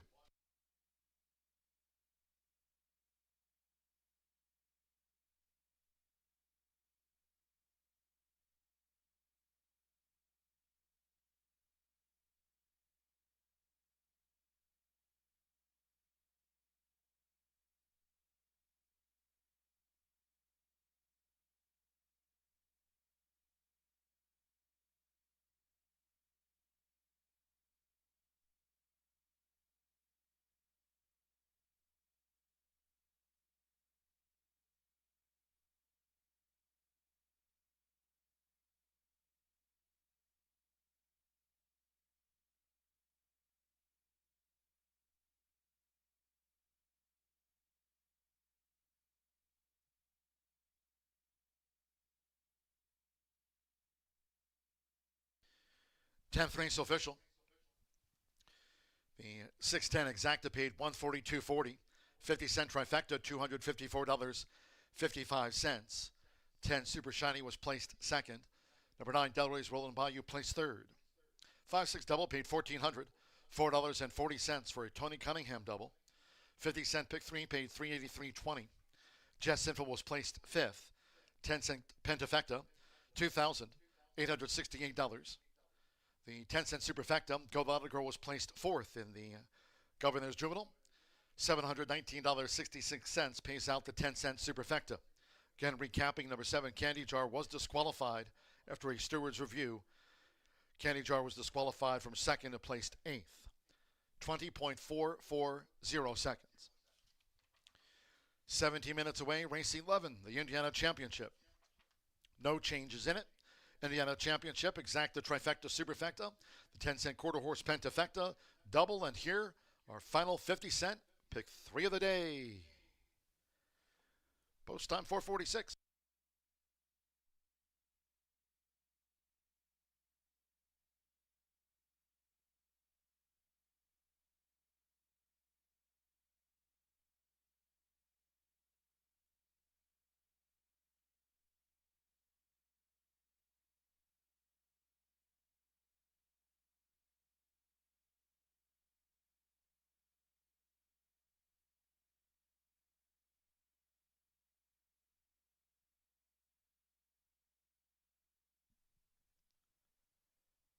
They're off in the Governor's Juvenile Stakes, and some crowding there in the middle as Saucy broke inward, and that hampered Joyful Dynasty. 220 yards to go toward the inside. Here comes this charge now by Go Lotta Girl in company with Jess Sinful. The gray is Saucy. Here come bids now by Candy Jar, and on the outside, Super Shiny. It's Saucy. Saucy! Saucy has won it from Candy Jar with Super Shiny.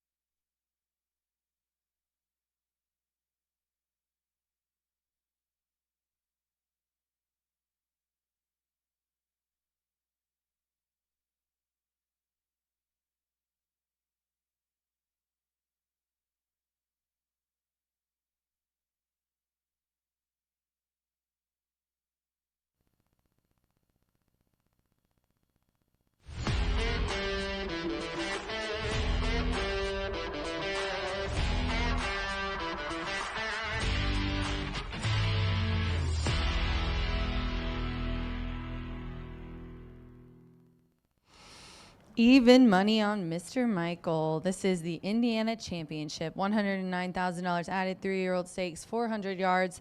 And we have the same exact, Martha and I, 1-5. Mr. Michael, Eric Escada in the irons for Claudio Barazza. Just a wonderful guy. James Flores came in to ride last time in that Hoosier Park Classic, and they ended up getting beat half a length as the bettor's favorite by Tasha's Secret. We'll talk about here in a little bit, but tell him all of the accolades. I mean, this guy is just, he's been everywhere. He is talented. He's been a graded stakes winner, just top notch. Well, he's the leading all-time quarter horse racehorse, and for a very good reason. I mean, $675,000 already. I think what I've always loved about Mr. Michael, you know, I'm not a really naive groupie. I go into my groupie. She loves people for good reason. For good reason.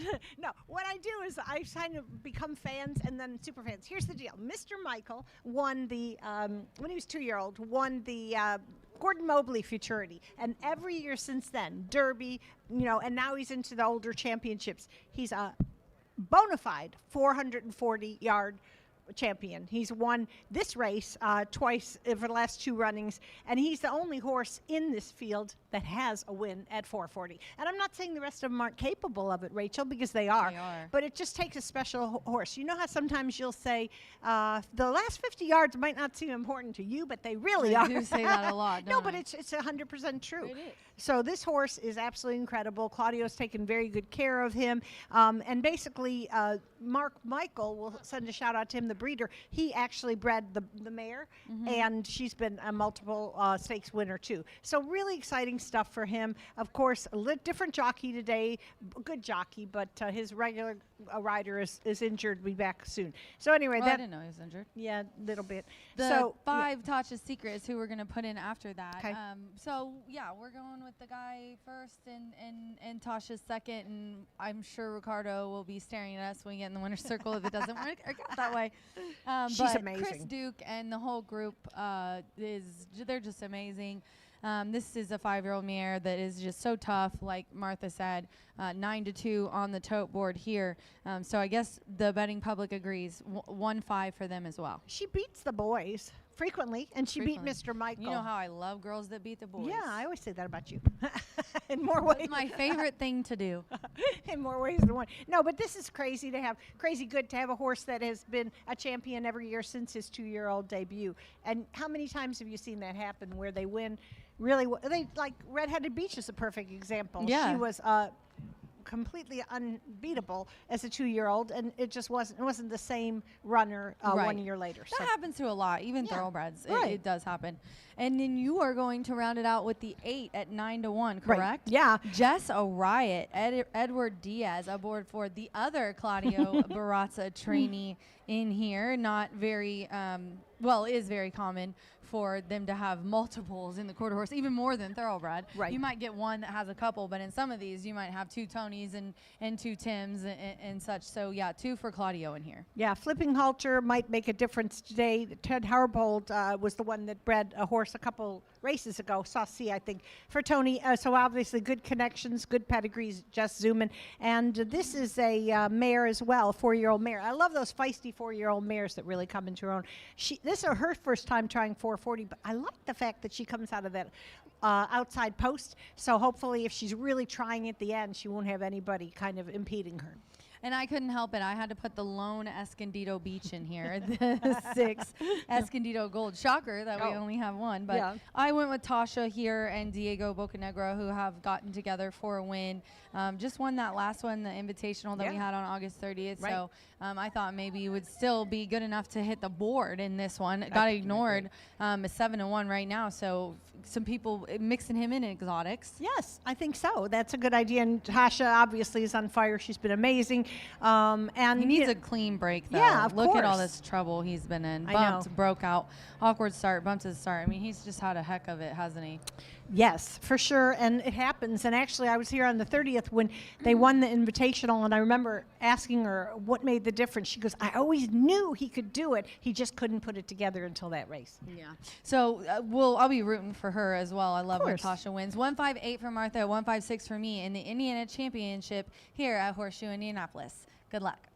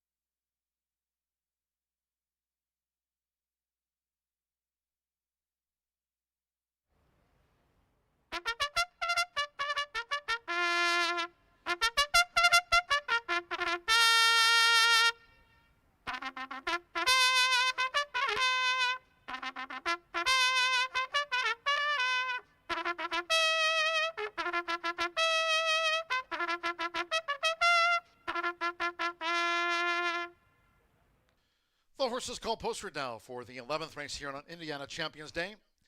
The championship here of the 440 yards. All 8 run in the Indiana Championship of 2025. Here's the field. The 1 is Mr. Michael. Eric Escueda rides for Claudio Barraza, owned by Alberto Valadez. Number 2, Full Buggy. Danny Martinez. Riding here for Tony Cunningham, owned by Charlie Sanchez's LC Racing LLC. Number 3 is AP Miss Luna's Tide. Isidro Banuelos riding for Oscar Preciado.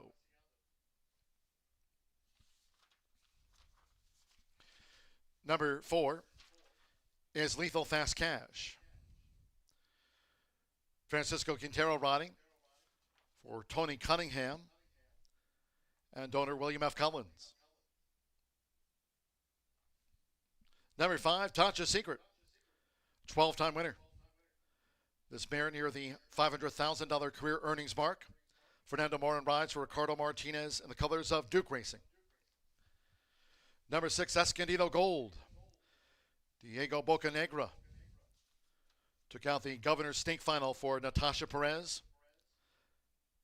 Son of Escondido Beach, is owned by BFD Farms of Alan J. Brenner.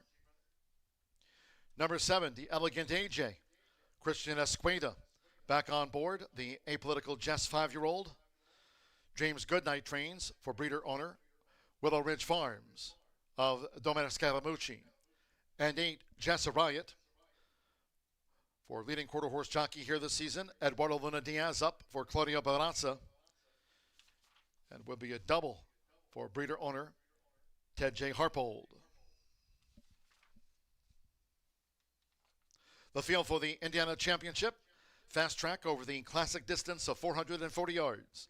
Exacta, trifecta, superfecta, the quarter horse pentafecta, double, final pick 3 on Indiana Champions Day. Get after it. 1 minute.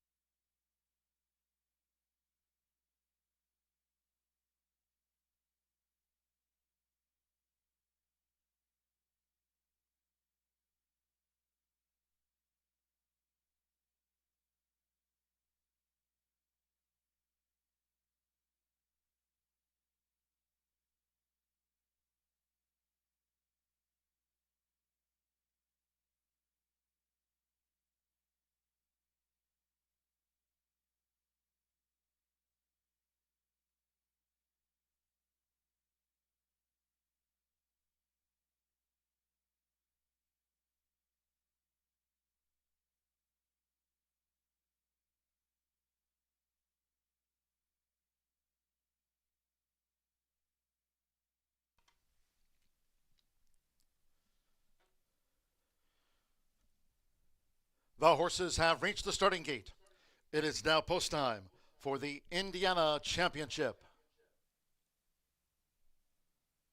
Eric Esqueda and the 16-time winner, Mr. Michael, first to move into the starting gate.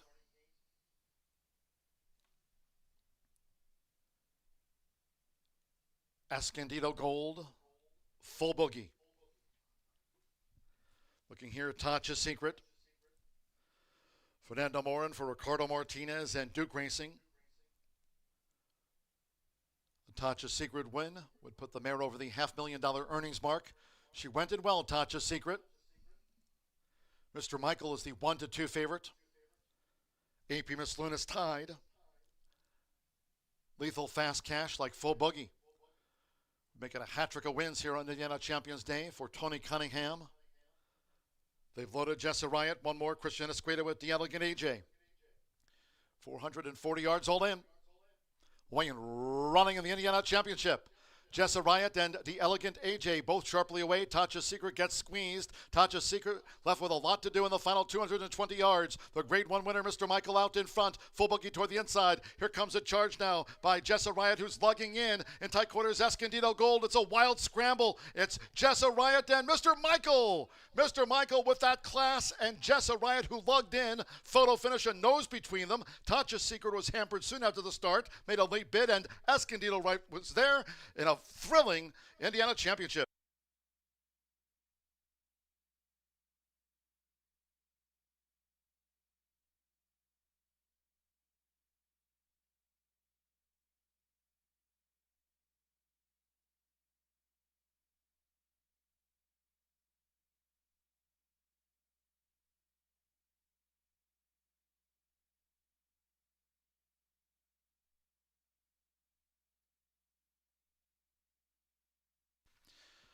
Close finish to the Indiana Championship.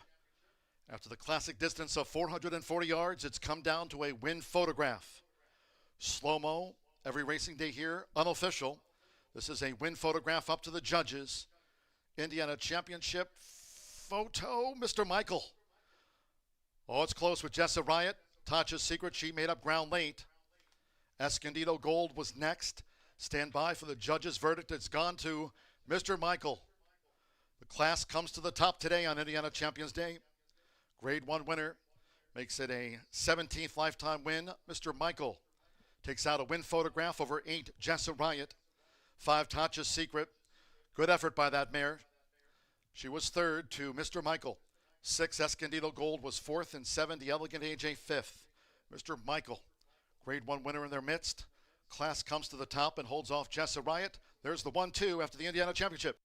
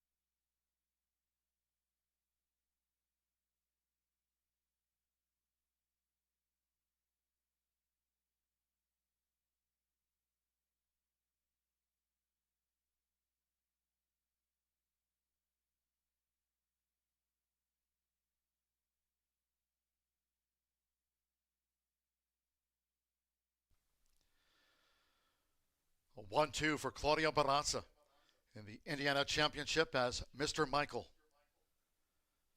proves a photo finish better than Jessa Riot, both for the Claudio Barraza stable.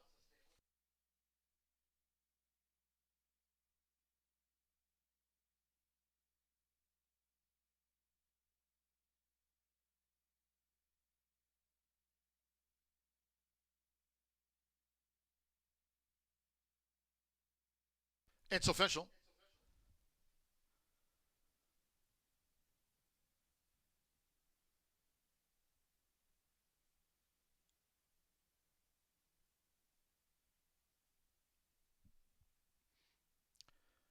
Returning to the winner's circle, number 1, Mr. Michael.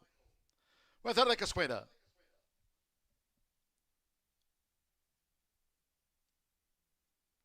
Mr. Michael is a 6-year-old sorrel gelding by Kiss My Hawks. Out of the Like Nothing You Ever Saw mare. Love Me Like That. Claudia Barraza trains for Alberto Valadez.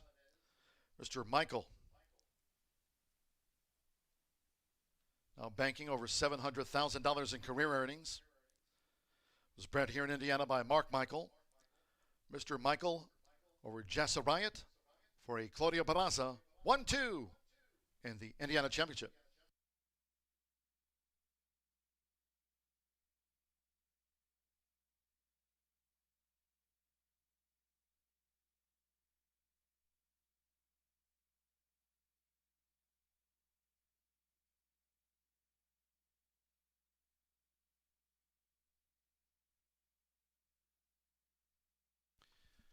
The 10-cent Pentafecta paid $36.50. The Elegant AJ ran 5th in the Indiana Championship. 1/8 Exacta, the Claudio Barrazzo 1-2, $16 even. 50-cent Trifecta, Tatcha's Secret, mare 3rd. It was a game effort, $8.45. 50-cent Pick 3, 5 with the 6 with Mr. Michael, the numero uno, $304.80. 6-1 double paid $39.20. Escondido Gold ran 4th. 10-cent Superfecta, $9.29. 21.848 seconds fast track after the Indiana Championship of 2025. Winner's presentation, Mr. Michael, going over the $700,000 career earnings mark with his 17th lifetime win. Winner's presentation to the connections of a Grade 1 winner. Mr. Michael takes out the Indiana Championship.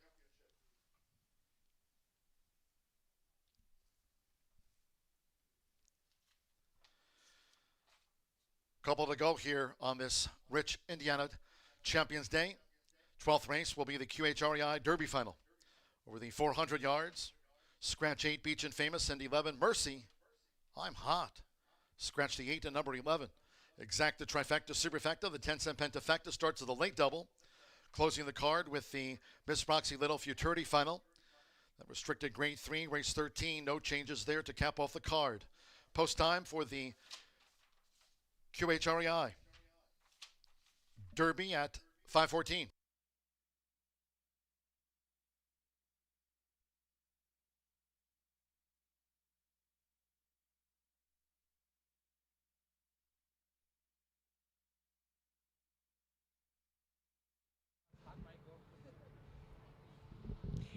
Well, I'll tell you what, we saw Indiana history today, and what an incredible horse, Mr. Michael, winning once more and three-peat in this incredible championship. I'm going to start with Eric Escueda. You're not unfamiliar with him because you rode him as a 2-year-old. Yeah. Well, I started riding him as a 2- and 3-year-old, and so I knew the horse when Clive asked me if I wanted to ride him. I was happy to, you know. How has he changed since? He's just a horse. He's a dream horse, you know. Absolutely a dream horse and dream trainer. And Mark Michael, the owner, who deserves a lot of credit. Claudio, 3 in a row. You were the only horse in this field to be able to accomplish. He was the only horse to accomplish 440 yards, the tricky distance. I mean, what a crazy close finish, though. Yeah, but my other horse, Jessa Riot, she gave him a run for his money. We couldn't tell, and everybody was running at the end. I mean, I don't know what it looked like to you, but to us, it was like, who won that, you know?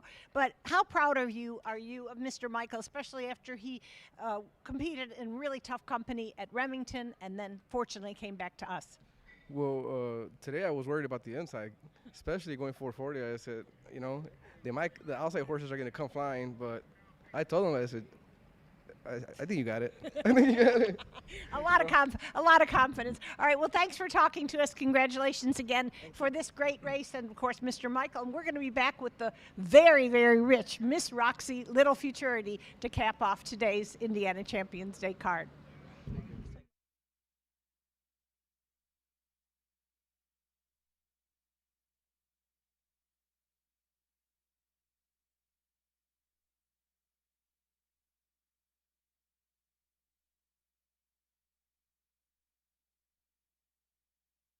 440 yards all in. Wayne running in the Indiana Championship. Jessa Riot and the elegant AJ both sharply away. Tatcha Secret gets squeezed. Tatcha Secret left with a lot to do in the final 220 yards. The grade 1 winner, Mr. Michael, out in front. Full boogie toward the inside. Here comes a charge now by Jessa Riot, who's lugging in tight quarters Escondido Gold. It's a wild scramble. It's Jessa Riot and Mr. Michael. Mr. Michael with that class, and Jessa Riot, who lugged in. 440 yards all in. Wayne running.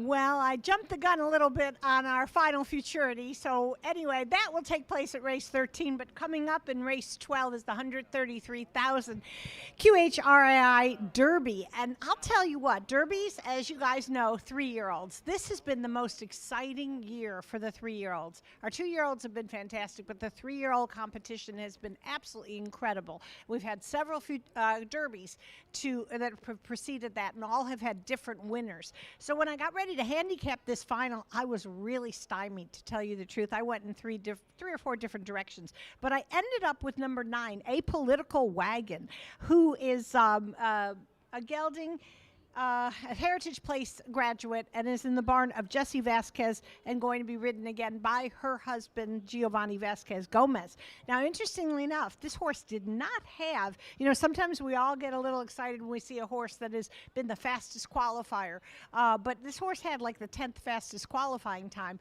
but that's never separated by too much. The thing is this horse is already qualified for 2 derbies and won in a very, very solid performance here on August 30th in the QHRI Stallion Service Auction Futurity. It's just like crazy. And I came back to him and I said, you know what? You don't have to run perfectly every race, but you qualified for this Derby. You have other experience in your belt. I'm going with Jessie on top, so we'll see how that goes. That's my top selection in this Derby.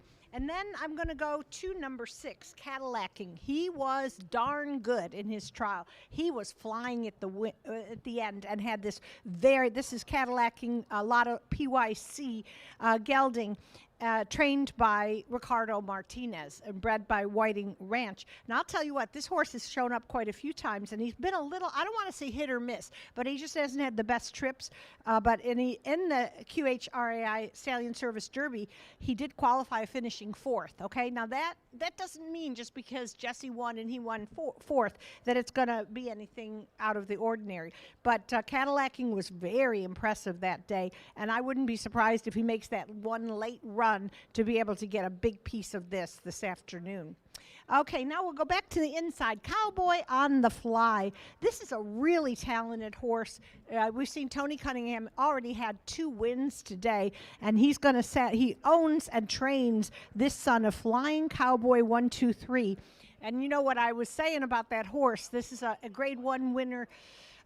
Flying Cowboy 123 that's now firing at 50% a win rate of his progeny. I mean, it's pretty impressive. He's an amazing stallion, and this is a nice horse. Little trouble here and there, 2nd, 3rd, 1st, a couple races back. So Tony will use the flipping halter to see if maybe he can't get him a little more focused and out of that gate as cleanly as possible. He did record the 3rd fastest qualifying time when we had these trials 3 weeks ago, 400 yards, and he did it pretty well. So that's another horse that I like.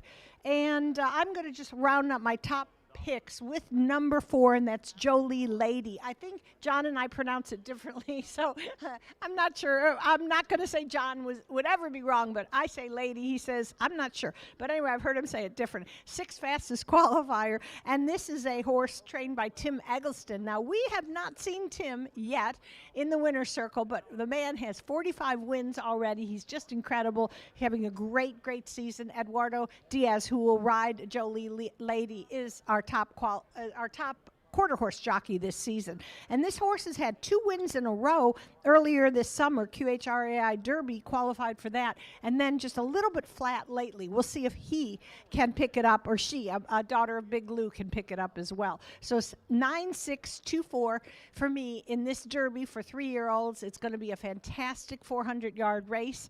And then, once we've settled that, we will be back for our finale, the richest race we have ever run at Horseshoe Indianapolis, the Miss Roxy Little Futurity purse of almost $360,000.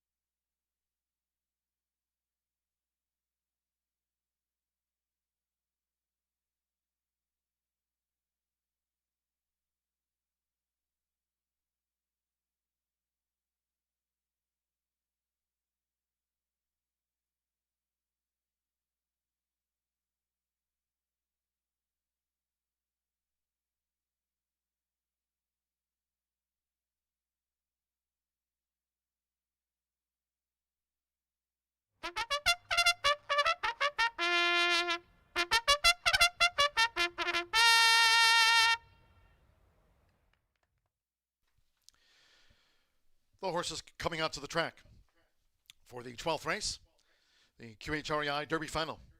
Over the 400 yards, a field of 9, scratch 8, Beach and Famous, and 11, Mercy I'm Hot. Scratch the 8 and number 11. Presenting the field, the 1 is RR, That'll Run for Robin. Francisco Quintero riding for Tony Cunningham, and A-Win Investments of Pamela Brickley Hahn and others. 2, Cowboy on the Fly, Isidro Banuelos riding for Tony Cunningham. Trains and owns the 3-time winner.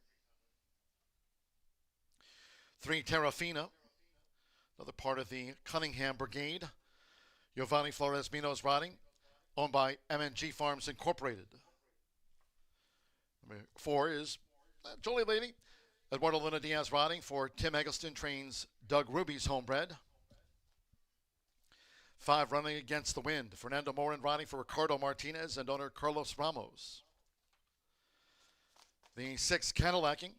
Martin Munoz up for Ricardo Martinez, the Whiting Ranch, Texas bred. 7 is I, the Cartel. Christian Esqueda riding for James K. Goodnight and owner Brooklyn Owens.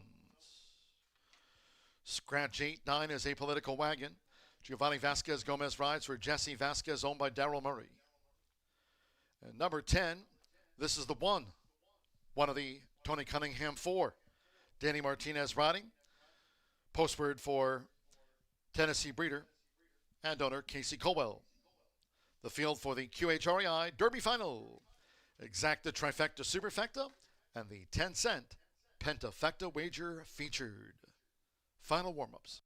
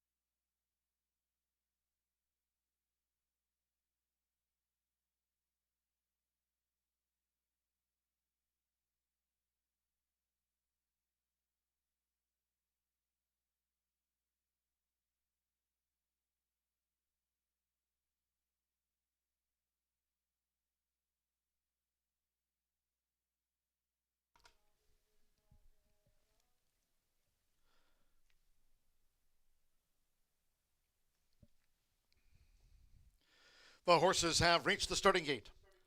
It is now post time for the QHREI Derby Final.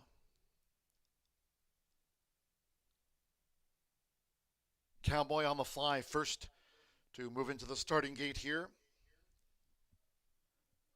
QHREI Derby Final over the 400 yards. This is the one. Has joined Cowboy on the Fly. Running against the wind. RR, that'll run for Robin. So 3 of the Tony Cunningham 4 have moved into the starting gate. With Terrafina coming up now. Looking here at Eye the Cartel. White and green diamonds. Terrafina drew 3. Again, they've loaded. This is the one with Danny Martinez to that outside gate. Jolie Lady's moved in, so stand by. One back at the 400-yard start. Giovanni Vasquez Gomez with a political wagon to make up the 9. 400 yards, fast track. Cadillacing, 6-5 favorite. Martin Munoz for Ricardo Martinez. Cadillacing favorite. A political wagon, all in. That's Eye the Cartel getting very fractious in the starting gate. Eye the Cartel was ready to get on with it. Starter looks across the line.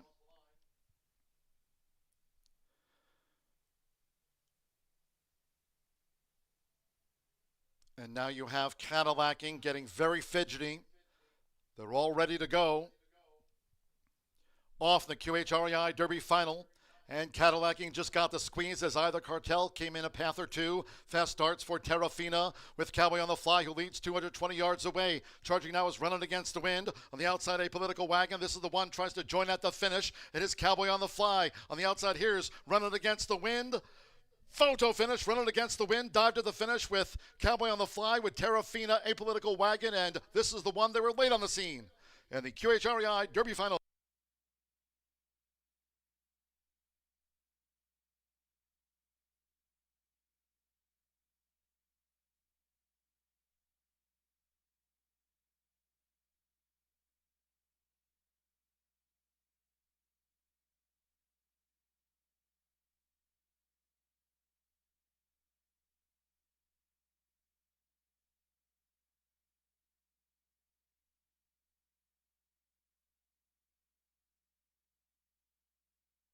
Photo finish. Running against the wind. Cowboy on the Fly. Terrafina close. A political wagon. With This Is the One and Cadillacing, who got squeezed back soon after the start. Maybe next across. It's a photo finish. Here's running against the wind. Fernando Morin Road for Ricardo Martinez and Carlos Ramos. Running against the wind was 17-1.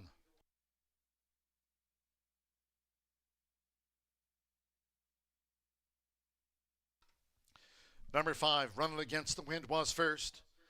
2, Cowboy on the Fly, second. 3, Terrafina, third. 9, A Political Wagon, fourth. 10, This Is the One was fifth. Hold all tickets until official. A 17-1 takes out the QHREI Derby Final.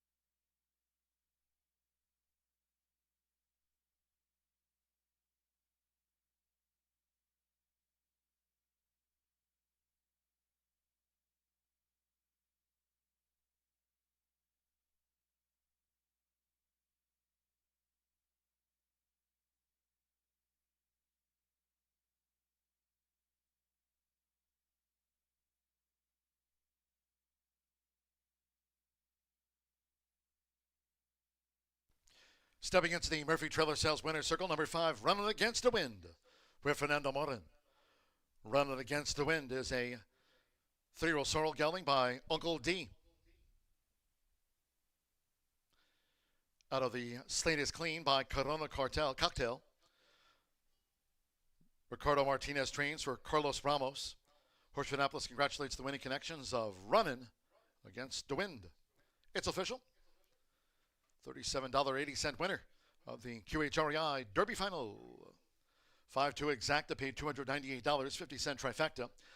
$725.45, 1-5 double paid $95.20. The pentafecta will carry over to the Miss Roxy Little Futurity Final. A carryover in the pentafecta, $2,869. The 10-cent superfecta paid $1,764.08. A political wagon was 4th.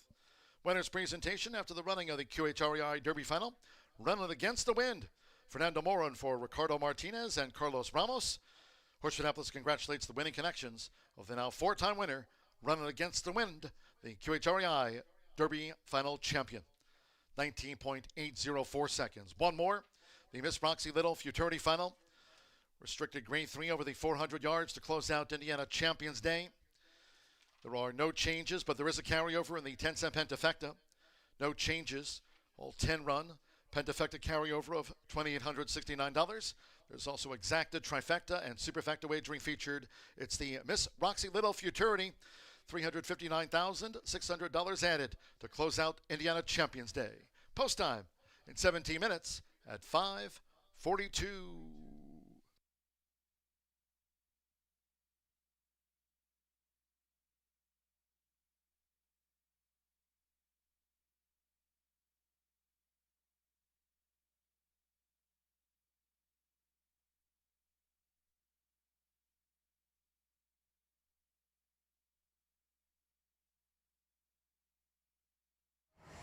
Ricardo doesn't want to give the roses to me. He wants to keep them. He tried to give me this little stick. That's all he wanted to give me. Ricardo, we were just talking about this one. First of all, I think the Winner's Circle's favorite name today, Running Against the Wind, a great song, but he's been so close in the big races. Has won allowances, won his trials, but then it gets to the big day and he hasn't been able to put it together. What do you think the difference was today? I don't know. He already comes back like good, like he stays off feet a little bit, and this time he came back better than last time, and we thought, we just thought he was doing good. The other one, we thought he was doing better. The other Ricardo Martinez trainee. Yeah, I mean he was doing better. It's just he didn't break that good, and it cost him the race. Well, congratulations on a great day today for you here. Good luck. Thank you. All right, you guys, Running Against the Wind, the QHREI Derby Final. We do have the big one coming up, so stick around.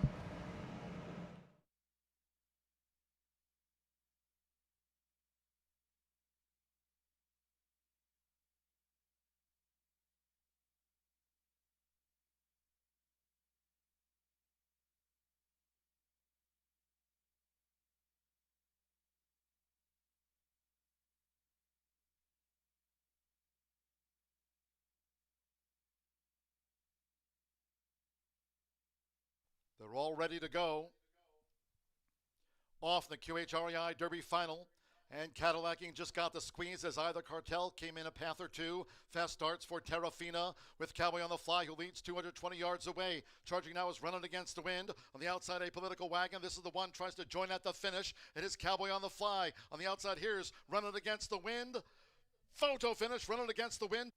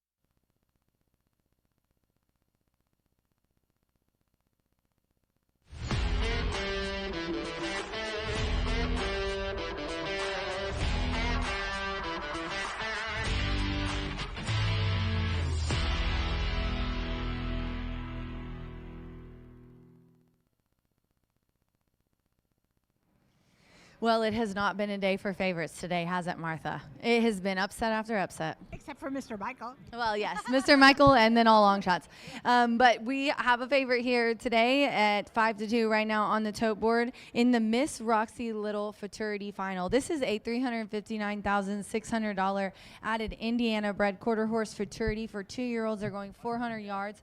And this is the biggest in the history of our state. We're just so happy to have this wonderful stakes race here and wonderful Indiana-bred money. The 10 is our top selection. And my 6 is scratched. So no, you told me the 6 was scratched. It's not. It's in. I knew you were crazy. Beach burner. That's okay. Okay. You're lucky crazy. I love you. I'm so glad you're here. Let's talk about the 10. It's our favorite and our top pick, CV Denali. Claudio looking for another win. Correct. Campos Family Ventures, 2-year-old filly by Escondido Beach. You can't say enough about the sire, right. The connections, the people, and the horse here. Yeah, and Botticelli Shake is the dam, and she's already produced 3 stakes winners, and Claudio loves her. He loves the dam very much. And third fastest qualifier, but here's the funny thing, undefeated this year with a beginning the year Impressive.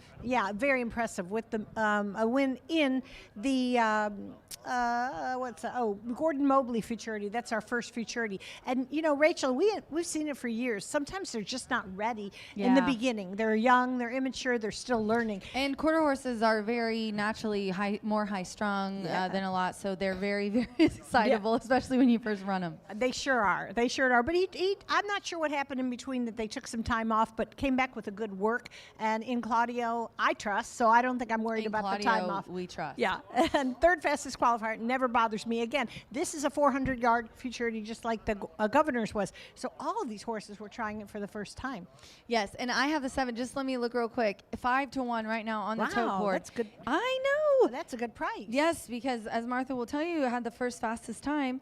Tom Wiley again, Natasha Perez, and Diego Bocanegra. Cheers, buddy. This one just looks good. Look at all these very recent starts. August, a second win. Better's favorite last time, and like you said, fastest. And again, a win at 400 yards. See, I've been impressed. This was hard handicapping today because, you don't know if a horse is going to keep coming or if 350 is their tops. And several of these have really emerged as bona fide 400-yard horses. So I was really pleased. I remember also when this horse had kind of gone through a lull, had a couple bad starts, and then all of a sudden, boom, back in the action in the Stallion Service Auction Stakes. And I totally remember both Tom and Tasha saying, I knew he had it in him. He just needed that better break, And always, just to remind you guys, half a furlong, 5.5 to 6 for thoroughbreds is really not that long. But when it comes to quarter horses, you're not running, you're sprinting, which means they are running full out as fast and hard as they can. So yeah, that 50 yards does make a pretty big difference, to your point. It's even more evolutionary than 6-7. I taught Martha 6-7. I don't know what it is. 6 Beach Burner Martin Munoz, another Claudio Barazza. This one is one of mine. I've got the other Claudio in here. It was not one of the faster qualifiers, but one. It's qualifier, which is important. Right. Second in our QHR graded futurity on August 3rd. I'm sorry. Yeah, second. And then, so really hasn't been worse than second in all 3. I thought maybe it would be one to include for a little bit of a price. And right now we're 9-2. They caught on. Well, again, lightly raced, just 3 starts, and did break the maiden just in that last futurity trial. I mean, the times are so close. It's just crazy good. But Claudio was a little more excited about Jessa Riot, his runner-up in that, in the Invitational, going second to Mr. Michael, and he was about Mr. Michael. I was like, Claudio. Yeah. Come on, Claudio. You got to bring the young ones on. So, I mean, his barn is pretty full. He's got great owners and full barn, and this is super exciting. And, of course, the history of the Miss Roxy, it just blows my mind. They ran the first edition for $75,000. Now it's the richest race, $360,000. I don't know, 2 years ago when Red-Headed Beach won, that extraordinary filly for the Eggleston barn. Yes. She was the first futurity winner in Indiana history to win 3 in a year, and I don't know if anybody's going to come closer. But obviously, that was exciting. Last year was WRS. My Name Is Rip. That was Natasha's first major race. Oh my Crying, gosh. she did not. She run made off. me cry that time. Yeah, she ran off, and well, she couldn't run off. We kept her there, but she was crying. But anyway, it's a huge starting point for a horse to win this Grade 3. And Yes. remember how important those are in quarter horse racing. I like a little bit of a long shot here that you have the 5 Whiskey Beach 7-1 on Yeah. the tote board. Edward Diaz aboard for Tim Eggleston. Haven't seen a Tim Eggleston winner today, which is shocking. We So don't, maybe a win. Yeah, we don't want to. Well, all these horses. I mean, look at how Well, I many just he said has. it, so like the opposite will happen. Now he'll win. Yeah. Well, it's a Sherry Miller homebred, and Sherry and Escondido Beach, The queen of queen, quarter incredible. horse breeding in Indiana. Incredible, and of course, Sherry was the breeder, and Escondido Beach was the sire of Redheaded Beach. So this race is cool. I mean, it's not the wealth of it; it's the pride. It is cool. It is, and it's not. It is. It is because it's the pride of these. This is Indiana. It's a The big governor. deal. We didn't say earlier, but the governors were open, so we'll see Oklahoma breds and all this other stuff. This is the Indiana. Remember. Hoosiers. All right, I've got 10-6-4 and Martha has 10-7-5. We're just a few minutes to the nightcap here on a very successful Champions Day. Thank you all for betting with us out there in the world and here. We had a great crowd, a wonderful day. It's getting a little chilly, but it's still a wonderful day of racing here. And thanks, Martha, for coming all the way from Texas. I love coming from Texas to the great people of Indiana and my treasured friend, Rachel McLaughlin. Good luck.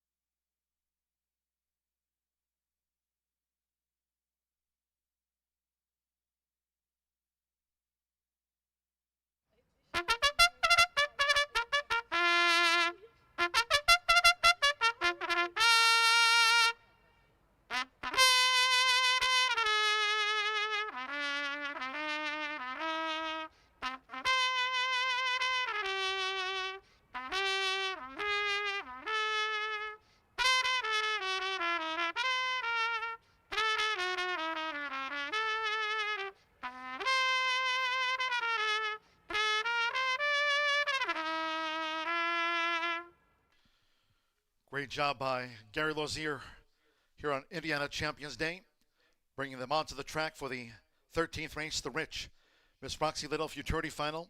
Restricted Green 3 over the 400 yards this year with a $359,600 rated purse.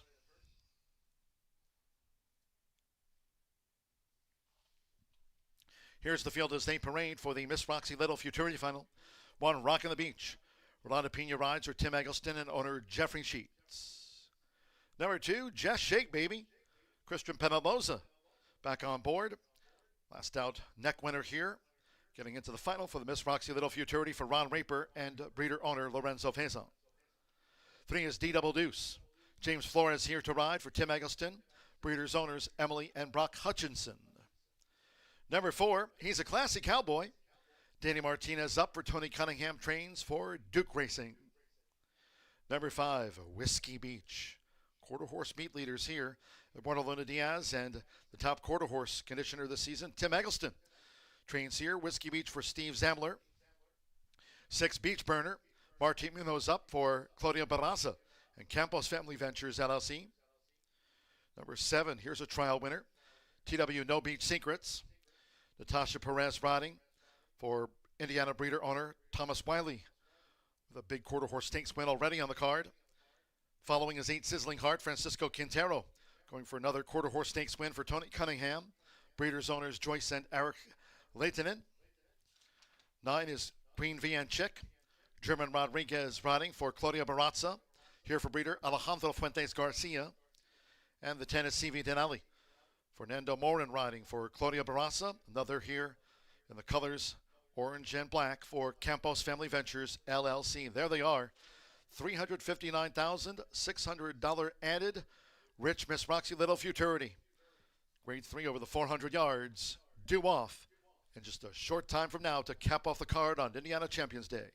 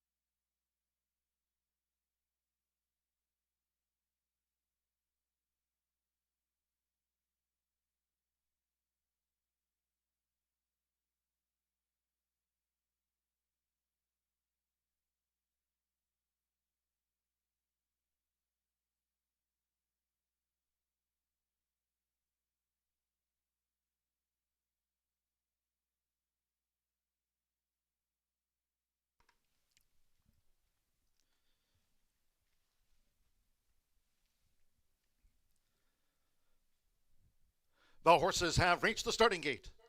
It is now post time for the Miss Roxy Little Futurity Final. D double deuce. Rock on the Beach. Tim Eggleston's 2. Their first in.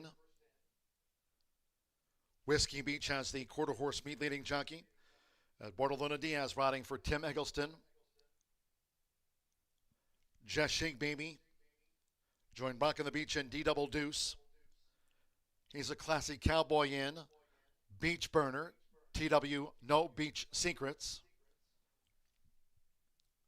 Whiskey Beach coming up to the gate. And Whiskey Beach went it well. Sizzling Heart. Just a couple of them back. German Rodriguez with Queen Vian Chick. Right now, CV Denali, 4-5 favorite. It's 5-1, Rockin' the Beach, and 8-1, Beach Burner.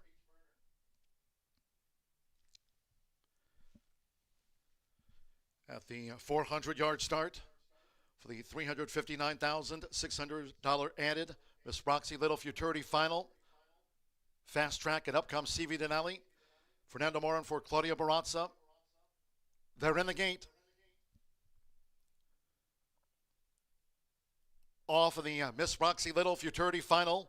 CV Denali broke slightly inward at the start. Whiskey Beach well, along with Beach Burner, who pursues. Nearest the inside, here's Rockin' the Beach inside the final 220 yards. Rockin' the Beach along with Whiskey Beach on the outside. TW No Beach Secrets, and here she comes. CV Denali's unwinding, but it's Rockin' the Beach. Rockin' the Beach has won it over CV Denali, who was the runner-up today. TW No Beach Secrets finished third. Rockin' the Beach to close out the richest Indiana Champions Day ever.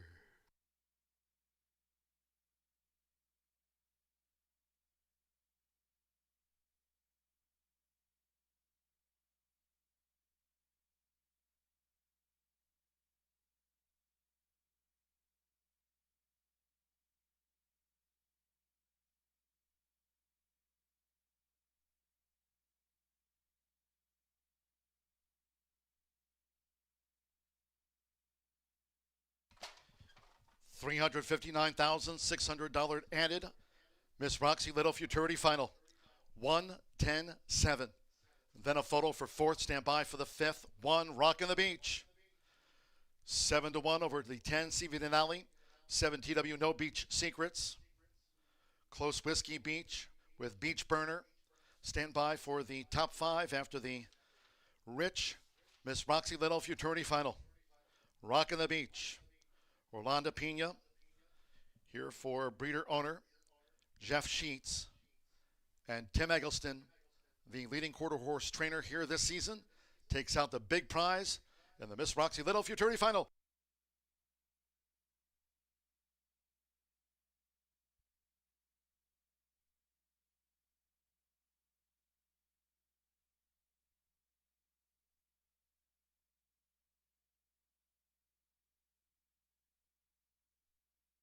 Hold all tickets. There's been a trainer's objection lodged. Trainer's objection. Tony Cunningham, the trainer for He's a Classy Cowboy, has claimed foul against Eduardo Luna Diaz on the unofficial fourth place horse, the 5 Whiskey Beach, alleging interference in the running of the Miss Roxy Little Futurity final. This is a trainer's objection. Trainer of the 4, Tony Cunningham, claims foul against Eduardo Luna Diaz, running 5 Whiskey Beach, the unofficial fourth hold all.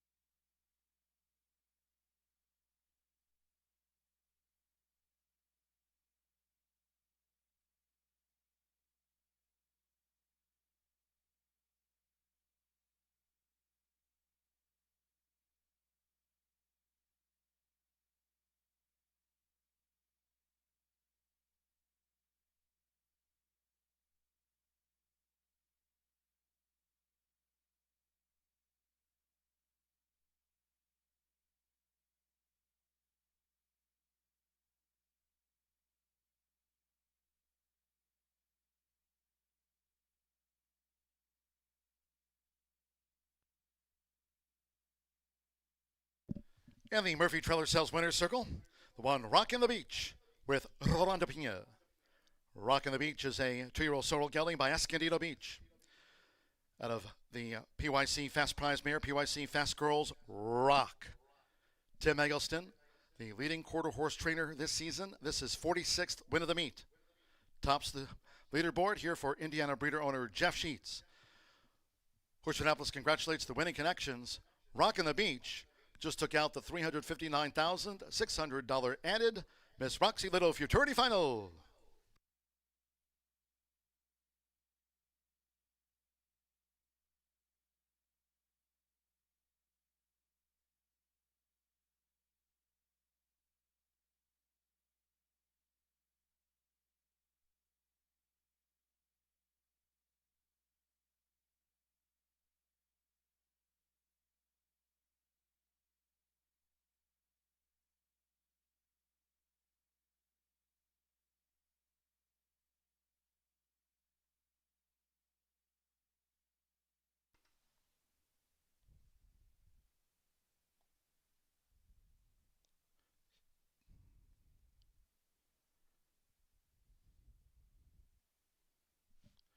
The trainer's objection has been disallowed by the Horseshoe Indianapolis stewards. 110-756, trainer's objection disallowed in the running of the Miss Roxy Little Futurity Final. Winners presentation. And once again, capping off Indiana Champions Day, Vice President and General Manager Racing Eric Hallstrom, along with Director Racing Secretary Chris Polson. Trophy presentation after the Miss Roxy Little Futurity Final of 2025.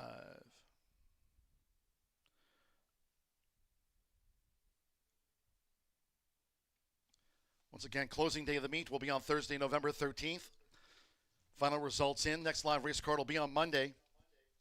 Don't forget, on Monday when live racing returns, we will have a carryover in the 50-cent late pick 5. That on Monday. Late pick 5 carryover of $27,333. Final results in after the running of the Miss Roxy Little Futurity Final. Pentafecta paid $100.10. Beach Burner ran 5th. Final results in. Looking here at the results and prices. $16.20 to win on Rockin' the Beach. Rolanda Pina for the quarter horse leading conditioner, Tim Eggleston. That concludes our live racing program here for Indiana Champions Day 2025. Great to have you with us on this rich running of the Indiana Champions Day.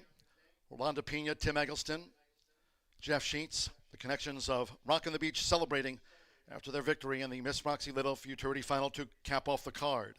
As noted, next live race card will be here on Monday. Monday post time will be at 2:10. Don't forget, no live racing here on Sunday. First floor for simulcast wagering. Horseshoe Indianapolis Casino open 24/7.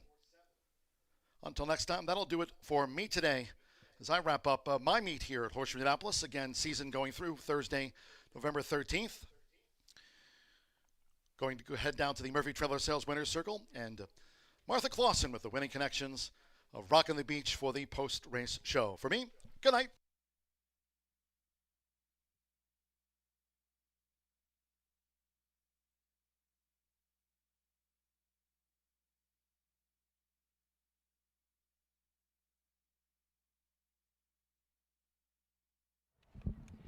Thanks so much. And John, I hope you heard me. We're going to miss you when you head off to Louisiana. You're a treasure here for sure.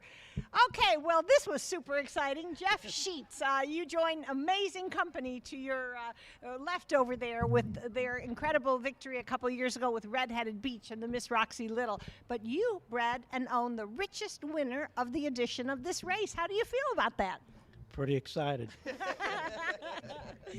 I mean, I just wonder, how do you know when you breed a horse this nice, this well-bred and beautiful, that he is going to have this kind of opportunity and be able to execute it in a final of that magnitude?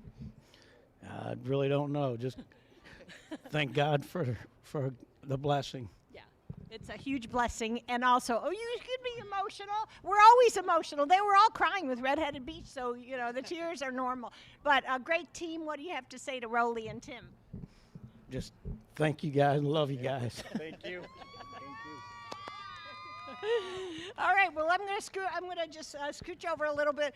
Rolando, a couple of years ago, I'll never forget the moment when Red-Headed Beach became the first horse to win 3 futurities at Indiana. It was so exciting. It was so emotional for you guys. She was so special. But what an incredible performance from Rockin' the Beach. Yes, he actually did a wonderful job. He stood perfect. I panicked for a little bit when they moved the riddle a little bit, but he actually settled down. Actually, like he knew what he was time to do, you know.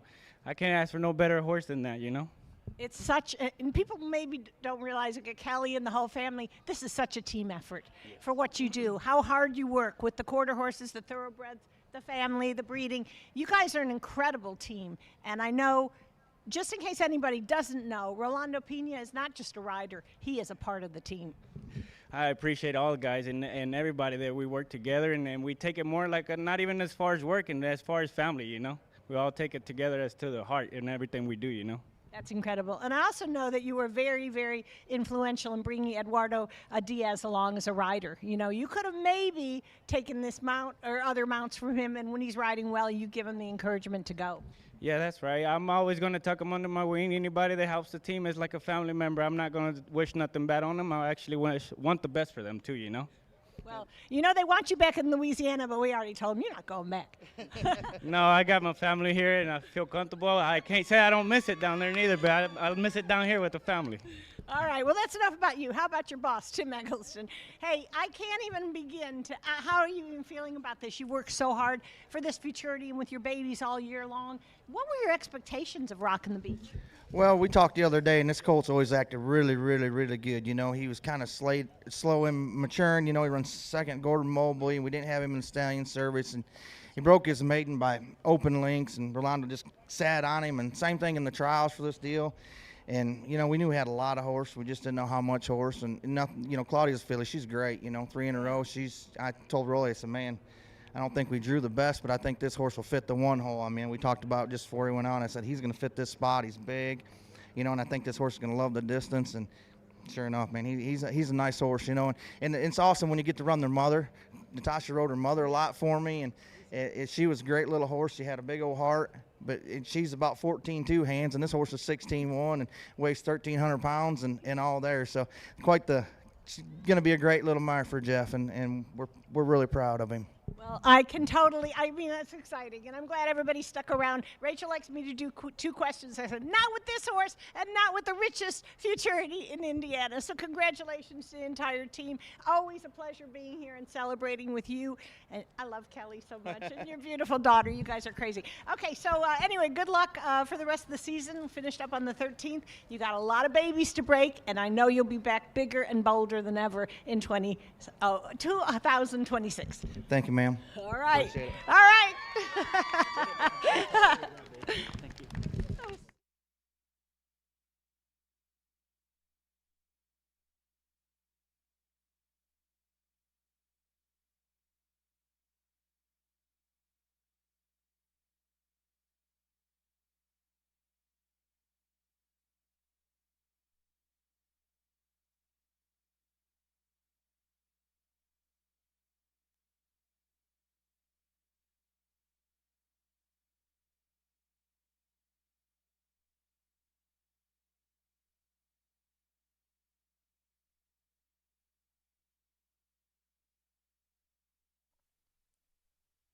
Off of the Miss Roxy Little Futurity final, CV Denelli broke slightly inward at the start. Whiskey Beach well, along with Beach Burner, who pursues. Nearest the inside, here's Rockin' the Beach inside the final 220 yards. Rockin' the Beach along with Whiskey Beach on the outside. TW No Beach Secrets, and here she comes. CV Denelli's unwinding, but it's Rockin' the Beach. Rockin' the Beach has won it over CV Denelli, who